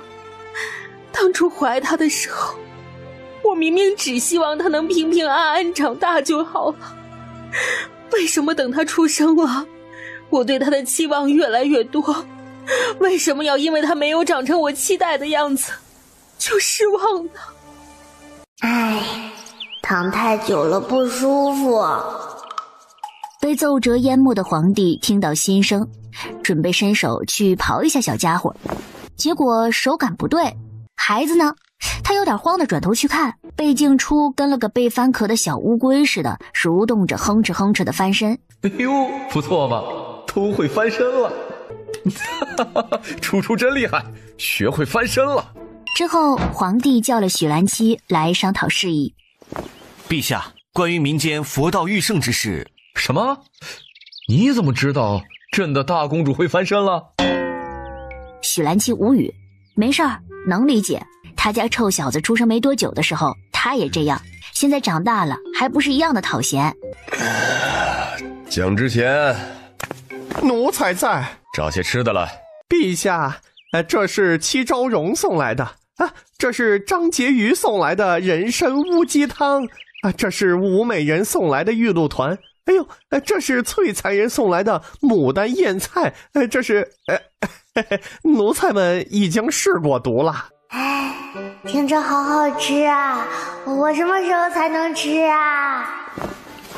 皇帝筷子夹菜的手停顿了一下，偏头一看，某个小家伙眼巴巴地盯着他手上的东西，馋得不行。他把筷子凑近小家伙的嘴，啊，好香啊！贝静初忍不住张大了小嘴去咬，那筷子猛地缩了回去。哎，吃不着。哎呀，甚是美味呀！狗暴君，暴君，暴君，暴君！真有意思。陛下，监察御史秦运，国子监丞骆平，中书右拾遗苗如正。小太监一口气报出了好一串人名，跟贯口似的。求见。这些人干嘛赶场子似的扎堆来啊？陛下，你要给臣等做主啊！又有八卦可以看喽！停，别哭了，不要耽误朕的时间，有事儿说事儿。对着中书令、尚书令这种心腹，就一口一个爱卿，一口一个朕不知道该怎么抬举你，而用心之处，朕都体悟得到，把人家唬得一愣一愣的，诱骗人家的忠心。哎呀，这话术真的太牛逼了，完全就是个传销头子。要是你看中的重臣在你面前哭，你说不定还会给他上杯茶，摸摸头，然后安慰人家做知心哥哥呢。陛下，咸宁长公主今日带人强闯文钦书院，把臣孙儿毒打了一顿。臣的孙儿只是个垂髫稚童，不知是何缘由，竟要遭长公主如此狠辣的毒手啊！陛下，臣的长子也是，我们诸位都是子孙被咸宁长公主打伤的。据说因为孩子从前在文钦书院的时候和长公主之子起了矛盾，这是何等荒谬啊！陛下，就因为几个小子之间的摩擦，就让长公主亲自下场对孩子动手，简直是，他甚至还带着步驱来横夺臣等府中财物，简直是强盗手段。公主的步驱本是为了保护公主，却被他用来洗劫臣子家财，这让其他的臣子如何安心啊？望陛下能替臣等做主，让长公主殿下给臣等一个说法。陛下，咸宁长公主求见。咸宁长公主进来，温婉地行完一礼起来后，我就知道你们这些老不死的要恶人先告状。我的亲姑姑哎，你说话的方式和你的脸不符啊！圣上圣明，妹妹今日出手，并非打残打死那些无状小儿，养上许多天就能养回来了。只不过这些无耻之辈见臣妹这次得罪的人多，便以为人多势众，圣上会为了安抚人心，治罪于臣妹，或给他们一些好处。妾天子之妹，咸宁长公主敬上，请陛下严惩治下不严、纵逆子孙、欺凌弱小之罪。长公主，令郎公主之子如何算是弱小？哼，连公主之子都敢欺辱，苗师仪是否蔑视我贝氏皇族？当初令郎并未表明身份，犬子不知其为皇室中人，哪里算得上蔑视皇族？所以你承认纵容子孙欺凌弱小了？哎呦，我不行了，给我笑发财了！这个老头是想笑死我，好继承我的口水兜吧？一群小垃圾，没一个能打的。长公主殿下，您状告臣等，那为何要先将臣等的子孙抓起来动以私刑啊？我倒想问问你们那些子孙，为什么要欺负我的钱儿？为什么要孤立他？为什么要羞辱他？为什么要踢打他？为什么要扯他的头发，撕毁他的书和好不容易做完的课业？要在他的座椅上放铁钉？为什么要抢他的笔，他的银子？他们都不缺这些，却要以抢夺为乐。我率部区抢了你们的财物，你们便不服告御状。那小孩子被抢了自己的宝贝，他找谁告状呢？你想说小孩子能抢的银两不多，不能和那些金银玉器相提并论？我还没有夺走你们的全部身家，孩子身上的这些东西就是他的全部。他被名为同窗，实则恶鬼的人抢走了他的快乐，你们却觉得只是孩子之间的闹剧，不重要。那我伤了你们的孩子，你们的反应怎么就大了呢？你们的孩子是宝，我的孩子就是草吗？被钱这小子这么惨的吗？这是怎么长大的呀？真是小可怜，还好有了个新妈。咸宁长公主被禁晚，滥用不屈，确实该罚。妾敢做敢当，自然认罚。那就罚你1年俸禄吧。陛下，这处罚是不是太轻了？钱呢？我的钱呢？1年的俸禄，这狗阿兄的心是真狠啊！解决完咸宁长公主的惩处问题，贝恒就来解决另一拨人了。他看不惯这些靠着资历熬上来，实则不堪大用的人很久了，正好揪着这个错误，把这些人的官都罢免了，给新生的能人腾位置。陛下，臣等才是受害人啊，为何还要反过来惩处我们啊？乐律中是不是规定过，为官者不得欺压或放纵他人，借自己的名义欺压百姓？这次可以说是小儿打闹，但更多的是你们未曾归属家眷。幸好贝贤是公主之子，才能闹到朕跟前来。若是一平民呢？敲灯闻鼓吗？有几个人敢？若不是咸宁把这事儿闹出来，朕还不知道你们如此张狂。说起来，朕还该赏他才是。那你倒是赏我呀，赏我呀，把我的钱还回来啊！干！纵逆子孙，欺凌弱小，是，这都是他该的。是他忘了当年先生问他们为何要考取功名时说的话了：为天地立心，为生民立命，为往圣继绝学，为万世开太平。是他浸淫官场数十载，垂垂老矣之时，忘了当初意气风发的少年，忘了自己的初心。陛下，尚书令求见。尚书令老泪纵横地走进来行礼。爱卿这是怎的了？有何难处慢慢说来，先看坐。微臣失态，陛下，臣的亡妻失踪之后，是被人押子拐卖到了这座叫虞山的深山里。果然是穷山恶水出刁民，这些人干的事儿，连畜生都不如啊！常人去牺牲子，无不是3媒6聘，以礼相待。但是这些人就是把女人当成生育的工具，不仅常常衣不蔽体，还曾发生过村子里好几个人共用一个女人的事。但是尚书令说不下去了，连开口都觉得残忍。奏报已经呈给陛下，他自己会看完的。他的人去调查时，那村子里还关着不少女子，吃的是买主的剩汤剩饭，如厕就是饭盆旁边的另一个盆子，简直连猪圈都不如。他的人还正撞上了一具女尸，被抬到山上去埋了。那尸体形容凄惨，身上布满了欺凌的痕迹。陛下，臣都不敢想，亡妻当年失踪后经历过什么。若是不严惩那些人，臣到了地下都没脸去见他。任务顺利的奏报被发往了京城，送到皇帝的御案上。贝静初咿咿呀呀的也想看。你也想看啊？看得懂吗你？看不懂，看不懂就不能拥有一颗想看的心了吗？皇帝好笑，拿起来给他念了一遍。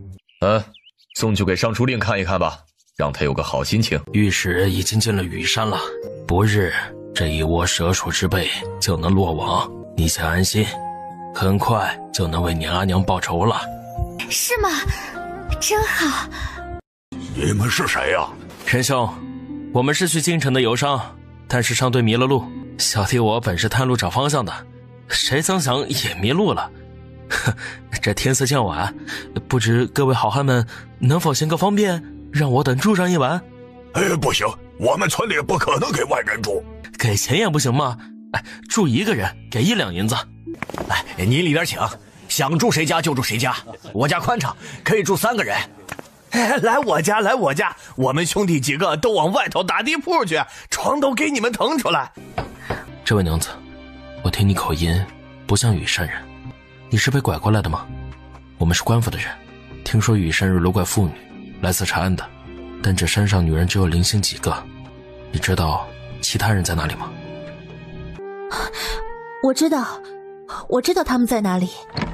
臣本以为这被困于山的女子都是迫切的想逃离，对那些犯人恨之入骨的，没想到竟有一个叫燕妞的，倒是真心爱慕上他们了。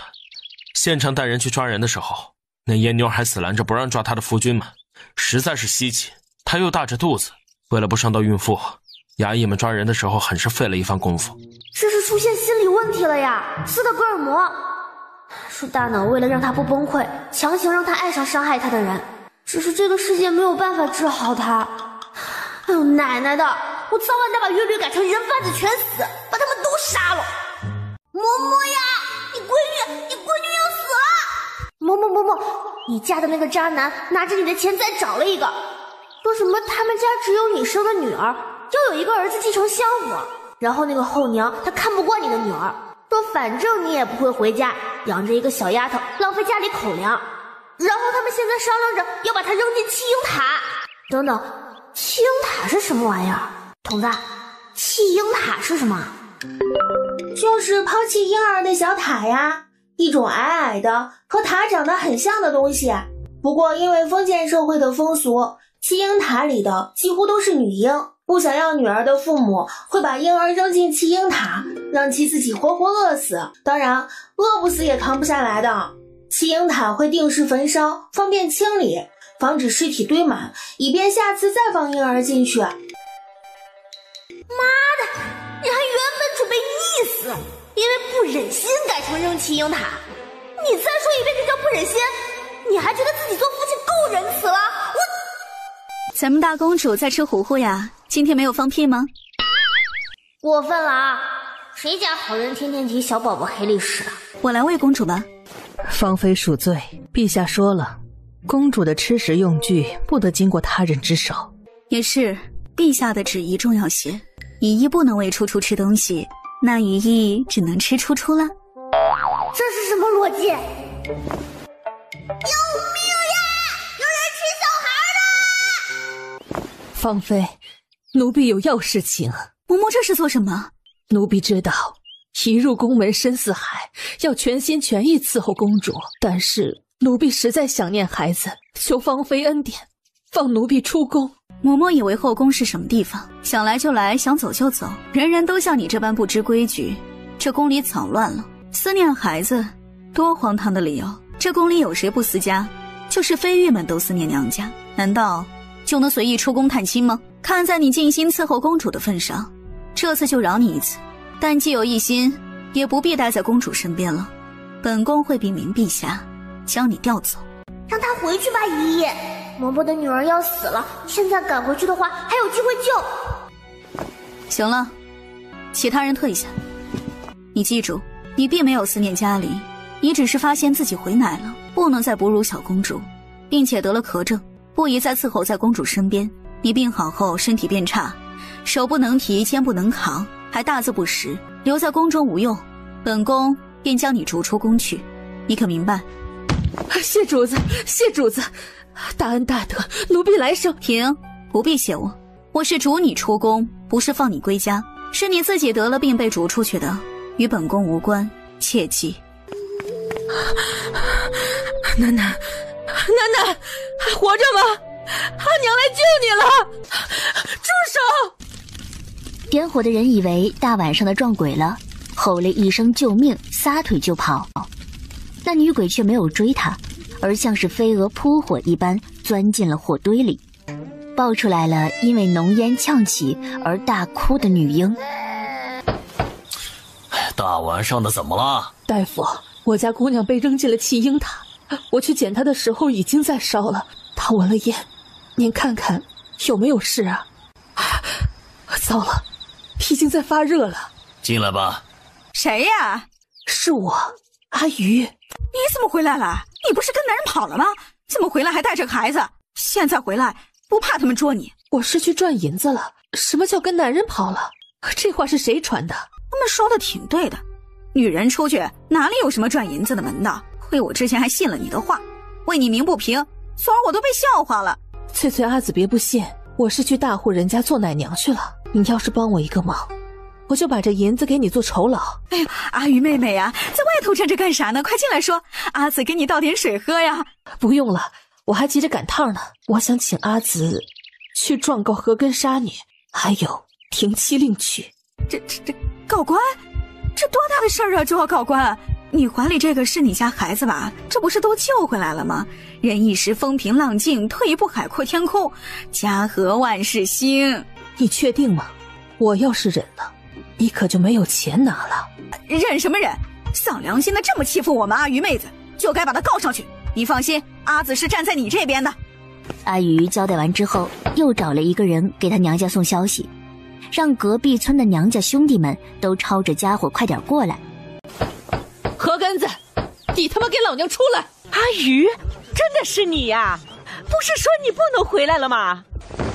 哎呀，你早说你要回来，咱们也不至于先找一个呀。为了娶那个小骚蹄子，给根子生儿子，花了10两呢。你说你要回来，这笔钱直接就能省下来了呀！真是的，为了新娶个女人，可以花上10两，给我女儿一口饭都不愿意，还想生儿子，生一个我丢一个，把你们的宝贝孙子全扔到弃婴塔里烧了去。你敢？你把盼弟也带回来了？你说什么？你叫我女儿什么？就是盼弟呀。这么叫怎么了？常见的很，我自己就叫来弟呢。谁在老子家门口惹事儿？姨娘，太好了！姨娘你回来了，这下我们一家终于可以团聚了。没人想跟你放一些没用的屁。你是当老娘眼睛是瞎的，看不见你家这一堆红色跟喜字吗？你这是停妻另娶，我可以上官府告你的。哎呦，你这个黑心肝的婆娘，你自己倒是拍拍屁股走了，留下我们根子连个根儿都没有。你自己生不出儿子，生了个赔钱货，还不让根子再娶一个呀？你安的这是什么心呀？告啊，你去告啊，让关大老爷都评评理。你这个黑心烂肠的，连个后都不给我们家留啊！我要是不走，你家能换瓦房，能有现在的好日子，能拿得出10两银子娶新人，吃着老娘的，用着老娘的，花着老娘的银子，扔了老娘的女儿，还倒打一耙，谁他妈才是真的黑心烂肺？哎呦，原来真是靠媳妇儿挣的钱啊！那根子还再娶一个，不是没良心吗？对，既然是他的娃儿，又不是养不起，还扔弃婴塔里面，这爷当的也太狠了吧！你在乱说什么？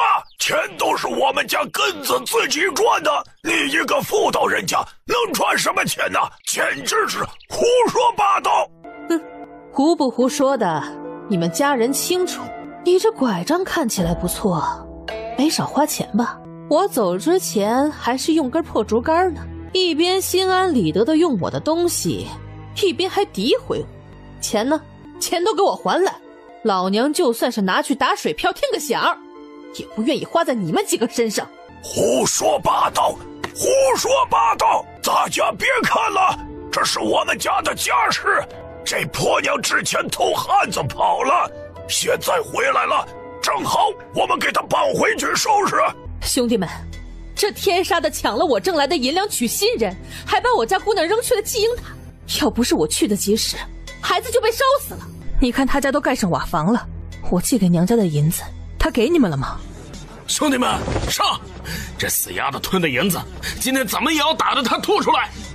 兄弟们，我给你们寄的10两银子都被拿去给他做聘礼了，你们记得去找他要啊！退钱！伯来了！哎呀，救命啊！救救我们啊！救命啊！这是怎么一回事啊？不知道啊，他们早上就是这么青一块紫一块的起床的。那他的腿……和您说了多少遍了，他就是断着腿走出来的。领头的衙役再次疑惑，他找到周围的人求证，就是这么出来的。冥府在上，这是小女被扔在弃婴塔时的襁褓被，上面还沾着其他婴孩尸体的尸油。至于证人，何家村皆知何跟弃女之事，冥府派人一问便知。他家的红布到现在还没有取，这位心腹的身上穿的还是红衣，这是停妻另娶。再有其盗窃之罪，都将所得银两寄了部分回娘家，这家人却私自前往驿馆拦截，私吞银两。知晓了，被告有何要辩？冥府在上，这银子呀，都是我们根子自己挣的，他一个富人家怎么可能挣银子？禀冥府，奴此前侥幸被选入太极宫，每月的俸禄赏赐，宫中皆有记载，一查来源便知。太极宫？是那个太极宫？整个大越上下，难道还有第2个地方敢称太极宫？失敬，恕鄙人眼拙，没看出来您的身份。方才我就看着您气度高华不凡，不似池中之物，竟然是宫里出来的人物。快起身，咱们同为圣上效力，也算得上同僚，您不必多礼。余娘子先前任何职啊？不才运道好，有幸伺候大公主，做了殿下一段时日的父母。今日一案，望冥府能还吾一个公道。自然。何根一家连着新娶的媳妇儿全都被拖下去蹲了大牢，而何家的所有财产都被判给了阿余。余娘子留步啊！鄙人有一不情之请，您能否赏脸去寒舍，做小女们的女先生？鄙人知道我家不比宫里，请余娘子去是委屈了。只要您肯赏脸，在下必将您奉为上宾，对那群小妮子们也不用恭恭敬敬。您是先生，想教训就教训便是，俸禄也是可以谈的。阿玉没想到还有这等机遇，两人一拍即合，相谈甚欢，彼此都觉得自己赚大发了。进了，还差一点点。外人暴君，你竟然打小宝宝的手，我不要跟你好了。现在你开心了吧，这个冷漠无情的人啊！就这么吃酸死你，牙长齐了吗？就想嗑。等会儿给你倒过泥。阿爷最好了，我要和你天下第一最好。你比朕还阴晴不定。陛下，淑妃要生了。二胎又出来了。皇帝直接站起来就准备去日殿，突然想起来自己太激动了，忘了还有个崽儿。我也要去，带我也去嘛。陛下，母女平安。恭贺陛下，喜得公主。太轻了，养蚕女到底怎么养胎的？好丑，怎么像个马楼？你礼貌吗？总觉得你说的不是什么好词。算了，被亲子子嫌弃一下也没关系吧，反正他还听不到。将二公主抱去公主殿吧。陛下大喜呀！张婕妤、吴美人二位都有喜了。哎呀妈，高兴傻了，完犊子了，一国之君成傻子了。知会芳妃一声，晋张氏无事为妃，贤拟旨，晋芳妃为贵妃。张氏对初儿的喜爱他都看在眼里，绝对不是装出来的，因为装出来的温柔是照顾，而他却是暴风西娃，用初初的话说就是变态的像有案底似的。又是熟悉的晋升流程，怀了孕封妃，生下来封四妃。之前那个贵妃和苏妃就是这样，之前的英妃和丽妃也是这样，一点新花样都没有，没意思，没意思。陛下，公主爬走了。她是直接从摇篮里爬出来的？这小家伙骨骼如此精切，不对，不是，他会爬了。去抱过来呀！你们也不拦着。蒋公公很委屈，他们也想拦着，但是小公主完全不像个才会爬的婴儿，一溜烟的就窜老远了。妹妹也有名字了，叫贝烟雨。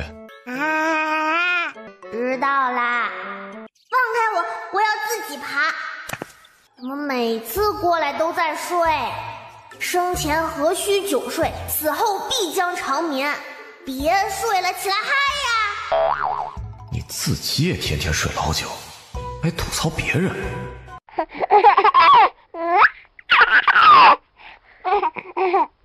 在外头就听见两个小家伙的笑声了，哀家就知道你把初儿也带过来了。别看了，你久久表姑来不了了，是被先生罚留堂了，过不来的。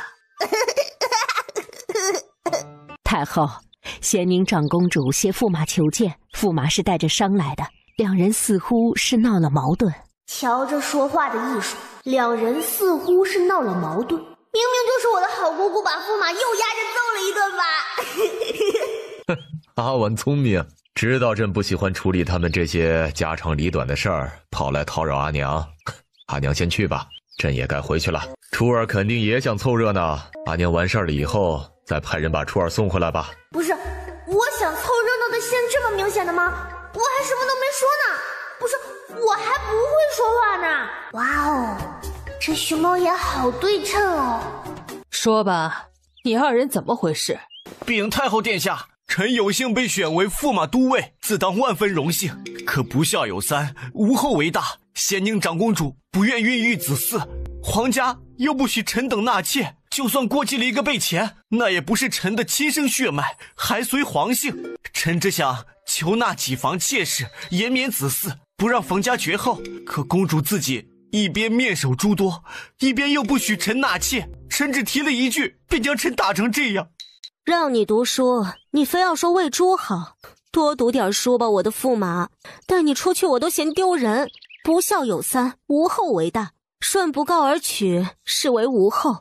意思是不孝有三，未尽到后辈的责任是最大；顺不告而取，没有尽到孝道，没有尽到后辈的责任。看你肚子里那2两墨水叮当响，也就一张脸还能看。本公主就算想跟你聊人生哲理、诗词歌赋，都聊不起来。要是孩子继承了你的脑子，本公主会被气死的。连闺房之乐都玩不明白，还想生孩子？今晚收敛一点，房中之事还是私下说吧。母亲，儿说了不想生孩子，再说了，如果儿生了个亲生的，难保前儿不会痴心。这孩子好不容易才解开心结，到时候儿一个不慎疏忽了，又给他打回原样去，那儿得呕死。驸马想要后代也是人之常情，纳妾也是绝不允许的。开了这个先例，以后就会得寸进尺，不如就让儿和离了吧。准。不是，太后殿下，臣没想和离啊。怎么，既想占着驸马都尉的荣誉，还想纳妾生子？猪脑子，美的你呢！滚回去写和离书，不然我就休夫了。冯驸马被吓坏了，指天发誓绝不纳妾，绝不再起二心，绝对把贝钱视如己出，这才让咸宁长公主勉强点头放过他。哎呀，行了，哭哭啼啼的让人看笑话，赶紧把眼泪擦擦，出去被人看到了，又该笑话你了。你是我的驸马，可不能让别人笑话。公主，你真好，你这么好，我竟然还想纳妾，我真是太不是东西了。这 CPU 的手法也太熟练了吧！好了，你先回去休息吧，我还有事和母亲谈。冯驸马抽抽搭搭的走了，甚至略显娇羞。不是，既然你拿捏他杠杠的，他怎么还总搞事呢？好在太后跟贝静初的嘴替似的问了出来。母亲也能看出来，他脑子不是很聪明。好了伤疤忘了疼，过几个月就又抽风了。既如此，你和离了也行啊，一了百了。你也知道儿的公主府面首不少，驸马之位被占着时还好，要是空出来了，那群美人儿天天争风吃醋要上位，儿的老腰可消受不起啊。驸马脑子虽然不行，脸还是不错的，跟养一个笨蛋小狗差不多，看他时不时的作妖，就当逗闷子了，收拾起来也不麻烦。所以你们就来麻烦哀家。也是你们 play 的一环。哎呀，儿说和离，他还以为儿是在唬他呢。换成您来讲，他直接就吓傻了。而且儿这不是怕您在宫里无聊，特意给您找点乐子吗？唉，哀家呀，真是谢谢你了。这次找您确实有件要事，儿有意为钱儿请个爵位。儿知道公主之子也不是个个都能封爵的，要么就是自身功勋，要么就是母亲荣辱。儿自认没有那个脸皮，但钱儿虽然认在我名下了，也改不了是锦若阿紫所出。赵玉那小子明显是个靠不住的，锦若阿紫晚年也就只能靠钱儿了。母亲，邱贵妃一定希望锦若阿紫晚年可以安度的。哀家会交代皇帝的，给个爵位而已，对皇帝不算什么。更何况备前本来就是皇室血脉。阿娘，你要不要也找几个面首？你要不要听听你在说什么？阿爷已经故去多年，再说了，做后妃侍奉君王，哪里有养面首让人侍候来的快意啊？阿娘抚育朕长大，连这点都享受不了，那朕这个做儿子的也太不孝了。可是你对你阿爷也太孝了。阿娘喜欢什么类型的？要不朕先给你找2个试试？哎，还是别找太多了，先1-2个吧，太张扬了不太好。你也知道不太好嘛，可是莫名心动是怎么回事？可将来若是地下见了先皇，都篡位屠龙了，找个男人还纠结什么？先找2个吧，哀家也想试试别人为我争风吃醋的感觉。安排。这天，贝静初吃饱喝足，被抱回御书房。皇帝还在奋笔疾书，一旁的蒋公公欲言又止。一看这情况，贝静初就知道了，估计是看午膳的时间快过了，皇帝还没吃饭，而他进入状态了。蒋公公不敢打扰。阿爷吃饭。阿爷。皇帝笔尖一顿，他猛地垂下头。原来他真正说话，真正叫阿耶，和新生是不一样的。嘿，阿耶在。陪画画。走，用膳去。你看着朕吃。能不能愉快的玩耍啦？出好，阿爷，乖。对。第一次听到阿耶的皇帝很是感动，但第1000次听到阿耶的皇帝很崩溃。小东西在宣室殿爬来爬去，饿了的时候阿耶，困了的时候阿耶，开心了阿耶，爬太快撞到头了也阿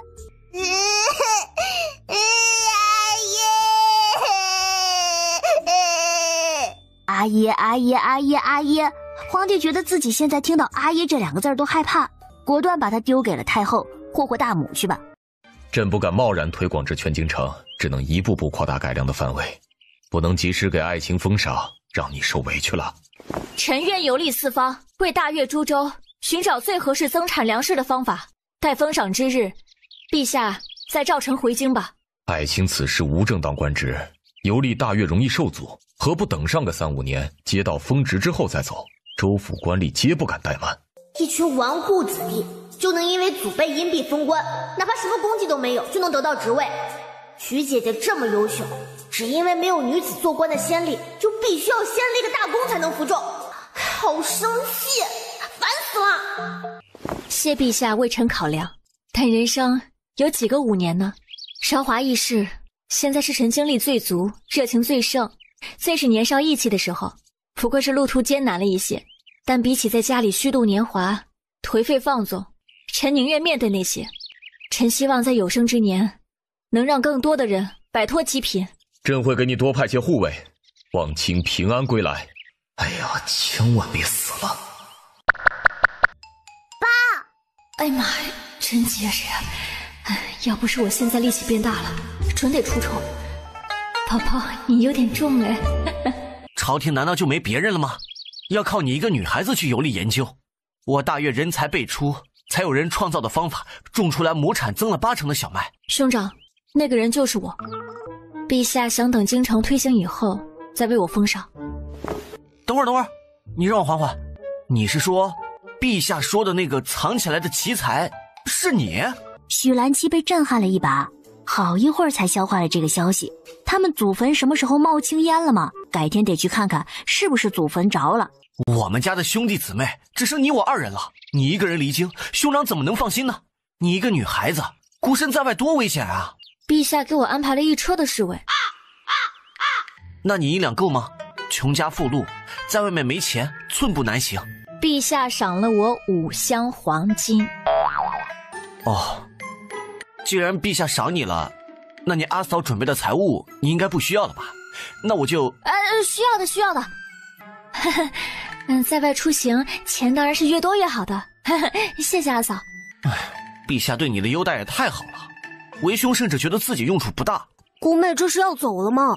什么时候回来啊？能不能不走啊？姑妹走了，阿宙以后就难见到你了。平日我在宫里，你也难见到我呀。那不一样。乖呀，宙儿，姑妹会回来的，大概过个4、5、6、7、8年，就回来了。徐大郎一听，哭得更伤心了。伤心的许新书以为自己死了，这小子在嚎丧。听说周儿要进弘文馆了，那和姑妹要走有什么关系啊？以后啊，你就要寅时2刻便起来，每天做课业奋战到晚上，1年到头只有过节才能休息，根本没有时间想姑妹啦。许承宙跑去找亲爹算账去了。骗子！你不是说弘文馆很轻松的吗？就抓吧，抓到什么就是你的。真的？真的。只见贝静初爬呀爬，爬到了红布的角落，然后贝静初抓住了红布的一角，抓着那一角爬到了另一边，上面的东西都被裹挟着往中间裹去。贝静初再爬往了另外3个角落，红布一卷，整块布团起来，比他人还大。我的！你说了，我抓到的就是我的，不能反悔，反悔就是坏阿姨。皇帝无语，要不是众臣都在下面看着，他要维持自己的威严形象，皇帝简直想捂脸叹口气，他真的会谢。大公主这是有统帅之才啊，一网打尽，揽尽天下有才之辈啊！看着陛下的脸色变好，臣子们暗骂中书令老狐狸，纷纷说好话恭维。陛下这是认真的吗？我也不知道啊。陆欢九怜爱地摸了摸贝静初的头发，可怜的孩子，本以为他上学就够惨了，没想到公主1岁就被送过来了，这是人干的事儿。哎呀，公主来了，请入座。这个是甜瓜，来和我读甜瓜。是瓜，不是搭。是搭，不是搭。甜瓜。甜搭。瓜。搭。眼看着要到日中了，先生终于意识到了教导公主的好处，可以提前溜。公主很棒，我们午后再复习吧。公主还小，可以晚1个时辰再来学堂，不用和中堂的学生一起。现在先生觉得被调过来带孩子真好啊，他可以吃到早退了，好开心。而且公主还不难带，公主一整个日生时都乖乖地坐在那儿。这么乖的孩子，陛下竟然嫌烦，真是身在福中不知福。这段时间你见到公主了吗？什么公主？一个1岁半的小娃娃。陛下将公主也送到了弘文馆，公主尊贵，不能随意冒犯，有机会的话最好能和公主做朋友。男女之间的友谊，只有幼时才是最好培养的时候，长大一点就有男女之别了。如果你和公主关系好，将来公主出嫁，你的机会很大。大公主从小是陛下亲自带的，未来必定受宠。她的夫婿只要不是个扶不上墙的废物，陛下一定会全力提拔。就算看驸马不顺眼，为了女儿的面子，该提拔还是提拔。当今和先皇不一样，子嗣少，就算不是大公主，其他公主也是金贵的，但都不及大公主。其实才1、2岁的小孩和他玩好还是很简单的，只要善意的接近就行了。接近之后最好还离间公主和其他人，如果他只有我一个朋友的话，我以后的胜算更大。这个年纪的小孩应该更喜欢吃的玩的吧，金银财宝这些收买的效果或许还不如送叠糕点。徐兰七赞许点头，父子俩就这么完美避开了正确答案。初次见面，这是我家厨房做的最好吃的贵妃红，公主尝尝。哦，吓死我了，原来是送礼的，我还以为你们是来打我的。既然如此，你们是不是想做本公主的小伙伴？本公主喜欢听话的小伙伴哦，你们谁最听话，谁就成为我的朋友。你干嘛？刚才一连5个人出去，没有一个回来，再加上公主来了弘文馆，我怀疑是那几个人听到风声去找公主了。找公主就找公主了，他们再找公主，我和公主也是最好的。你长点心吧，公主年纪才多大，那几个都不是省油的灯。殿下虽然心眼子多，算了，这个不能说。殿下到底只是1岁半的小孩子，他们想要的是殿下的注意力，但公主只有一个。他们要是为了争宠没分寸，把殿下带坏了带偏了怎么办？对啊，你怎么那么聪明呢？你怎么那么傻呢？那里，往左一点。你们好笨啊，怎么连爬树都不会？你加油，快拿到了！第一个拿下来的就是我今天的朋友，你们快都！哎，有点可惜耶，弘文馆里没有蜂窝，不然……算了，别这么搞，我不能这么残忍，我是个善良的宝宝。这就是你说的怕他们带坏公主？这究竟是谁带坏了谁啊？殿下，我拿到了！最先拿到的小郎君一点一点的爬下来，眼看还差1点就落地了，一只手伸出来，一个回手掏，把他怀里的蛋掏走了。许承胄跳了下来，把东西捧到贝静初面前。殿下，我才是第一个拿回来的。好吧，那今天你就是本公主的朋友啦。明明是我第一个拿到的，你是强盗，不会吐血了吧？你没事吧？还好，只是牙掉了而已。牙掉了而已？嗨，别害了，你能不能尊重一下别人的牙？这可怎么办呢？没事的，阿坦，只是掉了颗牙而已，不影响吃饭的，就是说话漏风而已。没事的啦，牙掉了还会长的。真的吗？可是阿娘说不让我多吃糖，牙吃坏了就好不了了。公主，你一定是在哄我的。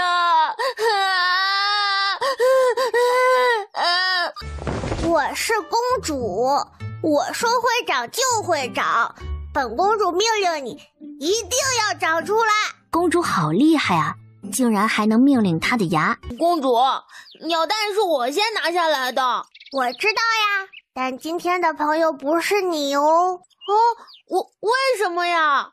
你看啊，如果我交代你去取一个东西，结果你拿到了，却在半途被人抢走，没交到我手上，算完成任务了吗？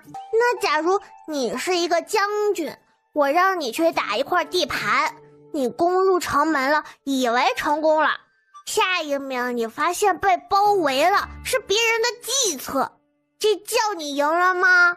所以嘛，过程不重要，结果才重要，送到我手上的才是第一个。看在你受伤的份上，这次我就不罚你了，你好好反思吧。公主真好，谢谢公主。不用谢，真好骗。殿下，陛下让您快进去。胆子越来越大了啊！带着师兄们逃课，还撺掇人去爬树掏鸟窝。要是他们不逃课来找我，我也没办法带他们去爬树啊。天天窝在学堂里不烦吗？我这是帮他们强身健体，亲近自然，他们应该感谢我。你还有理了？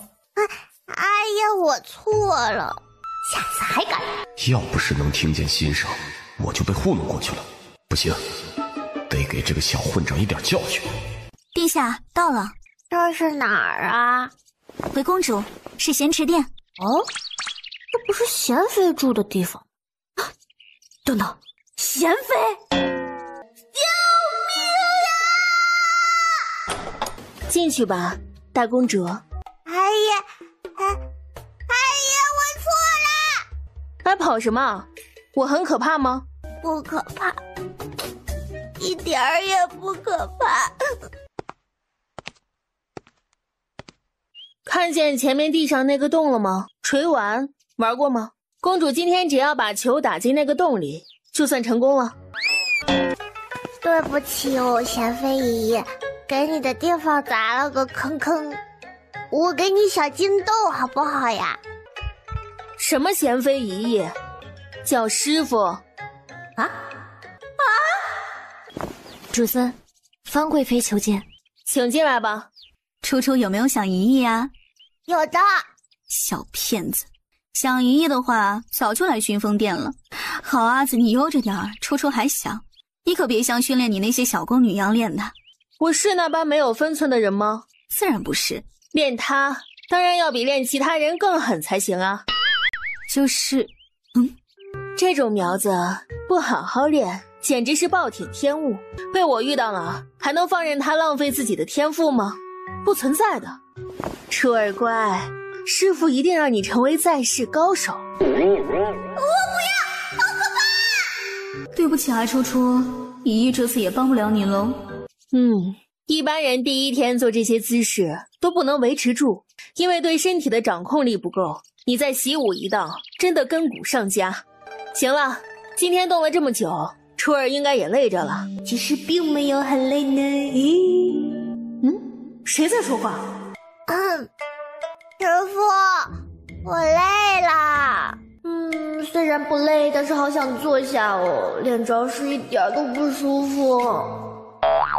贤妃无语，要不是她能听见这孩子的心声，不知道会被他偷了多少懒去，浪费了多少钱力。求求我呀，已经是一个废厨了呢。好了，休息吧。谢谢师傅，师傅最好了，爱你哟。说起来，近日初儿乖觉了不少，没那么顽皮了。恒儿用的什么法子？哀家可不信你舍得罚他。阿娘，你要知道，1岁半的逆子怎么斗得过20有3的逆子啊？你也知道你是逆子啊？哼，你还骄傲什么？改天给你选2个小宫女，你要阿耶帮你选，还是自己选？自己选。万一阿耶给我选2个丑的怎么办？我要小美女，要在我身边待一辈子的，必须是养眼的小美女。过几日，朕让6上居各自推荐资质好的女孩，你自己选吧。不要人推荐的，我自己去选。他们推荐人肯定会给自己谋好处的，推荐上来的多少都沾关系，不知道是谁的什么亲戚或干女儿。而且那些小宫女因为被推荐了才会选到我身边，你猜她最后是会感激我，还是感激推荐她的管事？更好的英才却可能因为没有后台被埋没了。推荐是最节省时间的做法，但我觉得自己要使一辈子的心腹，多用一点时间亲自考察是值得的。不错，聪明。婷，你听到有人哭吗？你是谁？你是新来的吗？你们在外面等着哦。你怎么啦？你是新来的吗？现在是用午时的时候，你快去吧。要是去晚了，他们忙着准备主子们的午膳，你就只能饿肚子了。那你怎么不去？姑姑罚我不许吃饭，可是我好饿啊！阿娘说进宫了就能吃饱饭了，可是为什么我进宫第一顿就不让我吃呢？你吃这个吧，真的很好吃，你不吃就没喽。太好吃了，我从来没吃过这么好吃的东西。阿娘果然没说错，宫里就是好。他们为什么不让你吃饭呀？今天姑姑在讲话的时候，我没忍住鼻子痒，打了个喷嚏。我真不是故意的，但是姑姑说我态度不端正，宫里不允许这样，就罚我扫地，不许吃饭。姑姑说念在我第一次饭，只是轻罚。你叫什么名字？我叫华三丫。被惊出的肚子突然有感觉了，他只来得及说完一声再见，就迅速遁走。今天怎么回事？为何回来这么晚？我去拉屎了。皇家公主怎能出口污言秽语，有辱斯文？你用词文雅一点。那就我屁股哕了。哎呀，别说了，更有画面感了。你是会造次的。姑姑，您布置的要求实在是太难了，我做不到。你是宫女，不是祖宗，要当祖宗，趁早去撞死，下辈子投个好胎。进了宫，你们就是当奴才的命，让你们做什么就做什么，让你们去死也只能去死。别说什么做不做得到，洒扫没完成还敢顶嘴，晚食也不用吃了，你就饿上一天再说吧。院子记得扫完。这是什么？好啊你，罚你一顿不吃，竟然学会偷了！偷盗之罪，按宫规杖50。姑姑，不是我偷的，我没偷，是一个小妹妹给我的。给你的？那你说谁给你的？姑姑，我不认识她。哼，是你为了脱罪编出来的吧？编个理由也不会编像样一点，不认识就给你送吃的。这宫里人人明哲保身，谁会好心没有一点好处，无凭无故的就帮你？谁帮他的？谁能作证？是有人帮他带的食物，都可以站出来。你是真的偷了还是没偷不重要，你证明不了自己没偷，那你就只能是偷了。姑姑，我真的没有，我就在这里扫院子，然后门开了，一个看上去2岁的小妹妹进来了，然后给了我这个，里面包着糕点，我就吃了，真的不是我偷的。你在说笑话吗？撒谎成瘾，张口就来，宫里怎么会有2岁的小宫女？最小也要4。你说那个给你送食物的女孩，身材外貌样子，戴的什么首饰，穿的什么衣服啊？在什么时间遇上的？事无巨细全都描述出来。头上扎了2个圆圆的包包，用绿色绳子绑着，也是绿色的裙子和上衣。听起来倒像是真的。我去查证一番，若确有此事，就免了你的责罚，当做冤枉了你的补偿。行了，都散了吧。哎呦，三丫呀，不是姑姑针对你，你们初来乍到，一个个的小女孩，天真不知道宫里的凶险。我们都是宫里最下等的奴才，你们言行不注意分寸，惹恼了主子。要是主子心情不好，随意就将你打杀了，咱们也没法说理去，不是？别看姑姑对你严厉，姑姑都是为了你好啊。你们在我眼里呀，就跟孩子一样。姑姑只是想让你们记住谨言慎行的生存之道，才能在这个富贵迷人眼的地方活下去。我知道了，多谢姑姑。我见你欢喜，不如啊，你认我做干娘吧。深宫里不见佳人，咱们就彼此依靠，做个伴儿了。好的，干娘。端午后的第一场雨时，再把它丢到金水河里去，这是祈福庇佑你长命百岁的。小心点，别玩丢了。要是等你风回来，朕发现它不见了，你就等着屁股开花吧。哼哼，丢了我就去找大母求救，不可能被打的。大逆子好像斗不过小逆子，怎么办？这是我领回来的艾草，你要你自己去领就是了，为什么要抢我们的？殿下别这样，小心点儿。您这姿势，到时候他们突然推门出来，容易让您的脑子变成被门夹过的脑子。好的，你们再去一趟就是了。上宫局远，我们不想跑，拿了你们的又怎么了？花三丫，我知道你背后有长媳，但我姑姑是上使女官，奉劝你不要惹我，不然你干娘长媳之位保不住。是我要你还东西的，和我干娘没关系。你不要这样，你想要就拿走吧。现在我不高兴了，你想要我放过你干娘，就给我跪下磕头，必须3个响头。你太过分了！不愿意？那我回去就让姑姑革了你干娘的职。住手！殿下，请大公主安。您怎么在这儿啊？别请安了，里面打起来了！姑姑，这个小娃娃是谁啊？漾漾，不得无礼，还不放开上使！上使，漾漾她还小，不懂规矩，要是对您有冒犯，求你原谅她一次。乖一点，别乱说话，我这是在帮你。你胆子也太大了，还不快放开公主殿下！没眼色的东西，你应该请求大公主不要计较你的无礼才是。令殿下受惊了，这丫头冲撞了您，请您指导该怎么责罚。没事没事，刚才内院里的争吵我可全部看见了。回殿下，宫女们闹矛盾吵架时有，惊扰了您，奴婢会整治的。你说刚才他是怎么威胁你的？回公主，他说如果我不听话，就革掉我干娘的长媳之位。给本公主搬个坐具来，再让一个人去请方贵妃。奴婢御下不言，自当请罚。凡是人等口出不逊，掌嘴20，方贵妃涉猎宫事，事务繁忙，此等小事不用劳烦主子们的。再来一杯。殿下，陛下说了，您不能饮太多粮食。听说初找我，姨姨直接就更衣过来了，连簪子来不及多带2根呢。这是怎么了？路上我已经听说了，这种阿杂事竟撞到了咱们大公主的眼皮子底下。你们这上使内院够乱的呀！仗着公主年纪小，便想着欺上瞒下糊弄主子，借公徇私，连你的侄女都可以逞威风，想革谁的职便革谁的职。你这上使才是不用做了，按宫规停杖之后，没入掖庭为奴吧。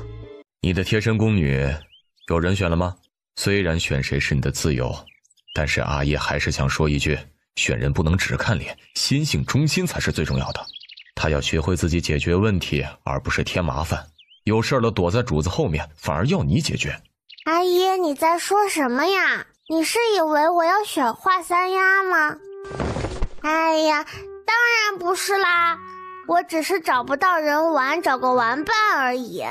玩了几天有感情了，见他有事就帮他出头了。玩伴玩不下去了可以随时换的，贴身宫女不能说换就换，这又不是看谁顺眼就能直接定的。又没有手机，没有电视，看书又不认识传体，这一天天的日子怎么过呀？可不得找点事做打发时间吗？你是真饿了呀，什么都吃得下。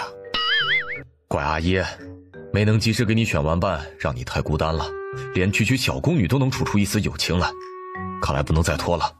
你自己心里有伴读的人选吗？有年龄要求吗？这个虽然是没有的，你选个70、80岁的老太太也行，就是比较离谱。我当然知道离谱啦，我又不傻。哼，雷涅尔可以吗？可以，但是重臣之女选了一个，另一个就要从勋贵之中选了。你是公主，代表皇家，伴读的人选也代表了他们背后的势力。你选了谁，就意味着朕现在抬举谁。如果两人皆来自一处，那些老家伙又要多心，胡乱揣摩朕的用意了。勋贵之家，其实99是最合适的，但是他已经在弘文馆了，选他这个名额不就浪费了吗？我还想多一个女孩子能来这里，但是我不认识人啊，我也不知道选谁好。算了，这个头秃的问题交给阿爷吧，秃阿爷不秃我。我不知道，我听阿爷的话，阿爷选谁就是谁。这几日玉儿就开始试着吃辅食了，我命人捣了些果泥给她。玉儿本爱哭闹，怎么哄都不肯睡，但是他偏偏喜爱那16只，喝上一小碗就安静了下来，满足的睡去了。德妃姨姨，我小时候可乖啦，只要吃饱喝足了就不哭不闹，偏偏阿姨还说我不好养，我明明很好养的呀。陛下是没带过男带的孩子，才会有这种错觉。大公主最懂事了，咱们让让她吧。好的，我最懂事了。好可爱呀，好想一屁股坐死。哦，不哭不哭啊，玉儿乖，阿娘给你喂你最爱的石榴。等等，这症状有点像过敏啊。德妃姨姨，三弟一喝16汁就睡这件事，你有没有问过太医？没有，这是昨日才发现的。况且这个需要问太医吗？大公主都知道些什么？难道是有人在16汁里下毒？我就知道，皇长子的身份就是危险。我日防夜防，所有食物都让人试毒，凡是玉儿能接触到的东西都每日排查，伺候他的人也看得紧紧的，竟还是没能防住歹毒之人。你知道是谁要害玉儿吗？公主都知道什么？你告诉我好不好？不是毒，德妃姨姨，你冷静一点。冷静？我很冷静。公主快说吧。或许你有没有听过一个词叫过敏？兔子，古代版的过敏叫什么？特禀体质。那特禀体质呢？但是特禀体质不是容易起红疹发痒吗？玉儿她……先别纠结了，姨姨，你找太医来问问吧。多谢公主，要不是你在，玉儿可能就被我的愚蠢给害死了。没那么夸张啦，太医都说了，弟弟的症状很轻，除非吃很多不会危及性命的，就是长期吃这个影响身体健康和脑子而已啦。实在不知道该怎么感谢你，金银财宝一类的，公主都不缺。不，我缺，很缺，非常缺，快用钱砸死我吧，我不介意的。阿姨，你来啦。玉儿怎么了？妾身照顾三皇子不周，还请陛下降罪。究竟是怎么一回事？难不成有乱臣贼子敢对玉儿下手？别说了，阿姨，你没看见德妃都汗流浃背了吗？都是妾身失职，请陛下责罚。罚你1个月的俸禄，就抵给初儿做奖赏，你看如何？好耶！走吧，弟弟都晕了，你先放过他吧。雷小娘子可曾学过孟子？那你可还记得于我所欲也中万中则不便礼仪而受之，下一句是什么？意思又是什么？万中则不便礼仪而受之，万中与我何家焉？万中意为高官厚禄，如果有高官厚禄便接受，却不管是否合乎道德礼仪，那么这种万中对我而言有什么好处呢？也就是圣人言，高尚的品质道德比财宝名利更重要。可也不错，殿下以为如何？万中则不便礼仪而受之，万中则不便礼仪而受之，万中与我美滋滋。你这根骨也不错啊，看来是继承了你父亲的天赋，生在武将之家，怎么都6岁多了还没有开始习武？要是再晚2年，你的上限就低下来了，到时候就和我一样了。师父有没有幻想过，自己要是从小习武，现在会是怎样的优秀呢？或许大越第一女高手的女字就能去掉了吧，直接就是第一高手。好难过，眼睛有点酸酸的。初儿，师父一定会狠狠训练你，把你的所有潜能都激发出来的。师父，我是哪里惹你不高兴了吗？没有呀，初儿这么乖，不要乱想。可是你这样我很难不想啊，喂！你父亲是怎么想的？父亲说，女孩子习武不好，男人都喜欢弱女子。我和妹妹要是习武出来，到时候难找婆家。他奶奶的，有病吧？他是在养女儿，还是在给别人家养媳妇儿？简直跟我父亲一样，脑子有坑。师父真是一如既往的，说话一点都不拐弯抹角呢。孔贤妃，为什么公主只用练招式，而我要蹲马步啊？这个呀，初儿也就快2岁，年纪小，身子骨撑不住。你已经6岁多了，可以开始了。你也别太得意，人家6岁才开始练，你4岁时我就要这么搞你喽，要撑住哦，小初初。子子，烟雨是不是长子的小玩具？是。谁是长子的小玩具？我。大殿下，莫晴郡君求见。快，把他带进来。莫晴郡君可识字？回先生还不曾学。裴小娘子已经识字了是吗？回先生已经识了2年了。好，那你便自己玩吧，但是不能出声打扰。不是，凭什么呀？初识字很难，只看1遍定然是记不住的。我多写几遍，殿下什么时候觉得自己记住了，就说停。停。殿下是没听明白吗？等您记住了再喊停。停。殿下，这1年老夫带着你玩乐，但现在是真正开始学习的时候了，玩乐之心该收起来了。说了等你记住了再喊停，不要捉弄先生。殿下虽然是公主，但也要有尊师之道啊。没有啊，先生，我没有捉弄你，我就是记住了。唉，老夫桃李满天下，教过许多学生，从来没有谁看1遍就能记住的。公主是聪慧，但是学业一事上还是要估量好自己的实力，不要吹大话，千谨方为上道。可是我没有吹大话呀，我真的记住了。那公主殿下就临摹1遍吧。不过殿下要是临不出来，回去要写100个大字哦。先生正式教你的第1课便是量力而行。我才不会乖乖罚抄呢，到时候不行就拉着念儿一起抄。其实有的时候你可以忘了我的。哎呀，殿下确实聪慧，但是现在记住了，不代表就一直能记住了，还是要勤加练习，避免遗忘。但是我怎么有种感觉，我学了是不会忘的呢？你记住了这个，那第1个教的呢？还记得吗？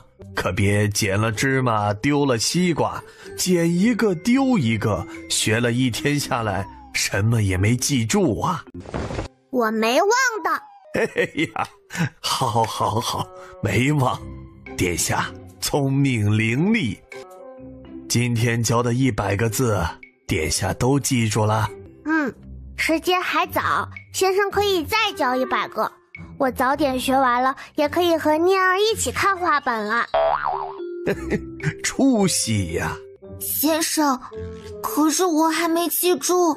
堂子，你是哪个没记住呀？初初教你呀。我几乎都没记住。这可如何是好？弘文馆不允许为了伴读而耽误皇嗣的学业，旁人就算差距再大，靠勤奋也可弥补1、2。但是殿下过目不忘，郡君又要与殿下同进同出，追赶起来可就难了。要不堂子午后就不去咸池殿了吧，继续在弘文馆学识字？可以这样吗？孔贤妃不会生气吗？那你今日午后先在弘文馆吧，我去问问师傅。堂子，师傅说了，你不去可以的。是因为公主帮我求的情吗？不是呀，师傅说堂子学了和没学区别不大，去不去都没什么的。陛下心情不好，不是早说过吗？这时谁也不许打扰，你是不想活了吗？可是大公主在外面，我不敢拦着殿下呀。算你灵光。初儿来了，来见一下你的2位阿兄吧。朕不知道自己算不算一个好皇帝，但朕绝不算一个好父亲。没有啊，楚楚觉得阿姨是世界上最好的阿姨，就是有时候狗了点。当初杨氏对你不利，朕应该在她产下烟雨之后赐死她的，但朕总想到你死去的阿兄，杨氏是她的生母，所以希望楚楚原谅阿爷难得的心软。楚儿，以后如果你和弟妹们有怨，阿爷不求其他，只盼你能给他们留一条命。好的，好好的，怎么说这个？弟弟妹妹们很可爱啊，我怎么会杀他们？我最多打他们的屁股。听着小孩子稚嫩天真的声音，皇帝苦笑了一声。幼年时，他与兄弟们感情也是极好的，甚至亲密无间的。阿娘不让他和其他兄弟多玩，但他不会听话，他会偷偷溜出去找他们。后来才明白，感情越浅，拔刀相向时才不会心痛。贝恒闭了闭眼，不愿意再想昔日的画面，而他的孩子们还剩多少有爱温馨的时光呢？世间的规矩说，夭折的孩子不能入祖坟，因为他们早早地走在了父母前面，令父母伤心，是不孝。但朕觉得很没有道理，是不是有些人出了事总喜欢怪在更弱者身上？分明是父母没有保护好他们，却要求孩子顽强地活下去。所以朕让你的2个阿兄进了皇陵，那群老迂腐说朕不顾祖宗规矩，真是好笑。阿姨真的有在珍惜自己的每一个孩子啊！可恶，我的发型！这2个月，殿下识字学的都差不多了，可以去中堂了。哎呀，这得是别人1、2年才能学完的呀，也没有哪个皇嗣在制堂开蒙了2个月就升中堂的经历呀。按规矩，殿下是要在制堂待满1年的。哎呀，早知道殿下聪颖至此，当初老夫该早点教你的，何至于等到2岁？哎，唯一的缺点就是字太丑了。先生，你可以不说最后一句话的。今日殿下便开始练字吧，等什么时候练好了，什么时候就可以去中堂了。字如其人，读书人常以字观人。殿下字迹如此潦草，别人也会觉得殿下是一个无规无矩、行事潦草的人。可是我本来就是这样的人呀。哎呦，但你至少要写得让人看得懂吧？哎，看看殿下这字迹，除了教你的夫子我，那别人还以为你在画符呢。其实，殿下要练好字很简单的，只要注意形就行了。莫晴郡君字形很好，就是力道不够，但年纪小，长大后手劲儿自然能上来。就算写不出力，也可走娟秀之道。殿下手劲力大，写字时不会发虚，力透纸背。哎呀，一天天使不完的牛劲儿啊！殿下是力透纸背，不戳烂纸背，您悠着点儿。我尽量啊。孙夫子，公主的课业怎么了？让你这么稳重的人都一定要找陛下？殿下2个月前开始识字，这个我知道。现在殿下已经识完了。你说什么？什么叫识完了？就是启蒙书上的字已经识完了，如果不是字太丑的话，已经可以去中堂了。这事确实要禀报陛下一声，但是你确定吗？2个月就认完了？要是夸大其词，那可是欺君之罪啊！本来早就认完了，还是我怕公主学得不牢固，定要再让她温习一遍的。殿下就是天资卓越，祭酒不要因为没见过就不信。不是我不信先生，实在是你说的过于匪夷所思，还是确认一下再报给陛下比较好。祭酒，你行不行呀？再写下去，我这本都要写完了。真不是人呐！我这就写折子，这么大的事一定要报给陛下。皇帝批奏本正烦时，翻到了这一本，脸上的神色瞬间由阴转晴，甚至放声大笑。楚楚啊，累了吧？来，快坐下。阿爷让御膳房做的全是你爱吃的菜。哎，还有，你不是看中朕的那块沙之六扇屏风很久了吗？阿爷就送给你了，你可以去朕的司库里再挑几件你喜欢的东西，阿爷都送给你。阿爷是被夺舍了吗？怎么跟换了个人似的？不要啊！阿爷虽然很狗，但是真的很好啊。或者说，这是我最后的晚餐了吗？难道这顿吃完我就要上路了？我也没干什么坏事啊，就是把阿爷的茶拿去煮了茶叶蛋而已啊。贵的茶煮出来的茶叶蛋好像是比普通的茶叶香一点吧，也不知道是不是我的心理作用。哎呦，对味了，这才是正常的阿爷。吃完后，朕最近茶叶的消耗比以往快些，本以为是喝的多了，但是似乎有人查到是某个小家贼，你说是不是啊？北京初，败家的小丫头，你不知道那个茶叶价比黄金，你拿来煮茶叶蛋，喊全名了，要走！北京初拔腿就跑。你不是说中堂的夫子今日没留课业吗？你怎么还偷偷看书的？我把你当好姊妹，你竟然卷我！卷你是什么意思啊？这个，反正就是你背着我偷偷学，你不道德。我的殿下呀，你要不要看看你在说什么？你2个月就把字记完了，还不让我私下里用功啊？人不能，至少不应该。你简直不给人活路好吗？先生，新来的不是应该往后坐吗？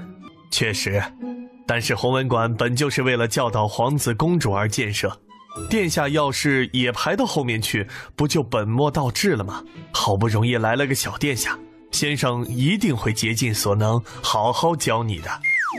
完了，不能搞小动作了，不能搞小动作的上学时光是不完整的。今日辩论《道德经》，天地不仁，以万物为刍狗；圣人不仁，以百姓为刍狗。这句话的前半句，诸位应当并不陌生，而后半句却并不常见。当然，每人读这句话的时候，所理解的含义是不一样的。有人认为啊，这个不仁是指不仁慈，将苍生百姓视为牲畜；但另一派认为，此不仁是将万物公平对待。大家认为是应当仁还是不仁？今日便分为2派来谈辩。学生们迅速地交换位置，往自己支持的观点处走。北京初迷茫地站在座位上，左看看右看看。殿下为何不去啊？先生，我也不清楚自己的观点是什么。无妨，人皆有茫然之时。进学本就是授业解惑之用，殿下既然不解，便跟在老夫身边，一起看他们玄谈吧。先生，您的观点是什么呢？站在什么样的位置，就有不同的观点。殿下有没有发现，谁不是这世间的芸芸众生呢？但这里不仁的是天地，是圣人。天地很好理解，但殿下知道圣人是什么吗？是古来先贤。古来先贤自然也称圣人，但殿下似乎忘记了，现在活着的也有圣人，且只有一个人可称作圣人。谁呀？您的父亲，当朝的帝王。帝王也被称作圣人，只是我们甚少这般唤之。若为帝王，观天下百姓，自然就不能如常人那般。那要哪般？殿下似乎还未读过史书，你日后读史书的时候，或许会发现，评价一个君王的成功与否，不是看他多么的仁德善良慈和，不是看他是不是品行无瑕，有没有做过坏事，看的是他在位期间领土扩张了多少，人口户籍增加了多少，国家繁荣了多少。您说像不像牧场主啊？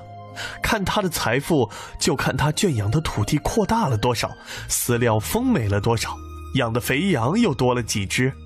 原来在为帝者的心里，那些人或许和刍狗没什么两样，他们的喜怒哀乐、悲欢离合根本不重要，而他们的死却可以震慑他人，这就够了。这是他们的命带来的作用。唉，这只是老夫的一点拙见，殿下若觉得不对，也是自然的。毕竟人的经历不同，所理解的圣人言自然也不相同。表妹，你状态似乎不对劲。也就辈前8、9岁了，看上去成熟一点，但也是小孩子。说给他们，他们也不懂吧。算了。可恶，被小瞧了。怎么了？难道中堂有人敢欺负你？没人敢欺负我。夫子今天讲的，其实我都懂了，也没什么问题，就是和以往的认知相悖。阿姨，越朝既尊儒术，科举考教也只考儒学之术，为何弘文馆讲学却要讲道家学说？你以为君王独尊儒术的目的是什么？是为了巩固自己的统治，以德教化世人，强调尊卑有序，君为臣纲，主张王权等级，将帝王架上至高无上的地位。初二，你要知道，一切的政策都是君王的工具，而不是约束自己的绳索。科考可以只学这个，但是身为天家公主，你却不能被一种思想禁蛊了，而是要多听百家之言。这样说，你可明白？这便是以帝王角度来思考的结果吗？请大公主殿下安。这是当年殿下出生的时候，您的生母齐氏欲将一男婴调换为皇子，陛下怜其才降生人士，未有诛杀，赐他做殿下的宫侍。现在龙首已经3岁了，也到了能伺候人的年纪，该来侍奉殿下了。龙首是他的名字吗？是的，殿下。他是太监吗？才3岁就阉掉了？不至于的，殿下。要成真正的太监，还要等他再长大些，那儿长出来了。3岁就阉，确实有些离奇了。前面3年你都在何处？回殿下，我在义父身边学着怎么伺候殿下。义父？你义父是谁？是蒋之贤蒋公公。自从龙首来了以后，常言和皓月2个就轻松多了。殿下最喜欢使唤他，什么跑腿打杂的活计全交给他。龙首倒腾着小短腿到处跑，累得气喘吁吁。不要，我要去！我从生下来就没离开过皇宫，让我出去一次嘛！哼，没离开过？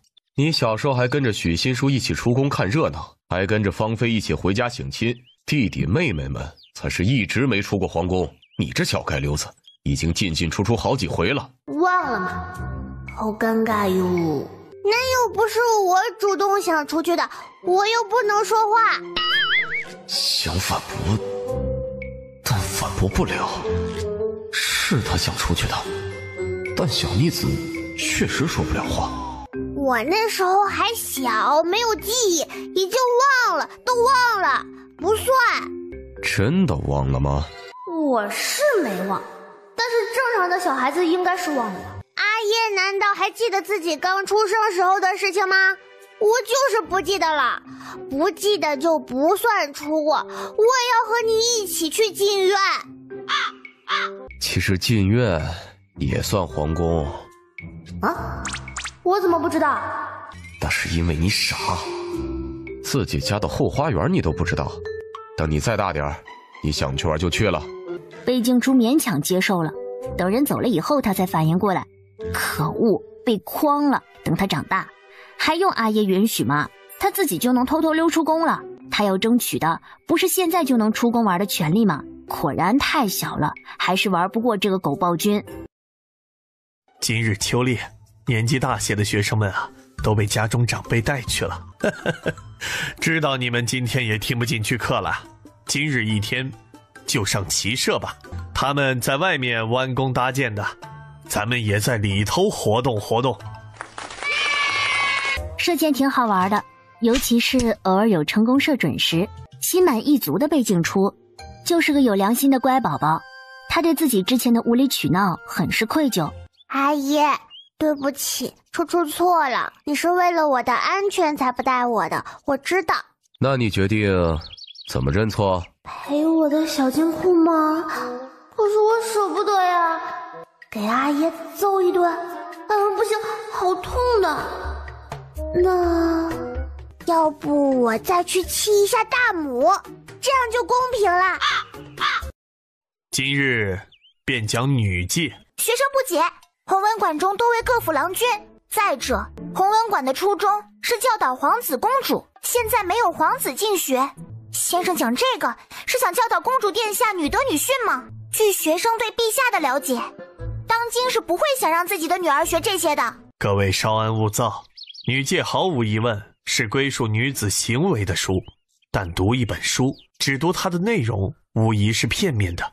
还记得之前讲过的吗？读一本书最好要了解它的时代、历史、作者经历，才能全面地理解其意。今日我们便从女戒的作者昭娘子说起。她所在的朝代，太后当政，而她作为太后的密友，自己本身也是手握大权，当时女子地位甚高，她家中不管男丁女眷，也是为官者甚多。可以说她自己一生所为和女戒毫不相干，为何晚年却要写一本规劝女子的书呢？大家可以提出自己的见解。或许是为了名声，他写一本书，表明自己之前的干政之事并非他本人所愿，撇清干系，铸造他贤德的清明。你说的有理。先生方才说那是太后干政，他写这个或许是为了劝诫外戚，想劝太后放权还政于地吗？殿下所言亦有理。先生说昭娘子家中女眷为官者甚多，写这个或许是为了约束家中女眷，担心树大招风，想低调行事。先生也说了，他写这个的时候是晚年了，史上英才晚年昏聩的不少，或许就是他晚年昏头了呢。不是没有可能，诸位方才所言都有理有据，透过那些史料，我们也无法判断出昭娘子写这个的真实目的是什么。但这本书被写出来以后，如何理解就不是他可以控制的事了。这本书就成了一个工具，无论他的初衷是什么，到现在都变成了束缚女子的工具，矫枉过正。而为何女戒被大肆推崇，却没有男戒？就如同律法是用来约束平民的，而非贵族。人分3、6、9等，高低贵贱。诸位站在大岳的顶端，感受不到这些压迫，但我希望你们知晓，弱者一直受到欺压榨取，所谓高位者的高高在上，无限风光，都有在吸另一个群体的汗血。手握权力的人几乎都会维持并不断加固自己所在群体的权益，贵族维系贵族，男子维系男子，就看谁的话语权更大，不论是阶级还是性别，都是一样的。你们知道后，是伸手援助也好，还是置之不理也好，都是你们的选择，但不要认为他们所遭受的一切都是生来理所应当。好了，下课。江夫子不愧是阿爷请来的大家呀！每次上课都觉得灵魂被洗涤了一样。饿了，给我也来一根。自己不带来蹭我的。周欢九干脆一人分了2根。殿下，您想听八卦吗？什么八卦？您知道羽尚书令3年前认回了一个流落在外的女儿吗？知道，就是那个差点有情人终成兄妹的小宫女，叫一果。那姑娘或许是因为流落过民间，胆子大得很，尚书令又纵容着，不是一般的官家娘子们。吕夫人要给她选夫婿，问她喜欢什么样的，她说那些人她都不认识，好不好的得试了才知道。于是选了一个，让吕夫人安排2人先试试。然后呢？殿下，您都不惊讶吗？世上父母之命，媒妁之言，门当户对就直接嫁了，谁会去试一试？名声多不好听，这也太随意了。京中现在对这位娘子的流言蜚语多着呢。就是嘛，不就相当于谈恋爱吗？其实我觉得直接嫁过去才是太随意了，万一对方阳痿呢？阳痿是什么？完犊子了，嘴上没把门，忘了皓月只是个6岁的娃娃。你觉得媒婆的话能信吗？那都是收了提亲人的钱的，话都是往好的地方夸，而且还是有根有据的夸大其词。我就听说过，一个媒婆夸她介绍的郎君是个干净的小伙子，然后别人信了，嫁过去以后才知道，干净的是头上，那郎君是秃的。我不是故意的，功德加一加一加一。其实我记得还有一个，媒婆介绍女方在网上天天谈几10万的大单子，结果是搞诈骗的。不过说了他们也听不懂。皓月呀，你听着，以后你要是想成亲了，一定要先试试再决定，试都不试就嫁过去了，才是太随意了。你们也是哦。写策论，你不能只看那一句话，要展开，要根据朝廷的政策风向来论，明白了吗？这都第6遍了，你要是有1分良心的话，也该说明白了。可是就是不明白啊。99没事的，你只是天赋不在策论上而已，但你算术很好啊。你有听过上天为你开了一扇门，就会为你关掉一扇窗吗？可是你和贝钱2个学什么都好，为什么我就不行啊？可能我俩四面通风。要不找谁来拉踩一下？不行，这也是个6边形战士，只没有我学得快而已。但聂儿学兵法却是数1数2的厉害，好像真的没有人比99的策论更差哎。周欢九把贝静初往他的座位推过去，这些都已经试过毒了，没问题的，可以吃。殿下，这白白黄黄的水是什么呀？是奶茶，就是牛乳茶。这牛乳和茶水从来都是分开喝的，牛乳有牛乳的甜香，茶水有茶水的清苦。你这样做完全是对茶的亵渎。哎呀，殿下用的是什么茶叶？是从阿耶那里顺的雨田龙井。暴殄天物，暴殄天物啊！怎么了，钱小侯爷？什么东西能让你都如此痛心？殿下，赏我1小口呗。不能再多了，我自己也没带多少呢。很难喝吗？不是难喝，是太好喝了，是哪位御厨想到的这种喝法？以前从未有人想过，茶里竟然可以放牛乳，茶香和奶香完美的结合在了一起，苦变成了清，甜腻被苦味中和掉，琼浆玉液也不过如此了。这个人的眼神好像饿狼，我不要和我抢奶茶。呀，这许承宙总是恭维楚楚，楚楚说什么都说好，你看他表情这么夸张，一定是演的。我好心分享喝的给你们几个，一个个的都不领情，不喝还给我，人家许承宙想喝呢。怎样？难喝，你们别喝了，但好歹是殿下的一片心意，你们都倒给我吧，我带你们喝了，免得让殿下伤心。你长点心吧，要真难喝，他怎么可能还帮你喝呀？这是诓你呢，肯定是好喝的东西。不愧是御膳房，做的新东西就是美味。什么御膳房？这是我让人做的。殿下真是足智多谋，连奶茶这种瑶池金钵都能想出来。不就是一个奶茶吗？不至于。而且这个也不是我想的，我只是知道这个东西，就让人做出来了。至于，我长这么大从来没喝过这么好喝的饮子，真是有缘。这玉观音是香积寺的住持亲自开光的，就2尊，我阿娘沐浴焚香，斋戒了3个月才给我求了1尊，还有1尊被……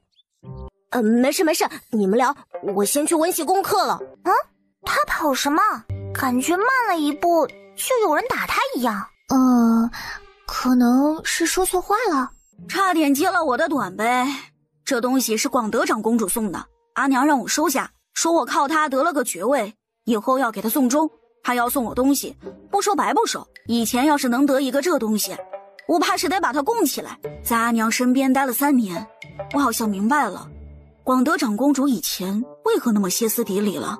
能聊这么知心的问题，看来表兄是真把我们当朋友了。她似乎有她的痛苦，不像阿娘的日子过得舒坦。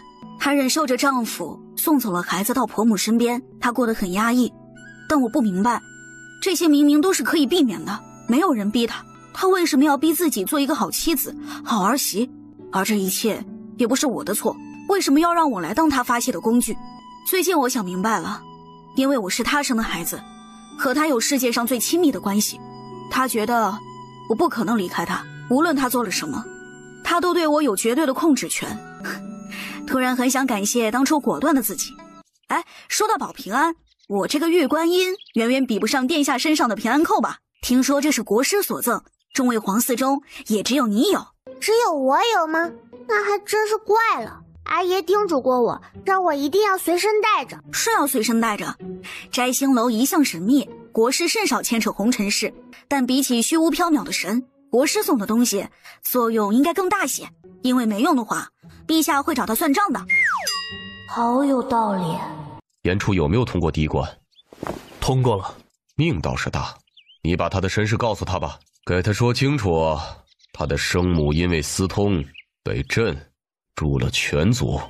殿下，这是您的新暗卫，以后我们二人一同保护您的安全。你确定？他和我差不多高呀，这么小的崽子，我保护他还实际点吧。严楚才过了暗卫的第一轮选拔，还未学会隐匿气息和气势，所以看起来有些凶，但是身手还是不错的。暗卫的第一轮选拔是什么？回殿下，是将10个训练了一段时间的孩子关到一起，厮杀制只剩下1个。为什么你有面具，他没有？因为他不配。啊，好惨，一男主。你既然过了第一关，那身手应该不错吧？你来和我比一场如何？好。你干嘛？你们做暗卫的不是要对主子的命令言听计从吗？我要和他决斗，你快放我下来！确实如此，但陛下只是让属下保护您的安全，不是完全把属下派给你了。在保证殿下生命安全的前提下，属下才会听从殿下的命令。好吧，那我不打架了。严重，你们平时都是藏匿在哪儿的呀？你们平时就趴在房梁上？是。那外面呢？没有房梁的地方，你们藏在哪？树上。我没问题了，你们去藏着吧。是。等等，你裤子破了，屁股蛋子那里，红色的棉秋裤露出来了。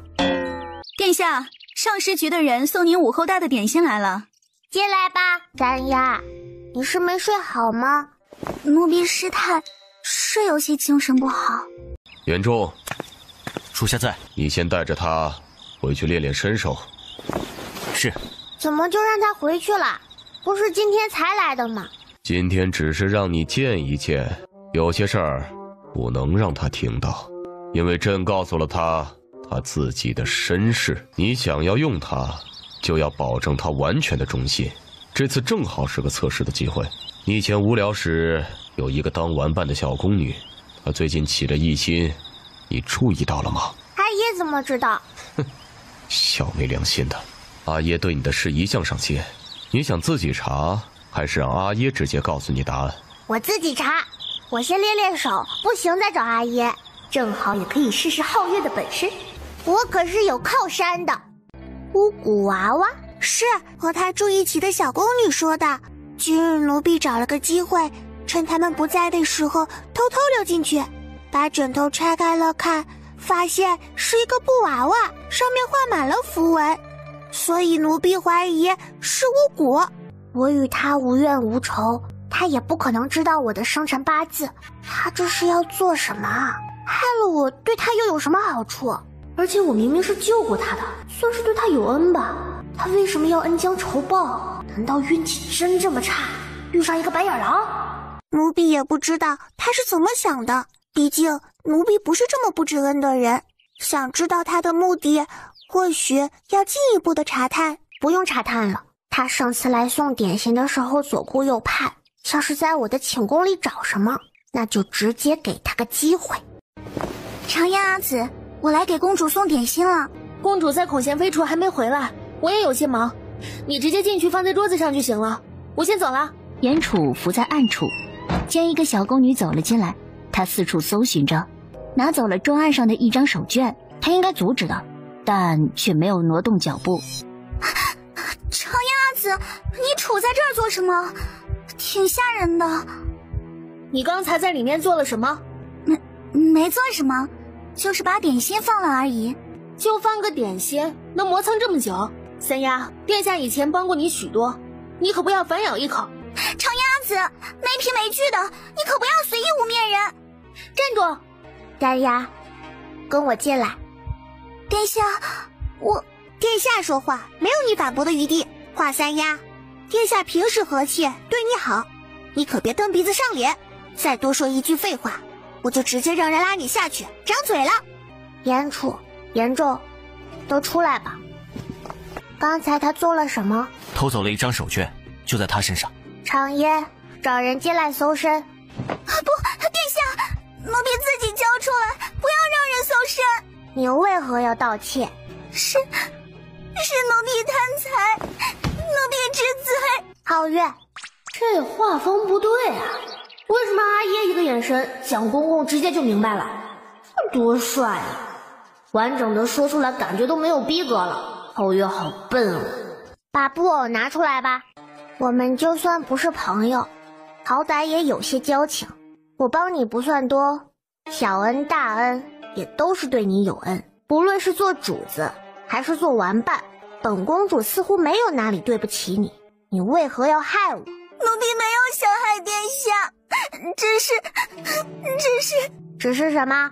华三丫摇着头，还在负隅顽抗。既然你不愿意说，就让叶庭的人来审吧。只是你竖着进去，我也不能保证你是竖着出来。这是奴婢家乡的土方子，说是成功了，便可以换命。换命？你还想做公主啊？奴婢不敢，只是想蹭得殿下的一点点富贵的气运。狼心狗肺的东西，气运对人何等重要！你竟然敢觊觎殿下的，真是生米恩，斗米仇。既然查清楚了，你准备怎么罚？按规矩，应该是满门抄斩。皇帝进来后，在旁边坐下，也没有说话，静静的等着他思考。按规矩吧，阿爷。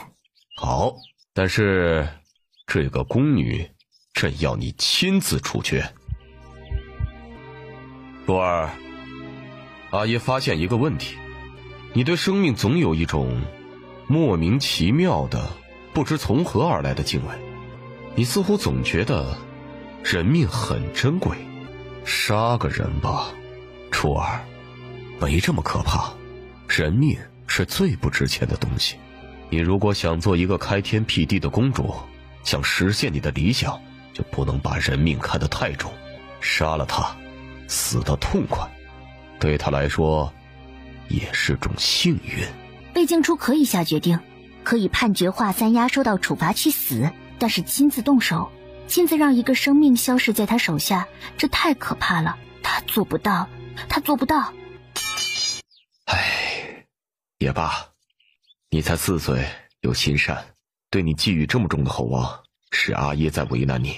初儿该是阿耶的掌上明珠，不讲为难的话就算了吧。单纯善良的小公主也可以幸福一生的。贝恒猛地回头，阿姨，我能做到。小女孩微微仰着头看过来，她目光有些涣散，透着些微的倔强。我能做到。贝恒心情复杂，他是不是逼他太早了？他还那么小，其实可以再等几年。但开弓没有回头箭，他呼吸深了一下，强迫自己狠下心，他做不了一个普通的孩子。好，阿爷知道初儿是最勇敢的，但是还有一个人一起处理了，你能做到吗？严楚一双眼定定地看着贝静初，没有鱼死网破的挣扎，早已认命。他死了，人命真的不值钱，就连他以为是世界中心的男主也一样，他会逐渐僵硬腐烂，成为一具骸骨。他真的不想再在这个充满血腥气的宫殿待着。贝静初踉踉跄跄地撑起来，往外面走去。我一个人静静，你们回去。去弘文馆和咸池殿说一声，今日公主不去了，让她休息一下。殿下来了，师父等您许久了。师父就在里面，殿下进去吧。装神弄鬼。殿下，喝一杯吗？奇怪的人，你是怎么认识我的？那可就说来话长了。你可以长话短说。殿下面部沾了污秽，要擦擦吗？等我让人洗好了再还给你吧。不用还了，留在殿下身边。等殿下偶然看到他的时候，或许还能记起有我这么一个人。不知所云，神神叨叨。本公主以前见过你吗？就说忘不忘的。殿下不离身的这个小东西就是我所赠，怎却记不住赠礼人吗？这平安扣乃国师所赠，你的意思是你是国师？不像吗？不像。听闻摘星楼的国师是个仙风道骨的老头子，可你的手看起来却是细皮嫩肉的，还骨节分明，修长细腻，完全是手控的福音。多谢殿下夸奖。笑，你有那么好笑吗？所以我看着像假的，殿下信也好，不信也好，都不重要，只是在下不愿以假面示意殿下罢了。你的意思是老头子是假的，这才是你的真面目？可你头上戴着伪帽，也不能算以真面目示人吧？或许是臣貌若无颜，害怕丑到殿下呢。虽然声音好听，手也好看，但万一脸就不行呢？说的非常有道理。殿下似有心事，愿意的话可以给臣讲讲，我会为殿下保密。倒也不是什么需要保密的大事，男主和三丫的事不算什么，只是我第一次面对，冲击有点大而已，最多做2天噩梦。如果你知道一个人未来可能会害你，但他现在并没有做那些事情，甚至可以说得上一句无辜，那么我要先下手为强，杀了他吗？公主觉得呢？你这人真好笑，不是我在问你吗？你怎么反问我来了？殿下是君，我是臣，出谋划策的是臣子，做决断的是主上，所以公主要如何做，只能是您自己决定。你说的有道理，我觉得一些事是未来可能发生的，但这个可能是会改变的。人不应该为了一个猜测，为了一件还没有发生的事情，提前背负代价。就像一个人突然跑过来说，我是一个毁天灭地的大魔头，要我去死，拯救天下苍生，我只会觉得他是个疯子。殿下心中既有自己的准则，又是什么让你犹豫了呢？因为我发现那个人还是害了我，而另一个人却还什么都没有做。这原本的轨迹到底会不会真的走到那一步呢？男主已经死了，反派还会远吗？那个整天哭唧唧的小太监要怎么处置？或许我还是做不到将未来的惩罚安在现在的人身上，我能严惩对我不利的伤害我的人，但他毕竟还什么都没有做，我想给他一个机会，在没必要的时候，我对杀人没有兴趣。既然做不到，就没必要逼迫自己，而且你看到的未来也不一定就是真相，不是吗？殿下心情烦闷时可以来摘星楼坐坐，就把陈这里当做一个茶馆好了。可是你这茶不好喝，一喝就尝出来是陈茶了，放了多少年了，一点都不新鲜了。又是一阵无语。国师起身送客。拜拜了您了。殿下进了摘星楼，属下进不去，出来以后殿下的状态就好了许多。行，下去吧。陛下，太后闯进来了，请太后进来。恒儿啊，舒儿是怎么回事？好端端的，怎么一身是血？猪猪，你怎么了？听说你出事了，怎么回事啊？是你又闯祸了吗？陛下这次终于忍不住收拾你了吗？好可怜啊，猪猪！谣言到底是从谁开始传的？殿下，你要注意身体哦。好的。最近天冷，不能因为贪凉就不加衣服了。好的。很多人都关心你的，你染了病，很多人都在担心的。好的。我觉得不会是你染病那么简单。昨天周欢九和雷念尔慌得像是你要驾鹤西去了一样，要只是染个风寒，他俩没这么着急。当然，如果是不能说的秘密，我也不会瞎打听的，听听你心里在想什么就知道了。反正我都能听到。嘿。他说完了昨天发生的事儿，贝前听完后有些疑惑。所以你为什么会把下人的命当成命呢？这本来就很奇怪，用来伺候主子的而已，不好用就打发了，不听话就卖了或者调教，犯错了直接杀掉就好。为什么会有负罪感？那如果是你身边的亲友做错了事，你能随意处置吗？怎么能一样？平民、奴仆怎么配合权贵相提并论？你要实在是心情不好，表兄带你出宫散心去。正好今日正月15，京城不宵禁，街上灯火万家，很是喜庆。你有办法带我出去？没有。那你说什么大话？我负责带你玩，你要是能出宫，我就招待你；你出不来，表兄也爱莫能助哦。陛下，大公主算上虚岁也才5岁，此时就赐封号封地，是不是太早了？早给晚给都是要给的。可是公主们都是成年才赐封号的，大公主的年纪实在是太小了，她也不一定就活得到成年呀。陛下，封邑一向是亲王才有，给公主赐封邑，岂不是味同亲王吗？于理不合，实在是于理不合呀！此事无关社稷，不会对大越江山有影响。大公主是陛下的长女，何等贵重，味同亲王又有何不可？反对的人不接受有何不可？他们人坚持祖宗的礼法，捍卫着自己守了一辈子的信条，眼看着就要吵起来。再多说一句，你们就可以告老还乡了。还有人拿着祖宗礼法说事，朕就送你们下去见祖宗。那么多国事堆积着不处理，一问就说没办法，找你们有事儿的时候恨不得躲得远远的，一到这种不重要的细枝末节，一个个就跳出来了，满口都是祖宗家法，都是正气凛然的卫道士，正直不屈的士大夫。早朝听你们在这里说废话，朕还不如多睡会儿。朕已决，此事结过。下件事儿奏上来。陛下是真疼这个女儿，本来以为她盼儿子盼了许久，应该更疼皇子才是，没想到人才4岁就想着给她封邑了。大公主该是大越史上最早有封号的公主了，之前让你接近她果然没错，你要加把劲儿了。按这个势头来看，只要你能得到她的青眼，成为驸马，不管你有没有本事，就算你是个废物，陛下为了女儿也能把朽木包金。怎么了？不顺利？殿下很好，对我也很和善亲近，但我总觉得不是因为我怎样，而是因为我送了他许多值钱的东西。不会吧？皇室富贵，大公主竟还是个贪财的？打开看看。哦，给我封邑呀！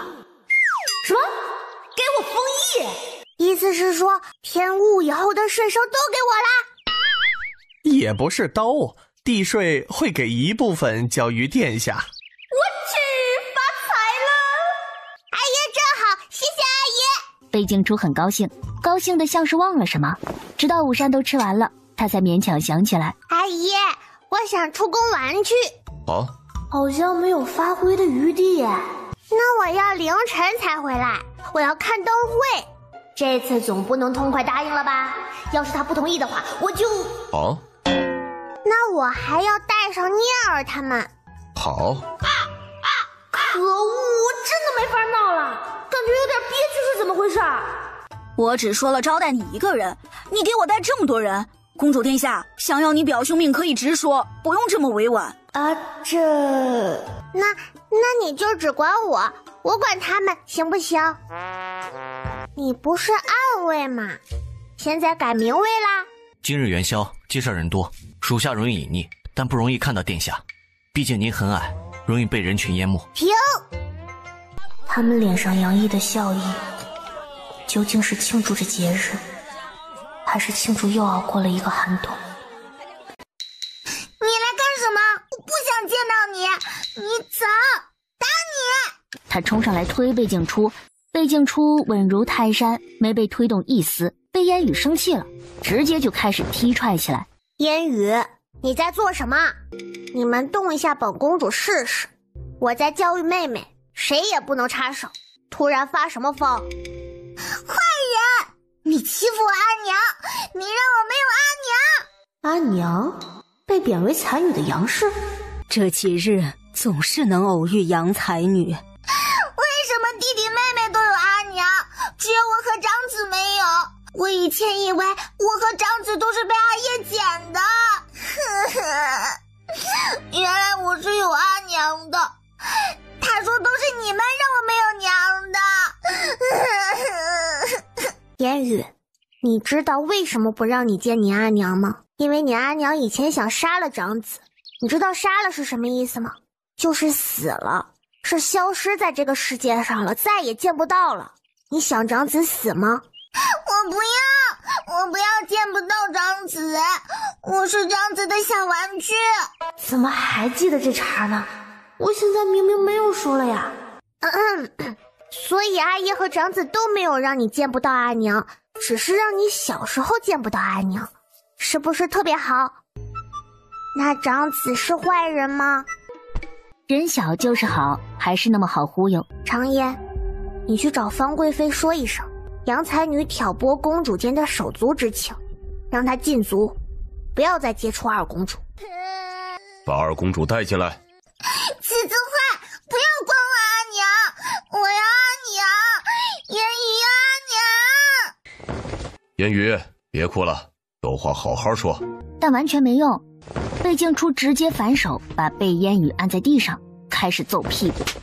皇帝默默地移开了目光，忽视二女儿的哭声，继续用膳。皇帝把被暴揍一顿的贝烟雨留下来用膳，小女孩抽抽搭搭的抱着胳膊等人哄，但是父女俩专心干饭，没人安慰旁边的委屈包，两个还非常坏心的先吃贝烟雨喜欢的菜。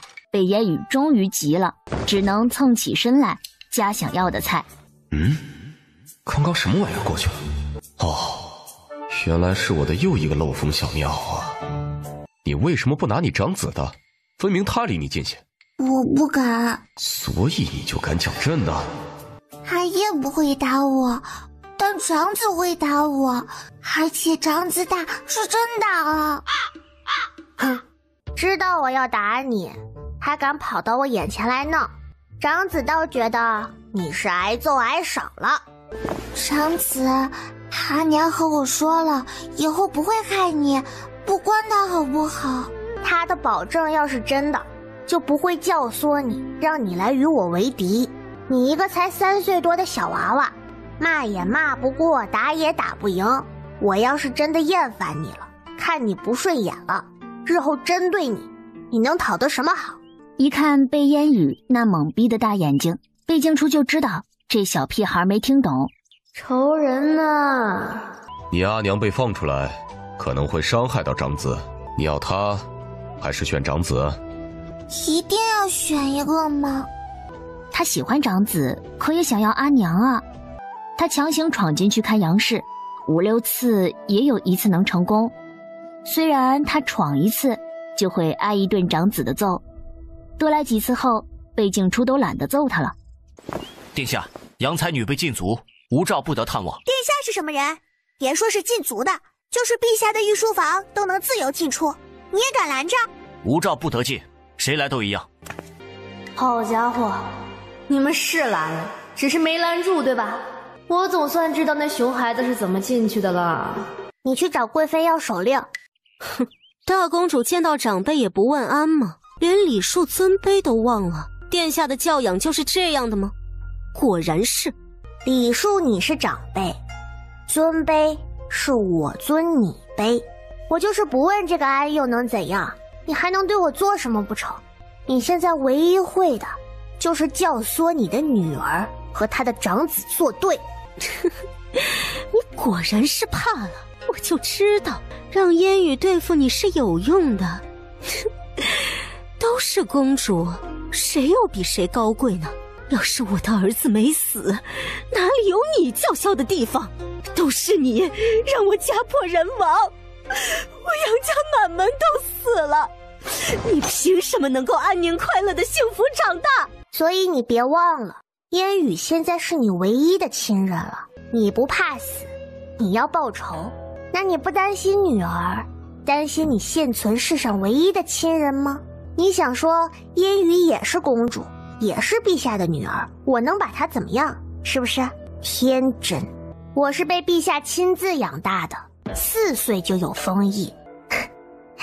你不会还不知道吧？消息闭塞成这样，大月是出过有实权的公主的。杨才女，你猜，按这个势头，我会不会是下一个？一个普通的公主和一个手握大权的公主，你猜我弄死她究竟会有多难？退一万步，就算我无能，陛下为了我不受委屈，会不会给我找一个位高权重的驸马？现在我们还小，差别不大，但烟雨真的和我结仇，未来被我针对，你觉得他会有好下场吗？别说以后了，就算我现在直接拿把刀抹了被烟雨的脖子，你觉得陛下会为了他杀了我吗？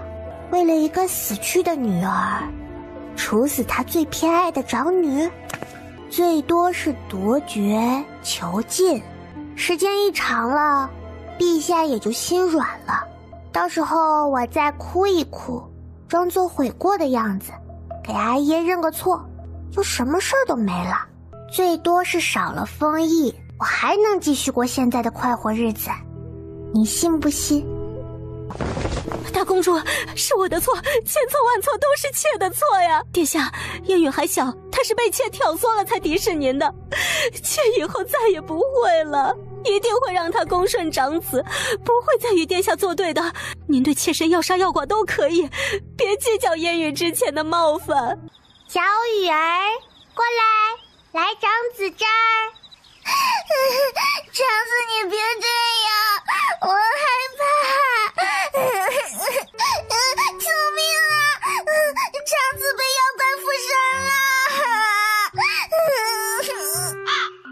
因为他突如其来的柔和了一下，被烟雨被吓到了。这2天乖巧得很，都不用他去公主殿找人，每天散学后就屁颠屁颠的跟着一起去宣誓殿，端茶倒水的，殷勤的不得了，小狗腿子的模样看得皇帝牙酸。皇帝把悠闲被伺候的贝静初和从小就要给长子捶腿的贝烟雨拉起来，一起去给太后请安。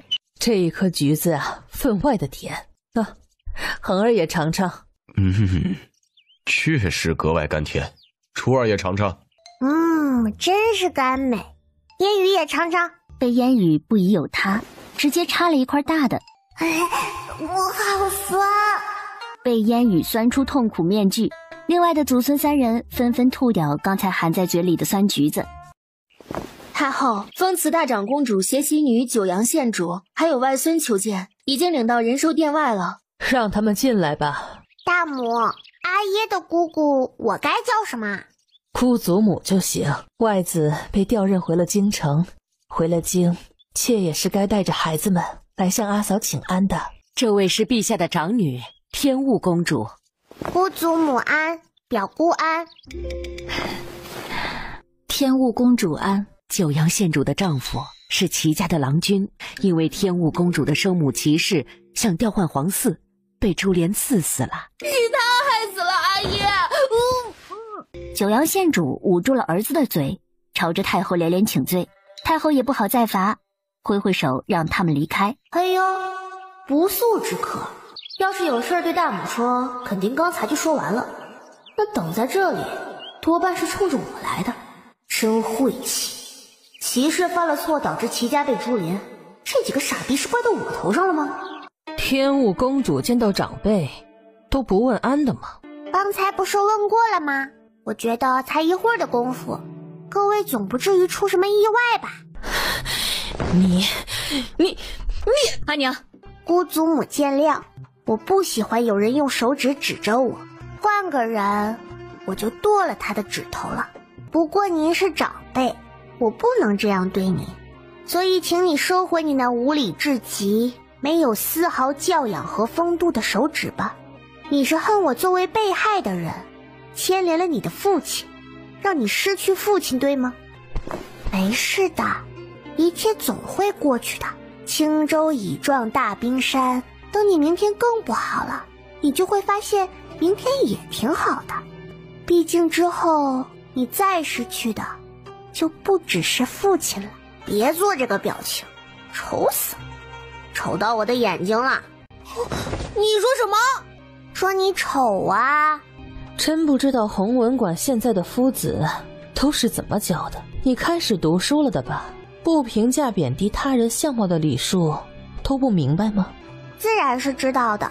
我平时不会攻击别人的长相，除非别人的长相先攻击我。其实他也可能是耐看型的，只是我没什么耐心。哼，垃圾，没一个能打的。好久都没吵过架了，爽啊！阿娘，孩子他头吃疼，噎着了，快来帮忙啊！把他喉咙里的东西拍出来。再怎么说也是一条人命，他直接上前挤开这些碍事的人，双手抱紧小童的胸腹，一下下的大力挤压。殿下，你让开，我们要救你表兄的命。等这一关过去了，表姑带着你姑祖母给你赔不是，你要怎么样都好说。先让开行吗？你让开！你害死了我丈夫，又加害我的儿子。今日我儿子要是因你而死，就算你是公主，我拼了这条命也会报仇的。话音刚落，小童喉咙里的糖块被挤出来，掉到了地上。朝爷，手帕，快点！我不干净了，他的口水和鼻涕滴到我袖子上了，他爷爷的恶心死了！给我手帕！救命啊！我要阿姨！我要洗澡！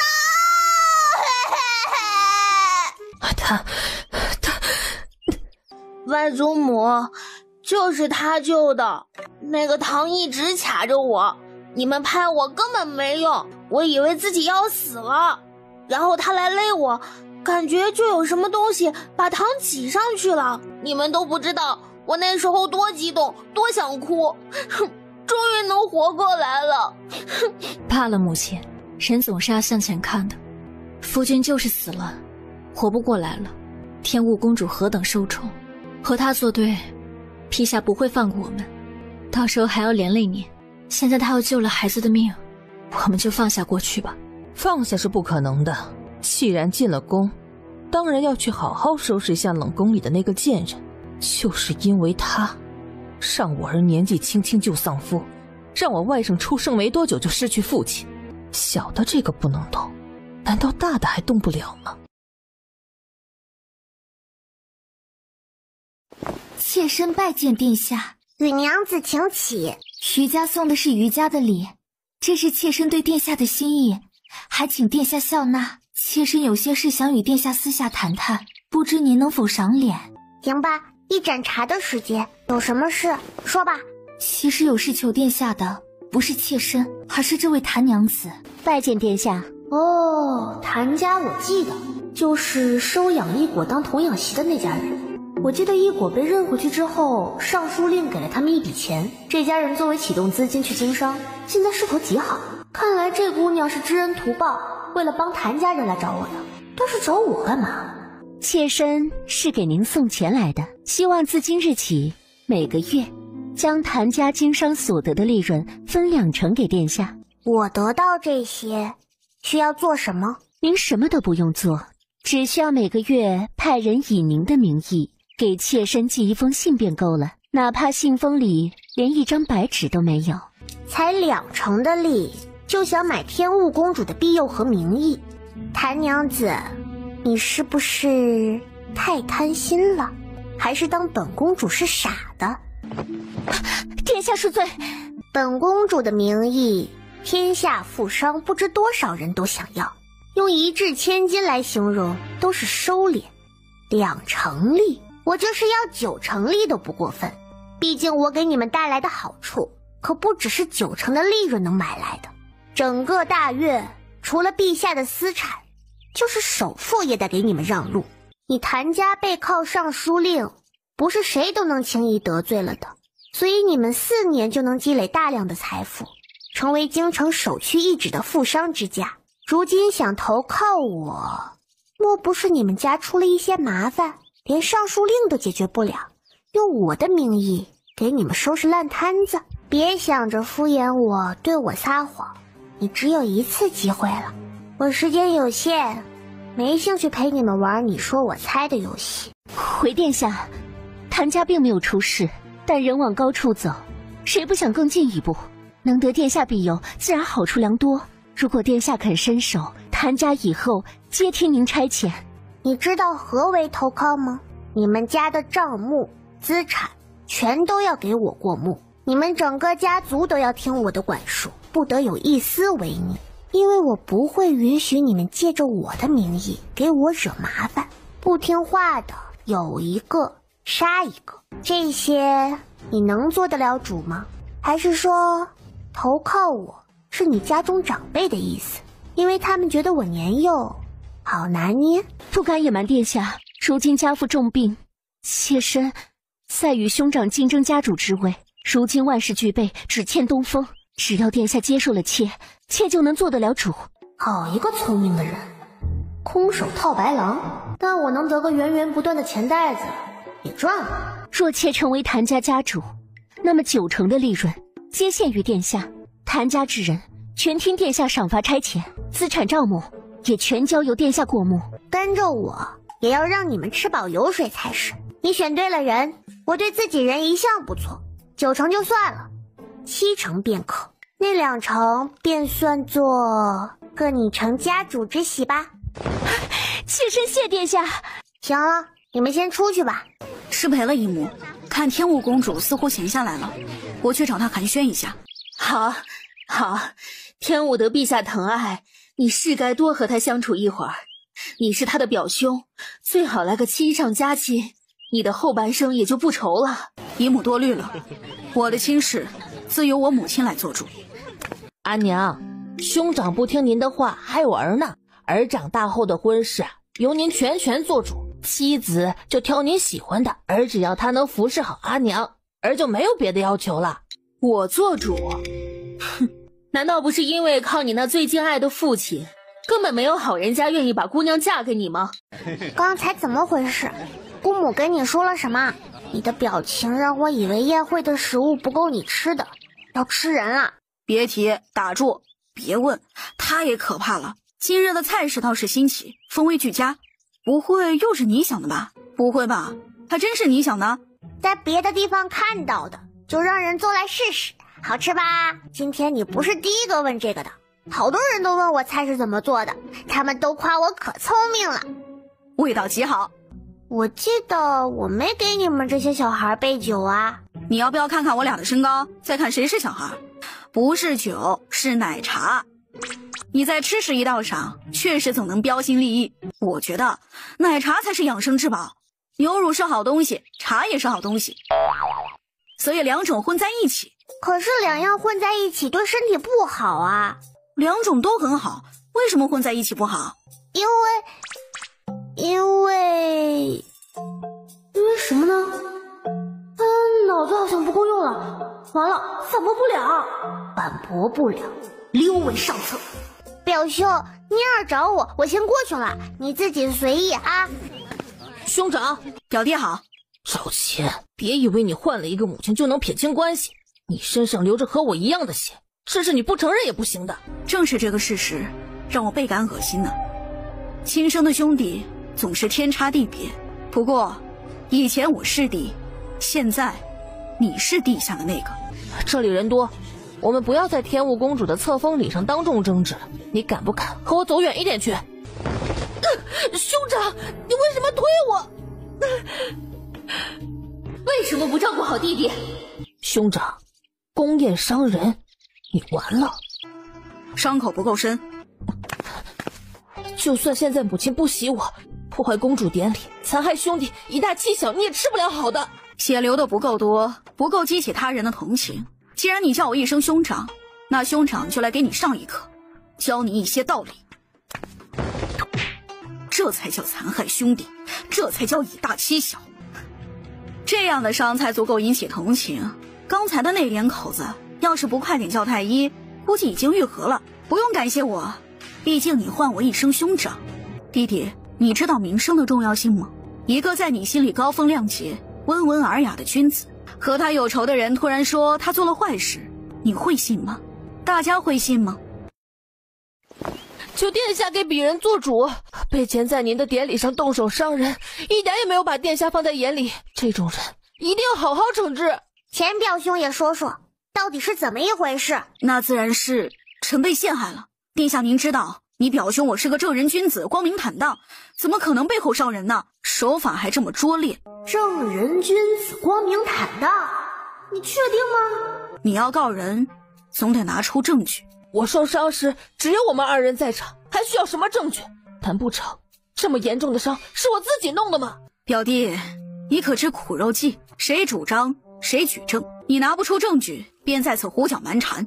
偌大阅读案是只看谁嫌疑重，岂不是乱了套了？确实，玉表兄，你要说是钱表兄伤了你，就需要证据，人证物证，有一样也好。殿下才4岁，遇事难免不会处置，不如还是找贵妃主持公道吧。小怎么了？4岁怎么了？4岁也能把你按在地上摩擦，看不起小孩是不是？行，你要大人来是不是？皓月，出去让人请贵妃，咸宁和广德2位姑母也一并请来。母亲和姨母来了也没有什么用，就别请他们来了吧。赵小郎君，这次天雾公主册封礼，陛下让一切事宜都由她自己做主，本宫也只是从旁协助。公主年纪虽小，处事却并无不妥。本宫来了，也是和她一样，没有证据你指控不了，你不该因为她的年纪便质疑。咦，好帅，爱了。我是你的捏捏乐吗？钱儿，你怎么了？出什么事了？姨母，受伤的是他，是你的儿子。赵玉，你的伤是怎么回事？你为什么会和你兄长在一处？他又没有事。阿娘，我遇到了兄长，想找他谈心，没想到兄长对我不满已久，把我的头推到树上砸，那里现在还有一个血坑呢。赵玉，钱儿不是这样的人，你现在真是越发让我失望了，竟然开始污蔑你兄长。他这么乖巧善良的孩子，怎么可能推你？而且你为什么要趁着你兄长走的时候离席？你向来看他不惯，怕不是你设局污蔑，来个拙劣的苦肉计。所以阿紫要管好自己的儿子呀。钱儿从不是没事找事的人，所以是谁做的已经很明显了。他明明就是没事找事的人，我和妮儿他们都烦死他了。小外甥，撒泼耍赖不是这样玩的，你拿不出证据，只凭猜测就要定你表兄的罪，那姨母看就要猜测你构陷他人了。这样猜猜嘛，来，大家一起猜。今晚姑姑的精神状态真是无被楷模。那断案也是要查的，我就告被钱公宴伤人，请贵妃查案。你算个什么东西？受了点伤还要麻烦宫里来查，不服的话自己去大理寺告状。我们还没吃多少东西呢，不陪你玩了。备钱，出去玩去。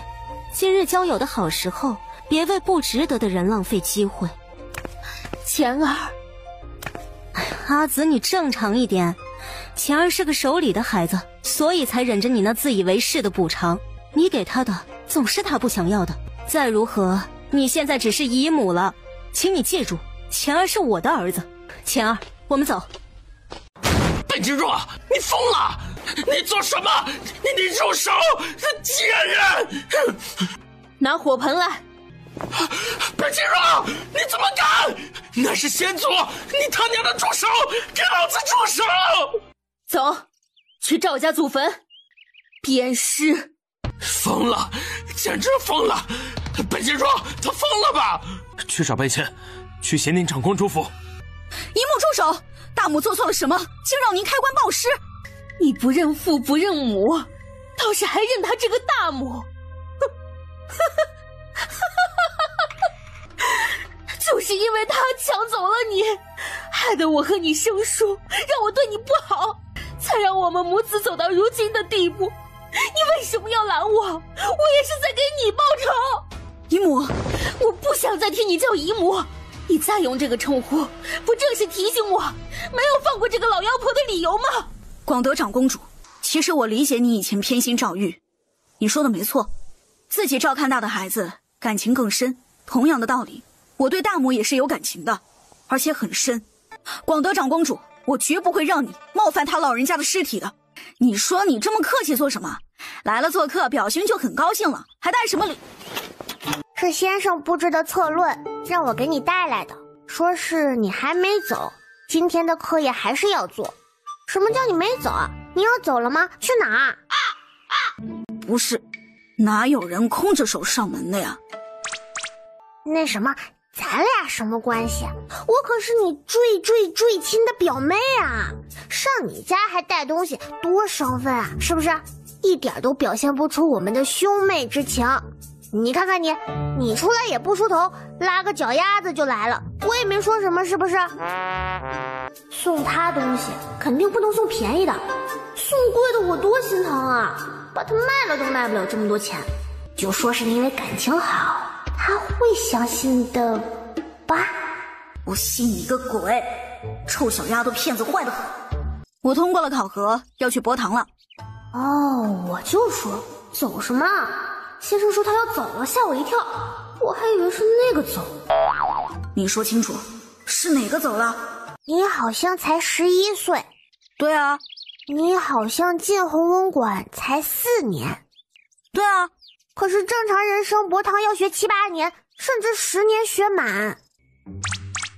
所以我不是很明白，4年就能学完的东西，为什么要学7、8年呢？难道是他们觉得自己基础不牢固，想多巩固一下吗？救命！这人好不要脸！表兄，你这样说话是会挨打的。开玩笑的，你学东西比我快，追上我又不难。我当然知道了。还有你说，我只是为那些被你烦到的同窗们鸣不平而已。浪费感情！我烦到谁了？我哪里烦了？以前本想着，若严楚是个得用的，你有2个暗卫轮换着来也够用，但现在不行了，阿爷再给你一个。而且严重到底是男子，你若是沐浴或是如厕，他不能跟着。属下严昭，拜见天雾公主。等，沐浴跟着我就忍了，如厕就不必了吧？为什么不必？如厕正是人没有防备的时候，这个时候很容易被行刺。他国有一个君王，就是被刺客从粪坑里钻出来行刺，一刀捅穿了会处。世上竟还有如此死法！你学了史书，还记得景公是怎么死的吗？掉进粪坑里淹死的。景公统治的时候已经是700年前了，没有现在使用的这些工具。现在我们解决那什么的时候，也不会在那什么坑旁边蹲着呀。不行，这是底线，比人格还重要。有人看着我是解决不出来的，没被杀死先被憋死了，不要，绝不！被静初努力的抗争许久，终于取得了胜利的结果。殿下，你在做什么？我来给堂子送练习的材料。堂子的算术一直很好，尤其是账目类的题目都是信手拈来。我觉得你简直潜力无穷，弘文馆布置的一定不够你玩的。我这不就给你送了吗？现在不会没事，多练练，以后就会啦。哎，堂子！啊！我不会布置个任务把他给吓死了吧？我知道是有点压榨的嫌疑，但他不是还没开始干吗？救命啊！我压榨死人了！皓月，传太医，堂子要死了！殿下，不用太医，给我糖，我的荷包里。这症状好熟悉啊，感觉很像低血糖。这真的是低血糖吧？小小年纪身体就这么虚？还是一个结果啊，就是老毛病。我天生心脾两虚，患有肌饱劳之症。真的是低血糖，好可怜的仔仔啊！那堂子就休息吧，半个时辰够吗？不能再多了。人不管是为官入仕还是经商等等，当然你的未来只能是为官，不论如何都是和人打交道，了解人性才是最重要的。别聊了，妹妹回来了，我们快出去接人。是姑妹回来了，她再不回来，我都要忘记她的样子了。这丫头也不先寄个信回来。阿爷，那真的是姑妹吗？是的吧？妹妹。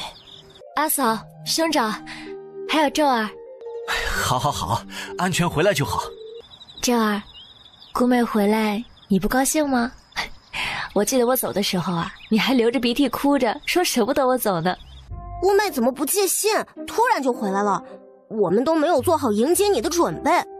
就回个家，需要什么准备？其实我寄了信的，但可能信还在路上。圣上说，今年京城周围的良田收成极好，谷税丰盈了不少。经过时间的检验，我的功绩已经出来了。圣上决定公布成果，并封赏我，并把我召了回来。唉，好累啊，兄长，我先补个眠啊。众位卿家，以此人功绩位列公侯，应当不为过吧？陛下圣明。除了封爵，朕还打算让此功臣入住思农寺。陛下，如今只是京城的粮产有了增长，此时直接封国公，那么举国粮产皆增的时候，岂不是封无可封？大越从来没有异姓王的先例。臣请奏，先封侯爵，等功绩更盛之时，再由陛下赐国公之位。陛下，此人功绩实在骇人，也是卓绝之能。若以功劳论，别说司农四卿，就是臣这个尚书令也能给他让位。但司农四卿主要是管理之才，高人对农田之事甚精，管理之才如何却还未知。不过给低了也配不上他的好功绩。正好少卿之位空了一个，臣以为少卿之职最合适。中书令，你今日怎么不说话？这不像你啊。被点名的许兰七尴尬陪笑，他哪儿敢说话？要是他插嘴，让妹妹的封赏降低了，回去怎么有脸见他？要是他出言要提高封赏，安的又是什么心？要他说，陛下就不该把自己也喊过来，不就是想看他心虚的样子吗？简直恶趣味。此人劳苦功高，朕有意赐国公之位，并授司农四卿之职。那就让他进来吧。宣中书令许兰七之妹许新书面圣。众臣们都看向许兰七，好你个老阴逼，不声不响的放个大的是吧？许兰七避开一些好友谴责的目光，他也不能提前泄露消息是吧？祖坟非要冒青烟，他也不能去灭了呀。陛下，这莫不是找错了人？能提高粮产的奇才，怎么可能是个女人呢？这位民公，请问奇才并不能是女子，这个结论是如何产生联系的呢？女子本就浅薄愚笨，自然不可能。诸位信任也好，不信也罢，事实就摆在各位眼前。难道陛下会撒下弥天大谎，就为了给我一个封赏吗？陛下，许娘子确实功高，理应封赏，就是封县主、郡主也不为过，但封国公，简直就是天方夜谭了。更不用说任职司农四卿，这世上哪有女子做官的道理？所以你们的意思是要为了一个可有可无的祖宗家法，让朕放弃一个奇才，让全天下的百姓饿肚子，让我大越失去这一个屯粮屯兵的机会，用大越的国运去换你们坚守的酸儒之道。臣不敢。朕看你们敢得很。陛下，臣等的意思是，许娘子可以继续理农田之事，只是不正式的入朝为官。怎么，继续说呀？你也知道自己说的不是人话了，不给官位，不给俸禄，就要让人干活，你可真是比吸血水蛭还厉害。身为大越之人，本就应该忠君爱国，为国分忧，国家兴亡匹夫有责。为国效力是多大的荣耀啊！不给官位和俸禄又怎么样呢？难道说许家对大越不忠，连这点奉献都不愿意吗？陛下，此人简直居心叵测。按他的道理，忠君便应该不论权钱，他既有如此觉悟，真是大越之福啊！那请陛下削了他的官职，正好给别人腾位置，俸禄也能省下一笔，拿来给小妹正合适。中书令，你太过分了！陛下，臣不是这个意思呀。不是这个意思，在别人身上就是这个意思，轮到你就不是这个意思了。老家伙，你对人对己的标准不要差得太多。开了这个先例，岂不是后来的女子都能进仕途了吗？进就进了，都进了又怎么样？切，话说的真是一点都不考虑后果。那大月的人丁怎么办呢？谁来生孩子呀？说的好像天下的女子都能进官场一样，儿郎们能金榜题名的，在全国占几成？再说了，你家孩子20多个，做官也没影响你生孩子呀。若为官入仕的都是许娘子这般人物，就算他们全加起来不休息，大约也多不了几口人。可把他们放在正确的位置上，却能让不少本该饿死病死的人口得以存活，臣以为可行。你们说的各有道理，这样吧，直接给许娘子封国公之位和司农四卿之职，确实过头了，只能委屈许娘子先区区侯爵，任司农司少卿之职了。区区？你用词真的准确吗？你们适可而止，朕已经退了一步，你们不要蹬鼻子上脸。中书省拟旨，门下省颁布，许新书封定昌侯，并任司农司少卿。同时，他和皇上之前的传闻也被解开，两人的爱恨情仇早就私底下翻了好几个版本了。什么霸道帝王的在逃小皇妃，震惊天雾公主亲娘竟是他，君夺臣妻被下堂后，他流放了前夫一家。直到今天，这个流言才终于被解开，一些人甚至有些失望，磕的 CP 竟然是纯上下级关系。这些瓜给贝静初的心理健康带来了巨大的伤害。这里面的男主角要是换个人，贝静初都要信了，甚至还会磕一口。他阿爷只是被绿过，可从来没有绿过别人好吗？看完这些东西，这几天贝静初看皇帝的眼神都不对劲儿啊，把皇帝看得毛毛的。偏偏他脑子里乱乱的，一阵杂音也听不出来什么东西。你回忆一下，朕最近是哪里惹了他吗？谁呀？初儿啊。您经常逗公主生气呀。人好像是没有婴儿时期记忆的吧？我是不是装一装不认识他？可是天雾公主，还记得臣吗？臣在你小的时候还抱过你呢。好老套的搭讪小孩的台词啊！幸好我是社牛。这是你许子子，是许承胄的姑妹。许子子好。皇帝问他路上有没有遇到什么难处。路上倒是也没什么难事，有钱能使鬼推磨，陛下赏了臣那么多钱财，傍身是绰绰有余的。唯一的不方便就是那些金子太重了，搬来搬去的麻烦不说，还容易遭劫匪觊觎。所以臣的马车破损了也不去修，有一个原因是为了装穷。徐子子，你为什么不存钱庄呢？啊，钱庄是什么呀？就是那种你在京城存了钱进去，凭借一张存条，在另一个郡县也能取到钱的东西，而且他们还会给你利钱。看他的样子，可能现在还没有出现钱庄这种东西。可能是我记错了吧？那镖局呢？你可以先带一部分走，然后剩下的定期让镖局给你送一部分啊。镖局是什么？天啊，大约这么落后，连镖局都没有吗？亲生的，打坏了没有了。镖局就是雇主花钱请队伍押送重要物品的地方。我不是带了侍卫吗？一样的，一样的。不一样好吗？算了，说不通。我靠，发财的机会来了呀！常烟，传谭娘子入宫，我有要事和她交代。殿下恕罪，这实在不妥。本来替人保管财物便是巨大的风险，要是弄丢了、失火盗窃什么的，如果存的人多，就是谭家现在势头再好，赔钱也是要倾家荡产的。再者，您的意思是我们要帮他们运送钱财，这又是一大笔数目，还要给他们利钱。虽然您定的利薄，可加起来便是一笔庞大的开销啊。殿下心系百姓，想要福泽万民，切理解。但你在想什么？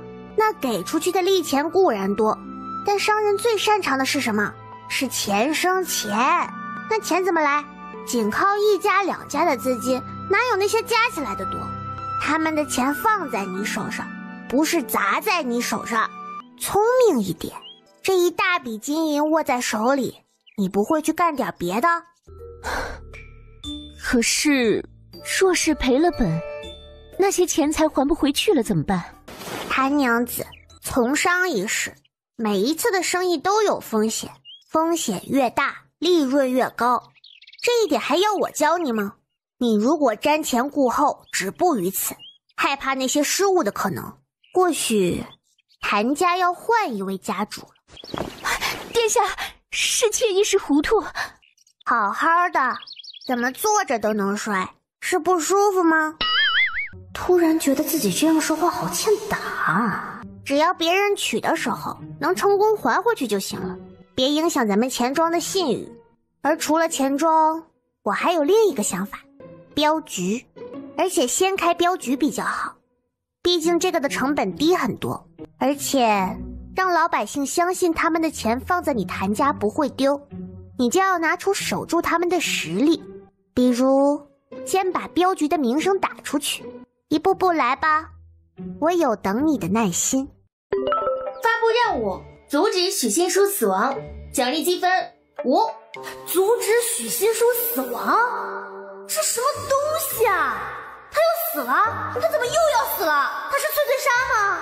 殿下，不好了，有什么事一会儿再说，我们现在先去找司农司许少卿。殿下，就是许少卿的事儿，奴婢方才和一个太医院的小丫头闲聊，听说今儿早上中书令家递了牌子，到太医院请了一个大医去看诊。中书令和许少卿二人高烧不退了1晚上了，许少卿身边的女医没治好，请了郎中也没治好，反倒愈发严重，现在性命垂危。我的老天爷呀，什么情况？阿爷，许子子性命垂危，快请太医会诊。什么？可是遭歹人毒手？不知道啊，阿爷你先下令把太医都带到许家去。对，蒋知县，你去御医署传朕的口谕，召集所有太医去许家。阿爷，不是许家，在蓝田别业。好，去蓝田别业。陛下，太医院不能全部出动，要是陛下此时有什么……那多简单啊，陛下随我们一起去就是了。公主慎言呐，陛下怎能随意离宫？这也不行，那也不行，你说怎样才行？是不是非要中书令和许少卿都下了地府你才满意？不出主意，不想办法，别人提出方案就在这里不行不行不行！快走，阿爷，时间紧急，我们别和他们废话了。朕知道，但你轻点拽，朕的衣服都要被你扒下来了。哎呀，陛下，不行啊，陛下！老兄啊，做人不要太迂腐了，孰轻孰重，陛下心里有数。陛下万岁！您竟然亲至，夫君和小妹实在万分荣幸。场面话就不用说了，许夫人，兰姬和许少卿究竟是什么情况？不知道是怎么回事，来了许多的郎中、太医，都没诊出结果，开的药还是没有效果，他们越来越严重了。许夫人，你把他们昨日的事情都细细的回忆一遍。昨日我们一家出游，舒儿心血来潮想要登山，我们早早收拾好，卯时开始从山脚上来，这两人一爬上来，举起山泉水饮了一口，然后……您的意思是，他们直接喝了没处理过的山泉水？山泉水还需要处理吗？山泉水不需要处理吗？喝水喝开水，这是常识啊。那没开的水里多少细菌，谁知道有没有寄生虫啊？我终于知道为什么古代死亡率这么高了，光是寄生虫感染死的就很多吧。水都是一定要煮沸才能喝的，不然就可能会得病。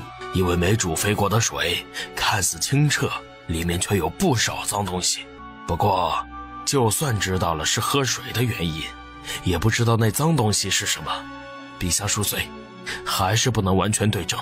古往案例中从没有关于饮水生病如何治好的记载。看这样子，非常可能就是寄生虫感染。不过现在的人好像没有寄生虫的概念，连喝生水里有寄生虫都不知道。或许其实是有的，只是说法不一样。寄生虫感染在古代叫什么？蛊毒。我似乎记得蛊毒是一个很高大上的东西。蛊毒是不是虫进入身体啊？啊，对，寄生虫感染是不是虫进入身体啊？对，所以寄生虫感染就是一种蛊毒，有问题吗？沈太医，我闲时读过一些杂书，里面有说过，水里是有肉眼不可见的虫，只有煮沸后灭了虫才能饮用，所以这2位或许是中了蛊毒，你看看对不对症？等一下，妾知道殿下是一片好心，倍感隆恩，可是事关夫君和小妹的性命，殿下能保证自己看的是正确的吗？他人的身子已经这样，经不起折腾了，不如让太医再诊诊。阿娘，我相信殿下，殿下一直是弘文馆最聪颖的学生，无所不能。大人的事你先别管。殿下，水里有虫这种说法简直闻所未闻，奇书杂记所言也并不能证明是正确的。妾身自知冒犯，事后要罚要杀，悉听尊便，只求诸位救治外子和小妹能认真谨慎些。妾身和孩子都经不起丧亲之痛。许夫人，非常之时行非常之事，中书令和许少卿现在情况实在危急，除了殿下所言的可能，我们也想不出其他的法子了。阿娘，殿下一定可以的，我和你说过，殿下可厉害了，一定能救好阿爷和顾妹的，你要相信殿下。夫君啊，你儿子已经完全变成了天雾公主的小跟屁虫了，一点自己的判断力都没有了。你要是真的走了，这傻小子该怎么办啊？听闻风寒之症，臣等带来的药材都是针对风寒的，和一些常备药草。专治蛊毒的药只有1份，回宫可以再取，也可以回京城的药铺去买。臣已经差人回去取药材了，但是来回又是许久，不知道没有及时用药的那一个能不能撑过去。可能我有一个办法，你们有没有听说过直肠给药的作用是口服的2倍？直肠给药是什么？是他想的那样吗？贝静初生动形象地描述了一下。兄弟，太惨了，朕以后一定会狠狠地嘲笑你的。殿下似乎对医道一类有些研究。当然不是，你那亮晶晶的是什么眼神啊？我还想要我这一头秀发呢。别以为我不知道，你们御医的官帽下面没有一个人的头发是完整的，全是地中海。你别说了，要是我阿爷觉得我要学点自保之力，再把我弄去学中医就完了。既然初儿对医道有兴趣，为父没有，我只是平平无奇的对猎奇的事情感兴趣而已。那好吧。昏迷的许新书和许兰七还不知道自己即将面临什么。服药之后，2人的病情没有再恶化。阿爷先回去了，你是跟着朕一起，还是晚些再回？阿爷先走吧，而晚些回来。好不容易能出太极宫一趟，这么早回去，我还没玩够呢。他放下这个逆女，自己走了。他还有事儿，他要回去交代礼部，把这件事宣扬到月朝的每个角落。贝谦明明比我后来的，现在都已经转到博堂去了。我每日挑灯夜读，发愤图强3个月，总以为能有点成效，没想到还是这个结果。楚楚，我是不是真的很笨啊？怎么可能？可是你的算术很好啊。算术好有什么用？我只是算术好，算账却比画画差远了。我根本没有用武之地。看看我们玩得好的几个，念儿是文武双全，贝前是文算双全，画画现在已经在帮你管账了，你自己更是没有短板，啥啥都拔尖，除了诗词。没有的，九九，你真的很厉害的，只是你还没有机会发挥而已。等你找到方向了，你会和徐子子一样厉害的。但是贝静初并没有成功的鼓励到周欢九。小姑娘坚定地表示，她绝对是在哄她，她怎么可能和许少卿一样厉害？这可是系统判定的化学天才，怎么可能不牛逼？妄自菲薄了我的酒！恭喜宿主，商场升级完成，请宿主及时查收。书啊，化学入门教材啊！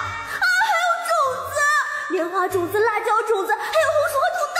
啊，天哪！为什么种子就可以拿到实体的？书只有电子版。有就不错了，还挑3拣4，做人不要太为难桶了。行吧。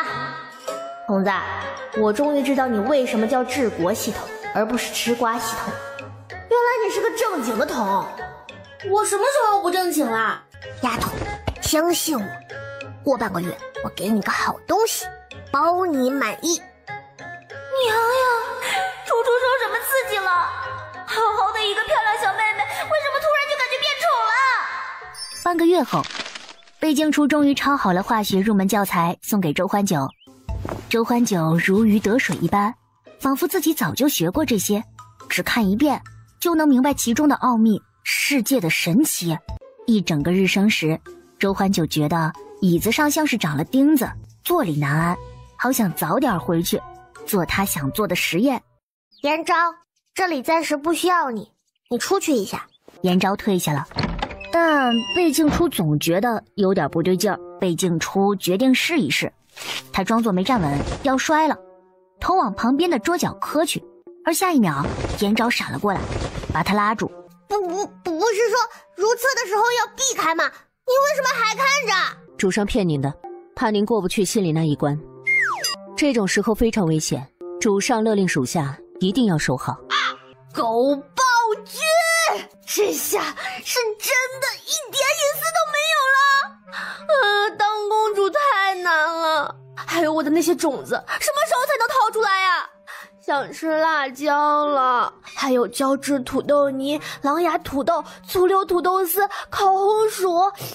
我的食谱已经很久没有更新了呢。过了3个月，许兰七兄妹才被治好。许兰七一清醒，发现自己又欠了那心脏的暴君一屁股债，再看见了中书省因为他不在而堆积的一堆折子，许兰七觉得自己还是死去比较幸福，更别说他发现一道大力推广的政令，而宣扬的例子正好就是他们兄妹2人。救他干什么？脸都丢光了。他以为自己会被刻在史料上，没想到是被刻在笑料上。更糟糕的是，他的传言逐渐偏离。一开始的时候传的是生水里有虫，不能喝，中书令和许少卿就是因为喝生水差点死掉了。传着传着就变成了生水里有虫，中书令和许少卿喝虫水死了。再传着传着就成了中书令和许少卿吃虫死掉了。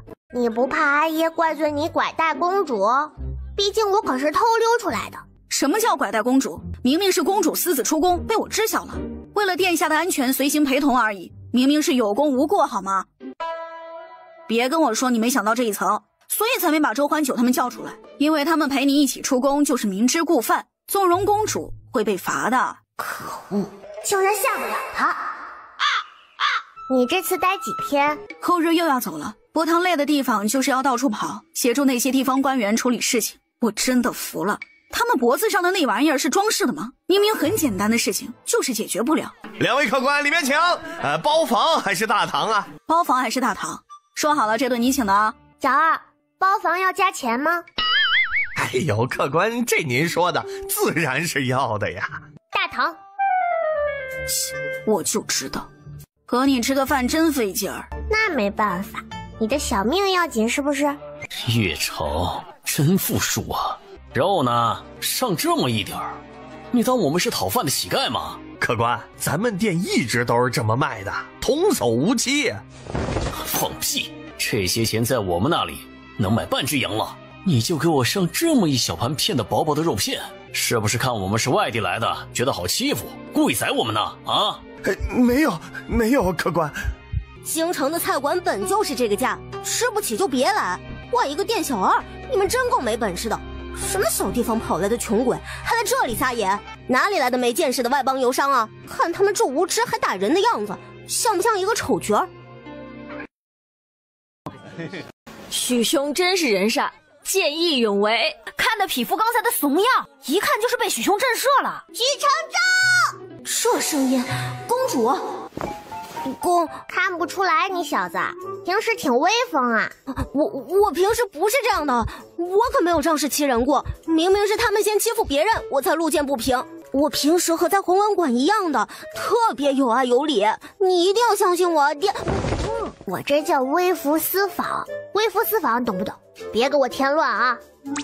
什么微服私访？是微服私玩。少年，有些事情不能点破，自己知道就行了。你这样容易被暗杀的。公，初，不是你脸红什么？我操，更红了！这孩子傻了，也没干什么呀，怎么就傻了？叫我干嘛？叫完我名字又不说话，要这好玩吗？你看什么呢？和我说话还分心，找打！难道这是殿下的心声？所以我能听见殿下的心声？该怎么哄这小子给我结账呢？许承宙顿觉无语，错付了呀！他把公主放心里，公主把他踹沟里。许承宙还是委委屈屈的付了钱。今日非万寿节，不是献礼的时候。秃宁突然派使节来示好，其中必有蹊跷，只怕都是狼子野心。我们现在还不知他们要做什么，不如先静观其变，盯着他们的动向，最好是事无巨细的监视起来。臣遵旨。好了，几个使节而已，没必要草木皆兵，该做什么做什么。狐狸尾巴迟早都会露出来的。再举办一场小宴，表示欢迎就行了。陛下，秃宁使节求见。说人人就来了。众爱卿，先回去吧。这狗暴君怎么还不来？这狗暴君，殿下知道你是这么骂他的吗？殿下，陛下正在和秃宁使臣谈话，你要进去吗？那奴婢先进去通报一声。秃宁不就是原朱林灭掉月朝的那个国家吗？让公主进来。这不昨天在酒楼挑事的那群人中的一个吗？原来是秃宁使节。怎么想的呀？出使月朝不夹着尾巴，竟然还挑事儿！好饿呀，怎么还不吃饭啊？早饭离现在都有8个小时了，吃个饭吧。上个学为什么要起那么早？我4点就起床吃了早饭，现在看到午饭的影子，结果你只让我看着。吃饭，我饿，我好饿呀！你怎么还在这里，还不去吃饭？聊，有什么可聊的？就不能边吃边聊吗？人是铁，饭是钢，一顿不吃饿得慌，再不吃饭我要吃人了。从谁开始吃起？就这个该死的使节吧。有什么事正常的时候说不行吗？偏要赶着饭点来，故意的是不是？正该是用午膳的时间了，阁下是想边用膳边谈，还是等用完之后谈？月朝的陛下，大汗此次是向您请求同盟，共同吞掉玉混。他就这么大喇喇的说出来，不怕月朝这边直接给玉混透露消息，让他们做好准备吗？毕竟偷袭和敌方有准备的区别可大了。皇帝不可能没想到这一层，所以他直接问了：难道说他们已经发兵了，所以才不怕？多谢月朝陛下的担心。按计划，昨日大军已经开拔，就算月朝现在就去送信，也没用了。尊敬的月朝陛下，大汗是诚心的邀请您共讨玉混。如果您愿意结盟，秃宁愿意向月朝提供战马驯养之法和战马的马具。战马对军队是很重要的东西，20万合格的骑兵就能征服世界了。而月朝虽然经济繁荣，战马的饲养却不如秃宁和玉混，毕竟人家靠放马吃饭的。其实阿爷没必要这么馋人家的战马的，再厉害的战马也是血肉之躯。等99学通了，什么时候把火药做出来，分分钟送他们上天，一炸就是血肉横飞，敌军尸横遍野。馋人家战马做什么？阁下先回驿馆吧，此事朕商议之后再回复答案。静候佳音。如果出兵了，也不一定是要帮秃宁。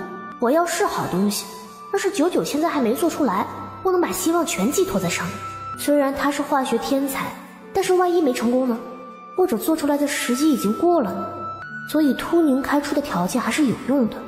初初，我已经在尝试火药的制作了，但是材料的配比和纯度一直没调出来。配比和纯度你知道是什么意思吗？就是我知道，但是我知道很奇怪，所以我要装作不知道。你快说完吧，别啰啰嗦嗦的。就是还不行，但再努力了。初初，到时候我第一时间通知你啊。九啊，你知道吗？你如果把这玩意儿搞出来了，让我阿爷给你封个公主都没问题。或者你想像许少卿那样封侯都没问题，你不用像备前一样从博堂出去才被任命官职，你做出来了，直接就和陛下说你不想读书了，让他安排你进工部，他说不定都能答应。而且你不是惦念你阿娘吗？你要是其他要求放低，还可以给你阿娘请个诰命，直接在你那个渣男阿耶面前扬眉吐气。楚楚，谢谢你，我一定会把那玩意儿弄出来的。我相信你，九九，你一定会成功的。你要做我们之间的第一个大功臣，你是我们的骄傲。我不会让你失望的。今日奋鸡血，成功打下。九九还是那么好忽悠啊！怎么了，念儿？身体不舒服吗？没事。桃妹和九九的感情真好，她好会安慰人，真是个善良柔软的小公主。御书房里静谧一片，没有人敢去打扰高座之上的人难得的小气。阿耶，我散学啦！上学是蔫儿哒哒的出去，散学是蹦跳着回来，多明显呢！过来，阿爷问你一点事儿。初儿，你认为这次突宁请求联合的事儿，阿爷该不该答应？你干嘛？你知道你在问谁吗？你在问我我只是一个孩子，我不应该面对这些。你那么大一个月朝，是没人了吗？竟然问一个5岁的孩子，这种问题我怎么回答？要是回答错了，不会被罚吧？当公主这么惨的吗？才5岁就要考虑国家大事了？该回神了。突宁现在出兵，国内空虚，要是我们直接趁虚而入，那不叫一个手到擒来？是个主意，但现在还不知道他们派了多少兵力，还剩多少兵力。探子传信的速度没那么快，正常来说，一个国家攻打他国也不可能倾巢而出，这个虚估计趁不了。我觉得我们纠结的点并不用局限在出不出兵，他们需要的只是帮助，我们提供物资也够了，没必要去折损将士的性命。你这想法和雨季军的差不多。而且就算是帮，也不一定是帮突宁，帮玉慧也可以。吞谁的地盘不是吞？不过就要看玉混的可汗有没有扩大地盘的野心了。玉混那边上一任可汗刚死，因为没有及时立储，各方争夺汗位，现在混乱非常。京城离玉混路远，消息传得迟了。突宁的探子还是厉害些，想必他们是早些知道了玉混内乱，所以趁此机会去撕一块肉来。下一任可汗是谁，暂时不知道，但玉混现在是腾不出手去征讨他国的，所以要么不出手，出手联合玉混的话，投入高，回报低。原来他们国家是乱起来了，怪不得突宁急急忙忙的去打。其实等99的火药研制出来了，越朝的兵力能直接飞升，但那是底牌武器，没必要不能暴露，肯定不能用在和突宁联手的这一次上。可是用传统的冷兵器，不知道要损耗掉多少人马和物资，这些都是没必要的损失，所以帮他们其实不太划得来。可我要是提前给阿爷说了火药的事，万一99做不出来，那99会被怪罪的吧？如果后日还没有转机，朕会下令联手突宁，毕竟这份诱惑我们确实无法拒绝，不管是土地还是战马。阿爷说话怎么奇奇怪怪的？要不是我确定火药的事只有我和99知道，我还以为他是在点我呢。99，你最快多久能做出来？不知道啊，我还盼着现在就能成功呢。楚楚，你是不是要得很急啊？明日还要去学堂，我再过一会儿就得入睡了，实在是没时间，而且又不能随意告假。嗨，多大点事儿啊！没事的，99，你就专心弄你的，告假的事我给你搞定。如果这次成功了，我还可以和陛下说，让你玩1年都不去学堂。贝敬出去找皇帝，让周桓九称病告假，理由在心里编了一大堆，阿爷却问都没问就直接答应了。阿爷就这么相信我吗？不担心我是要做坏事吗？阿爷真是好好啊！阿爷对我也太好了吧！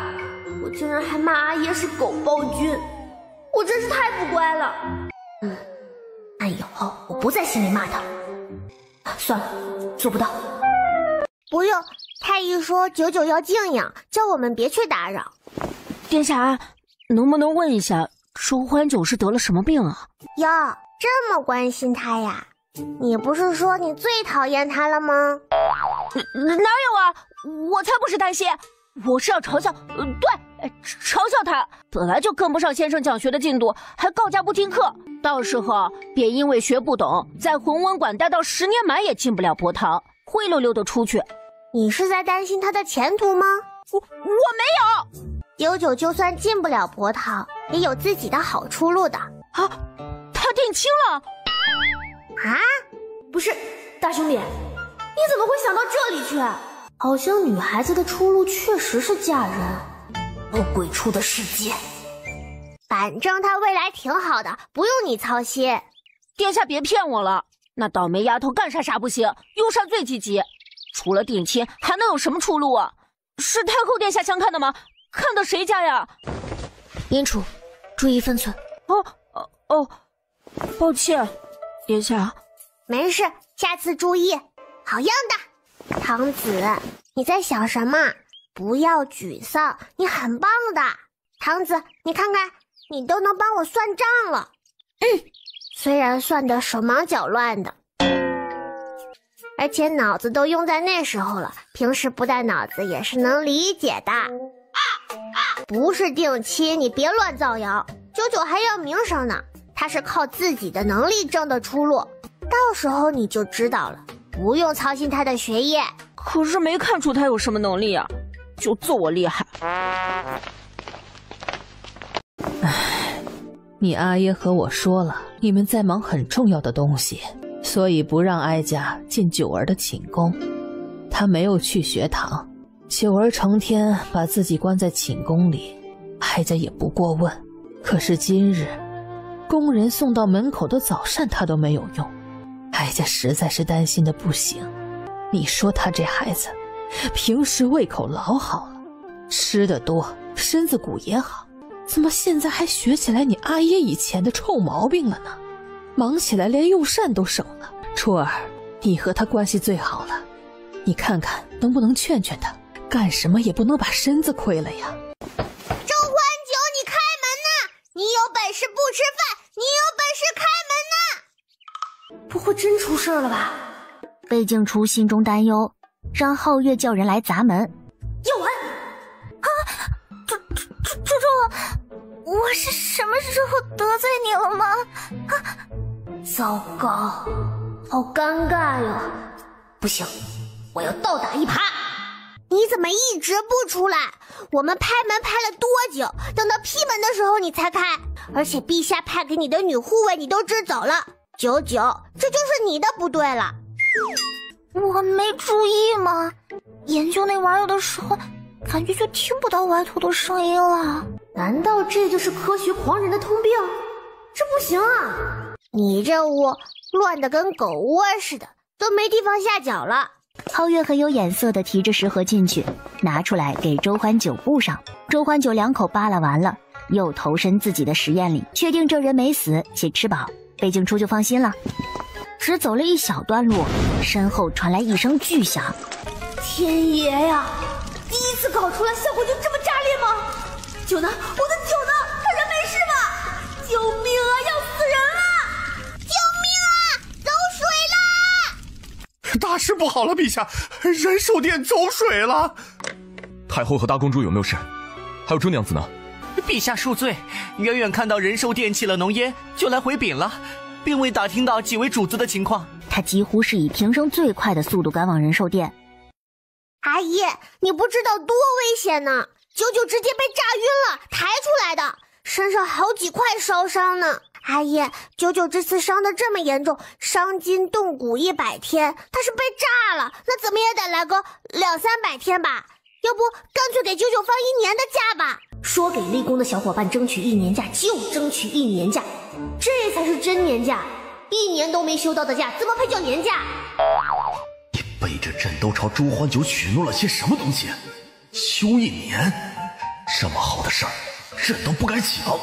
但贝恒只是羡慕嫉妒了一下，随后同意了这个要求。是九儿休沐1年，又不是你休息，你只能每天去学堂，还要看着他玩。你这小东西，高兴个什么劲儿啊？对哦，我高兴什么？这已经到时候了，吾等的请求，月朝陛下该给个答复了吧？自然，朕决定不出兵御婚。陛下的能力和为人，你我都是了解的，他并非胡来之人，做这个决定肯定有他的道理。英格劳，别犯傻，当着外邦人的面和陛下唱反调，你想干什么？殷世忠吓得一头冷汗，赶忙坐稳，他朝许兰妻连连道谢。我们大越是向往和平的国家，不忍起战事，朕本人也是一心向善，不忍心祸害生灵。不妨事的，虽无缘和月朝结盟，但我们两国的友谊不灭。既然月朝陛下不忍心起战事，想必也是不会相助于混吧？自然。为表凸您对月朝的友谊，吾等想再献一份贺礼给您。海东青是图您万里挑一的猎鹰。猎鹰，光是想想就很帅啊！我想要，我想要。这鹰来时路上生了病，不好再赠与月朝。好在昨日他恢复了过来，看来还是与月朝有缘，正如我两国的友谊。这哨子是用来控制他的，不同的哨音代表不同的指令。如果您对这个礼物感兴趣，吾等能将驯鹰的人留下。留人的话，我才不信他们真的只是为了留个驯鹰教练，莫不是想留个探子？可是这么明显的一个人留下来，我们肯定会提防的，根本不可能打探到消息。所以是为了给真正的探子转移注意力。他让人收下这份礼物，散席之后交到了贝静初手上。